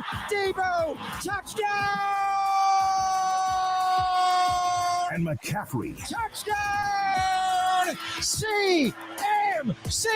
They all live here on Sactown Sports. Your official home for 49ers football. Sacramento weather is brought to you by Bonnie. I'm Tamara Berg in the KCRA 3 Weather Center. We've got a beautiful Thursday lining up for you under mostly sunny skies. Temperatures top out in the upper 70s with a steady southwest wind. Expect overnight lows in the low 50s. Get the latest forecast on the KCRA 3 News and the KCRA 3 app. Plumbing, electrical, heating and air, everything that makes your home your home. With Bonnie, you sure got that covered. And right now, get your air conditioner tuned up for just $79. Originally $129. Bonnie.com. Bonnie. I have a personal stylist, and you can too. My Stitch Fix online stylist really gets me. I share my style, size, and budget, and they do the shopping. How I want, when I want. Updating my wardrobe with Stitch Fix is so easy. My stylist sends me the most amazing pieces, unique brands and styles I would have never tried on my own. I keep what I love and send back the rest. No subscription required, no commitment, just my style. Stitch Fix. Wells Fargo lets you know where you stand with your FICO credit score. What if you knew where you stood with everything? Like your kids' friends. Hey, boys. How do cows stay informed? Dad, don't. They read the Moo paper. Mr. Otis, you're the funniest. It's good to know where you stand. And when it comes to your FICO credit score, you can with a Wells Fargo account. Visit wellsfargo.com/getFICO to learn more. Terms and conditions apply. FICO is a registered trademark of Fair Isaac Corporation in the United States and other countries. Wells Fargo Bank N.A. member FDIC. It's the Folsom Lake Ford Memorial Day Sell-a-thon. Get low finance rates and Memorial Day bonus cash now through Monday. With their biggest and best selection in years. Shop Folsom Lake Ford, 35 years in the Folsom Auto Mall. Hey, you want to be around people having a great time? You need to come check out Capital Casino, offering the most varieties of table games in the region in the friendliest environment. Come for the food, which is awesome, of course, and stay and play. Conveniently located in downtown Sacramento at 411 North 16th Street. Right there in downtown Sacramento for over 20 years. Cap Casino, best food, best games, and of course, the best action. And please gamble responsibly. 1-800-GAMBLER. At aimyourdigital.com, we'll help you target the right audience, build your leads, and crush your quota. Take your business to the next level. Our digital marketing strategies help grow awareness of your product or service, all while building trust in your business. Our approach involves leveraging multiple tools and strategies to deliver exceptional results that are customized to your unique business needs. Don't wait to run out of sales leads. Keep your business growing. Get started with aimyourdigital.com today. I can't wait for what's next. Even with higher stroke risk due to atrial fibrillation, an irregular heartbeat not caused by a heart valve problem. Eliquis, the Apixaban tablets, reduces stroke risk. It's the #1 cardiologist prescribed blood thinner. Don't stop taking prescription Eliquis without talking to your doctor, as this may increase your risk of stroke.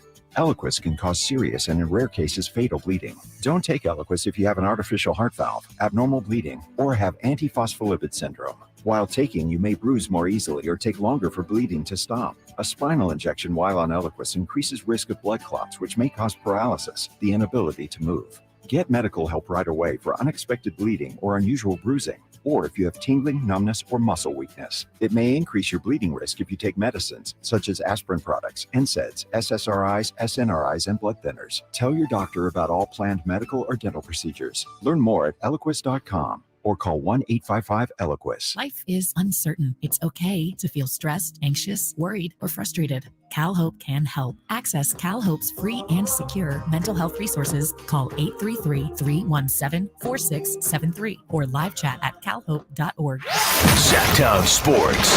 Headlines. I'm Chris Verlot with your Sactown Sports headlines. Tonight, the Boston Celtics look to win another game to try and become the first NBA team to win a series after going down 3-0. The Celtics host the Miami Heat in Game 5 tonight. If the Celtics win, they go back to Miami for Game 6. If the Heat win, they will face the Denver Nuggets on June 1st for Game 1 of the NBA Finals. The Athletic's Shams Charania is reporting that the NBA's competition committee is discussing potential of in-game penalty for flops that would result in technical foul free throw. He also said a trial is possible at the Summer League in July. Those are your headlines. Let's get back to Chris and company with Jason Ross.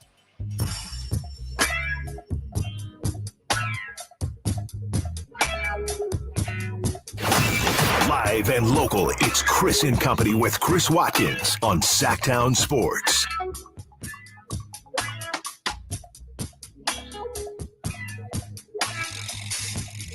We have a live studio audience in here telling us tales. Whitey Gleason. There we go. Whitey Gleason will be coming up with Rami here. We'll have a little crosstalk with them coming up. Hear some of our basketball tales. You have some basketball tales as well. Yeah. Basketball's fun. I haven't played enough I haven't played in a long either. time, I know. which I probably shouldn't because of injuries maybe to happen in the future, which I don't want to have happen. I need to get my conditioning up. That's that the big too. thing for What's crazy is you think you're in shape, Ooh. and then you play like 5 minutes of like a basketball game. That's Oh true. my god! I wish it were 5. It's like you run down 5 times. Yeah. Man. When Jason and I were in a league, it was like all of us trying not to throw up on the court. Yeah. I think Chris was there for one of my low points. So I had not been playing. We were playing in this pickup league. And I want to say, was that the game I think we only had 4 players. So we were already playing 4 against 5. Yeah. We were playing like a 2 on the top, 2 on the bottom zone. Right. And I think I had hurt my calf the week before. Jeez. So you're playing with 3.5. And then I hurt the other one in the game. And it's like, well, I'm useless, Looking like Vince but I don't McMahon want out to there. quit. And literally, Chris, I'm not kidding you. There was a rebound that was where you are. And I'm like, it's just. I want to what am say, I you know what? We had 5 players. Did we have start with And 5? you hurt your calf, and you were on the bench, and one of the guys I fouled think out. that's what it was. Somebody fouled out, and I had to come in to make it 4. And it's like, geez. I'm like, my leg is up. I'm like, I should have just went home. Like, yeah, I'll play. And then what am I doing out here? Yeah, the worst part about basketball by far is that there's no breaks. Like especially like you give your all, you run down, fast break, score, and then you got to defend, and that's just as taxing, if not more you gotta taxing. defend. I'm not playing defense. Yeah, that's true. That's one thing. That's I didn't also like to do. another. That's another thing I hate is that it's Guy that's defensive guy. No, is the guy that's just all offense. Oh. I'm just like we're playing. We're playing here. Yeah. We're trying to play here. There's another end of the floor. Yeah. Yeah. Come on. Actually, when I would say I was in shape or playing, I could play basketball all day. I just could. Yeah. Oh yeah. But like, hey, go run 3 miles. No. Kick I'm rocks. the same exact I don't way. want to do that. Legit, I can play for 5 hours. Yeah. I can play in 115 degree Yeah. heat on the blacktop for 5 hours. Chain Just give nets. us water breaks every. Yeah. Chain nets. Absolutely. But tell me to run on a track. I truthfully believe this. I could not run a mile consecutively right now. There's a 0% chance. But I bet you could do it within a week if you train for a couple days, week and a half. Maybe. Just a mile. I say just a mile. I don't want to do it. But if you do it, you don't think you could?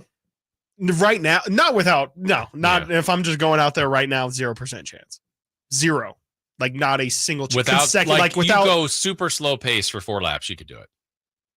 You're not going to be happy about it. I don't know. Chris Watkins, the 20-minute mile. We'll see. Yeah. We'll see. Okay. Well, maybe I'll try. Maybe that'll be my goal by the end of the summer to run 1 mile. By the end of the summer. We got a basketball game tonight, Eastern Conference Game 5. Chris has been saying this in the update. I'm kind of for this, the potential of looking at flops in the league and a penalty in that. I think that's, it's part of the game. It's some gamesmanship, what you can get away with, but sometimes it's a little carried away here. Yeah. But if you could truly identify that it's an infraction, a technical, I'm good with that. Yeah, I think there needs to be some form of penalty for it, right? Like even, if you look at soccer, like their answer is you can get a yellow card for flopping if they deem it flopping. So I think it's kind of the NBA equivalent, I guess. You're not going to implement a card system, but there's some form of penalty and recognition for hey, like we saw what you're trying to do there. Yeah. And it's a good enough penalty, I think. Yeah. It maybe should be a turnover. Or I guess if you're on defense. Right. I don't know. Any other things basketball wise need to be? I mean, they really, I think, adjust rules pretty good for the league. Replay. The replay could be no better. replay. The replay system could be better. Should the coaches keep a challenge if they get it right? They should. The point is to get the call correct. I also don't know why the on the floor officials need to go to the monitor. I just think someone else is doing it, everything should just be called in from above. They do it with 3-pointers. Yeah. I don't see why they can't do it with ticky-tacky things. Maybe at the end of the game, but I don't know. Sometimes it just feels like the replay system completely will put the game to a halt for something that's like, it's either A, not that important of a call, or something that's really obvious that shouldn't take that much time. The one thing I think, I don't know if it kills the game, I think it can hurt the game, is I don't know if they have too many timeouts, but when teams save them in the last minute of a really intense game, could have 9 breaks. There was a game this year, the Kings, there was somebody had, I remember that I absolutely loved. I think each team had a timeout, but they both it was high leverage, team scores, the other team scored, and the last team missed. I'm like, that was so intense. There was no timeout called. Now there's some build up with timeouts. Right. I'm like, we just played How on. would that answer? Would that be like under 5 minutes, both teams get 3 timeouts no matter or what, less? Or you take timeouts away. You can only have, I don't know. Right. They probably, no one would sign up for that. Right. But I think that helps the end of 6 games. per half is kind of a lot. It is. Or is it 6 total per game? Because I think that you get mandatory. Each team gets, I don't know. It's a lot. There's definitely a lot of timeouts. For the most part, the rules are pretty good. I like what they did when it's a subtle thing, but not the full reset of the shot clock when it goes to 14 instead of 24. Right, you don't want to draw up possessions. Yeah. But everything's about pace for basketball. How do you feel why am I blanking on what a clear path foul? Yeah, good. Do you think that worked out well? Utah was the master of that. They just weren't going to let you have a fast break. You were going the other way, boom, they'll just foul you in the backcourt. It's like, well, it's just a backcourt foul. Right. Now that you're taking away a potential De'Aaron Fox 360 also, or whatever, somebody, you want those highlights. You want those dunks. And it feels like it's been completely eliminated. Like, I can't think of a time this postseason when I think it was called in the first they've called it, round, but not necessarily on purpose. People aren't really Right. trying to do it. They just kind of get called for it. And you're like, oh yeah, that's right. I had a clear path. Yeah. No, I think the NBA does a good job of trying to implement new things and make them for the better. Yeah, I can't. Yeah, there's not really an on the floor thing like the NFL. I have an issue. I have a real issue with the push, like with the Jalen Hurts push thing that's going on there. You know how they kind of they'll run football. the QB Yeah. sneak. Yeah. Sorry, to switch it up. I don't think basketball really has many in-game things that like need to be adjusted like that. Like there's not really anything that I watch an NBA game and I'm like, oh, they just set 3 screens there and it's a complete, like there's nothing really gimmicky about what I see in basketball. Just the flopping is really the only thing that I'm like, like that can really, really be fixed. Yeah. I might have to ask this in our crosstalk coming up because Whitey sent these. Our live studio audience member sent us rules from the North Korea Basketball League. I think these need to be implemented. Are you saying these need to be implemented in the NBA? Wow. Slam dunks are worth 3 points. I'm for it. 3-point shots are awarded 4 points if the ball doesn't touch the rim. That's interesting. 1 point is deducted for every missed free throw shot. I like that. I really like that one. You do? I really like that one. Then when you have more hack a player, I guess. Yeah. Make your free throws, Jason. Okay. That's true. That's not great. Shaq would not be in the Hall of Fame. That part's not great, but also make your free throws. Any field goal made in the last 3 seconds of the game is given 8 points. Is that true? It's just random. Let's give it 8. Okay, that just doesn't make sense. Games can end in a tie. I hate that. No, that doesn't make any sense. How can a basketball game end in a tie? Well, these are their rules. Is this and the league is flourishing? Oh, this is North Korea's. Yeah. Oh, that definitely makes a lot more sense. Nothing makes sense there. So, that makes sense. There you go. All right, we got one final segment ahead. It's Crosstalk with Rami and Whitey and story time. Oh boy, that's all straight ahead here on Sactown Sports. Check out the Golf to Go Hour with Frank LaRosa every week on Sactown Sports. Get the latest on equipment, area courses, people who play the great game, and plenty of good conversations about golf. It's the Golf to Go Hour every week with Frank LaRosa on Sactown Sports. Golf to Go is brought to you by the Hagen Oaks Golf Super Shop, America's most awarded golf facility. Naturewood Home Furnishings, where it's all about choices and always about quality. Hey, it's Carmichael Dave. Spring officially here. And with the long, cold, and rainy winter behind us, I'm sure you're counting the days until summer. But don't wait until it's hot to make sure your air conditioner is working efficiently and, most importantly, safely. Get ahead of the problem with a $49 AC tune-up from American Energy Heat and Air. There's nothing worse than your air conditioner going out when it's hot outside. Get a tune-up today and make sure you and your family are comfortable and cool in your home for the hot summer months that are right around the corner. Give them a call, 916-520-9990, or schedule your appointment online at AmericanEnergyAir.com. Better Business Bureau, A+ rating. Serving the greater Sacramento area since 1981. Easy, convenient payment options, same as cash, low monthly payments through financing partners. What do you need? 916-520-9990 or AmericanEnergyAir.com. Call 916-520-9990 now. You've heard all of his greatest hits. And now's your chance to see Grammy-nominated multi-platinum singer-songwriter Gavin DeGraw live at Gold Country Casino Resort in Oroville.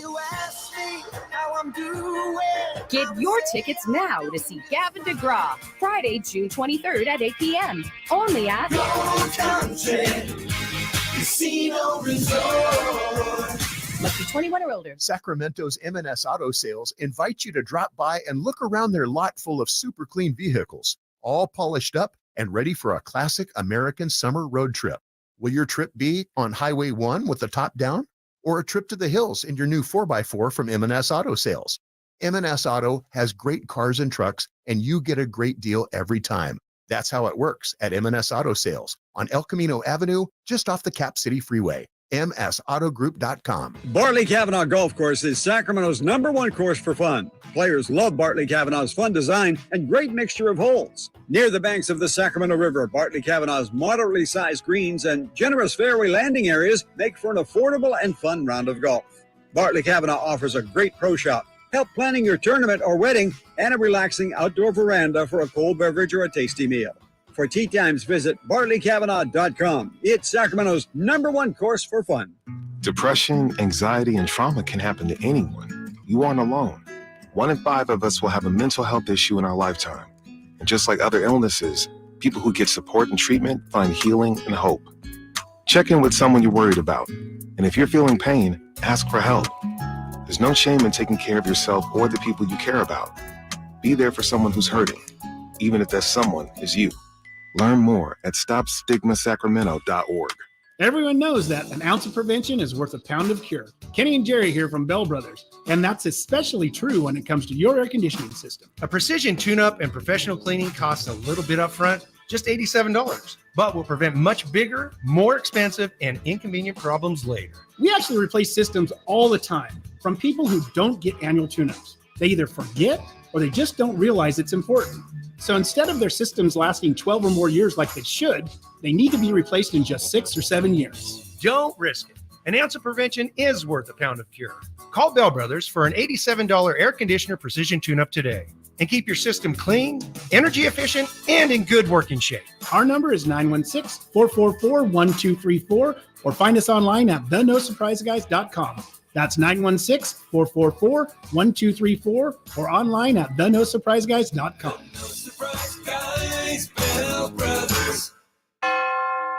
Hey guys, June is Men's Health Month, and Revive Men's Health encourages you to prioritize your health. Book your free exam and T-check today and save $199. Call 916-277-8599 or visit ReviveMen'sHealth.com.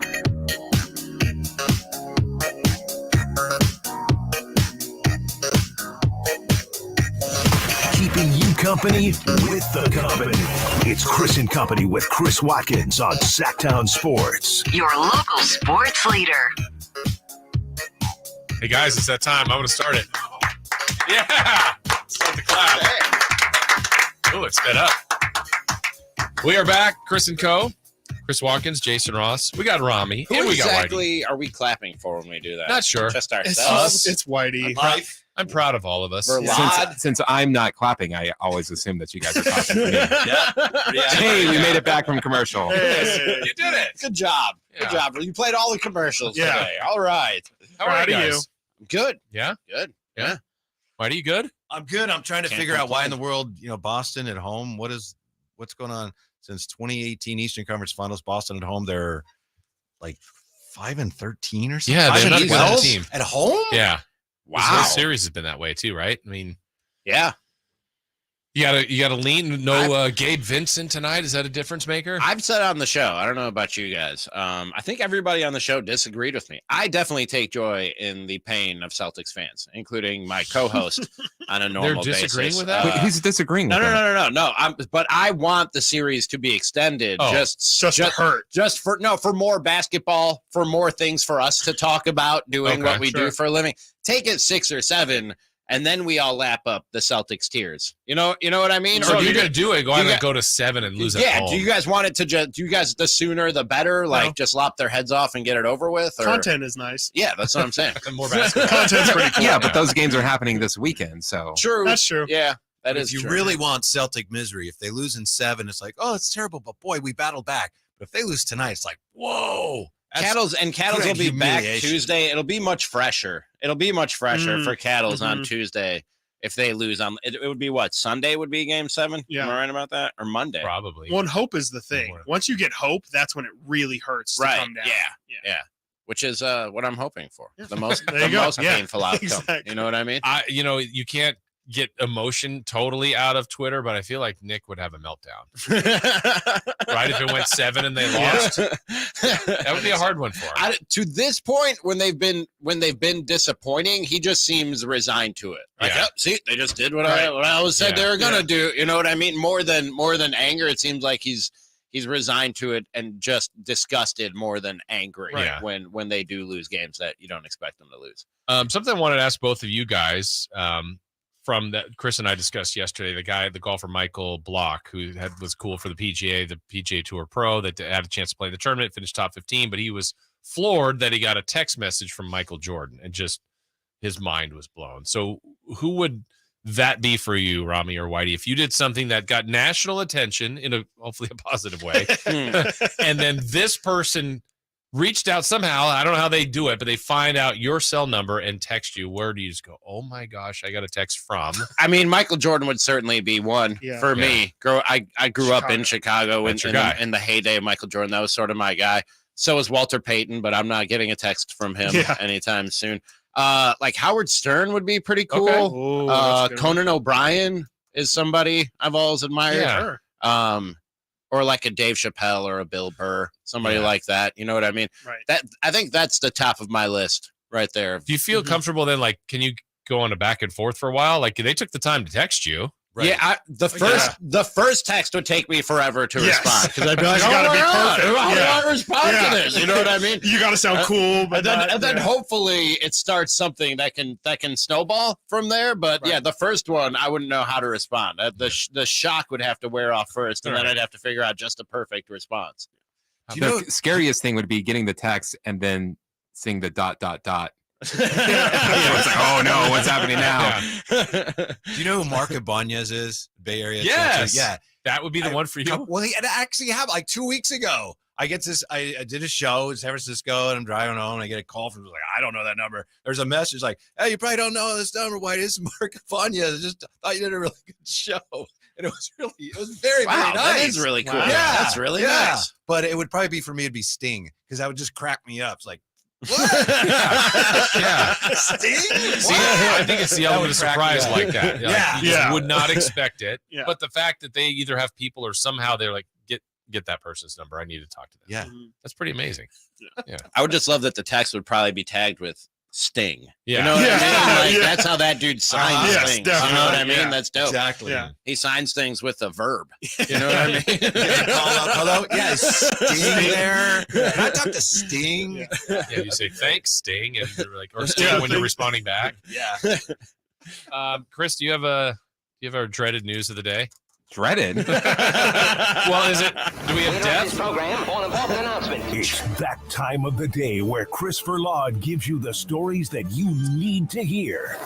Or maybe not. Story time. I mean, the much anticipated story time. Oh, yes. Yeah, yes. okay. Correct. I hope you're ready for it. It's kind of an international flair to story time today. Okay. Let's start in Bornholm, Denmark. This is courtesy of the AP. On the Danish Baltic island of Bornholm, last Saturday, there was several tremors that they thought were caused by earthquakes, but they weren't. Seismologists then theorized that they came from controlled explosions in Poland, but they also were not from that.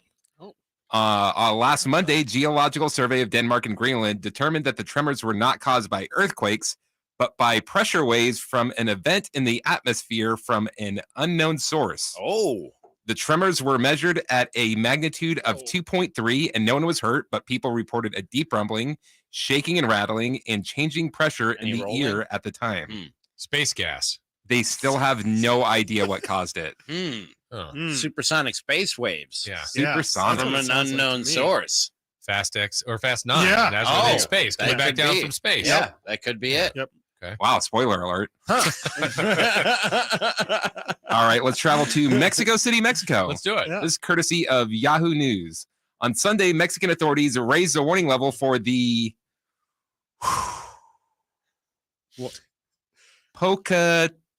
I tried this so hard and I just can't do it. Popocatépetl volcano. That's awful. Sure, we'll go with that. Let's just call it the volcano from now on. All right. Yes. It is considered one of the most dangerous in the world because 25 million people live within a 60-mile radius. Why? Yeah. The authorities raised the level to yellow 3, which means remain alert and prepare for possible evacuation. This comes after the Mexico City airports temporarily halted operations due to falling ash.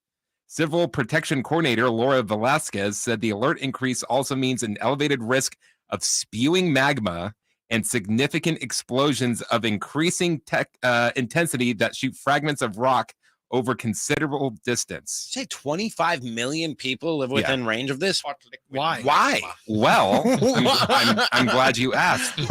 It has not had a massive eruption in a millennium and just became active again in 1994. Wow. Okay. All right. Make it inactive. Make it inactive. Inactive list. Yeah. Supersonic space waves. Yes. Maybe he'll play quarterback for the 49ers.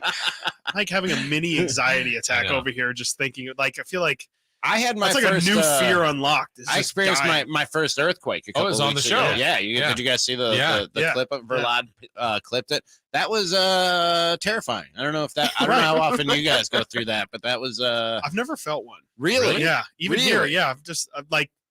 Never actually been like, whoa, an earthquake is going on right now. And I said it that day on the air. I was like, so we just keep on I forget who we were interviewing at the time. I was like, so we just keep interviewing this guy? Like the earth is moving under my feet and we're just going to pretend nothing is happening and ask him like, oh, what are the Kings going to do this offseason? You know what I mean? I was like, shouldn't we There might not be an earthquake. There are lights and speakers and ceiling tiles above my head that are shaking. You were very professional. I didn't know what to do, Simone. I don't know if it was professional or just like, I guess. Yeah, this is what we just keep on talking about stuff into these microphones. The better video would have been you sprinting out of it.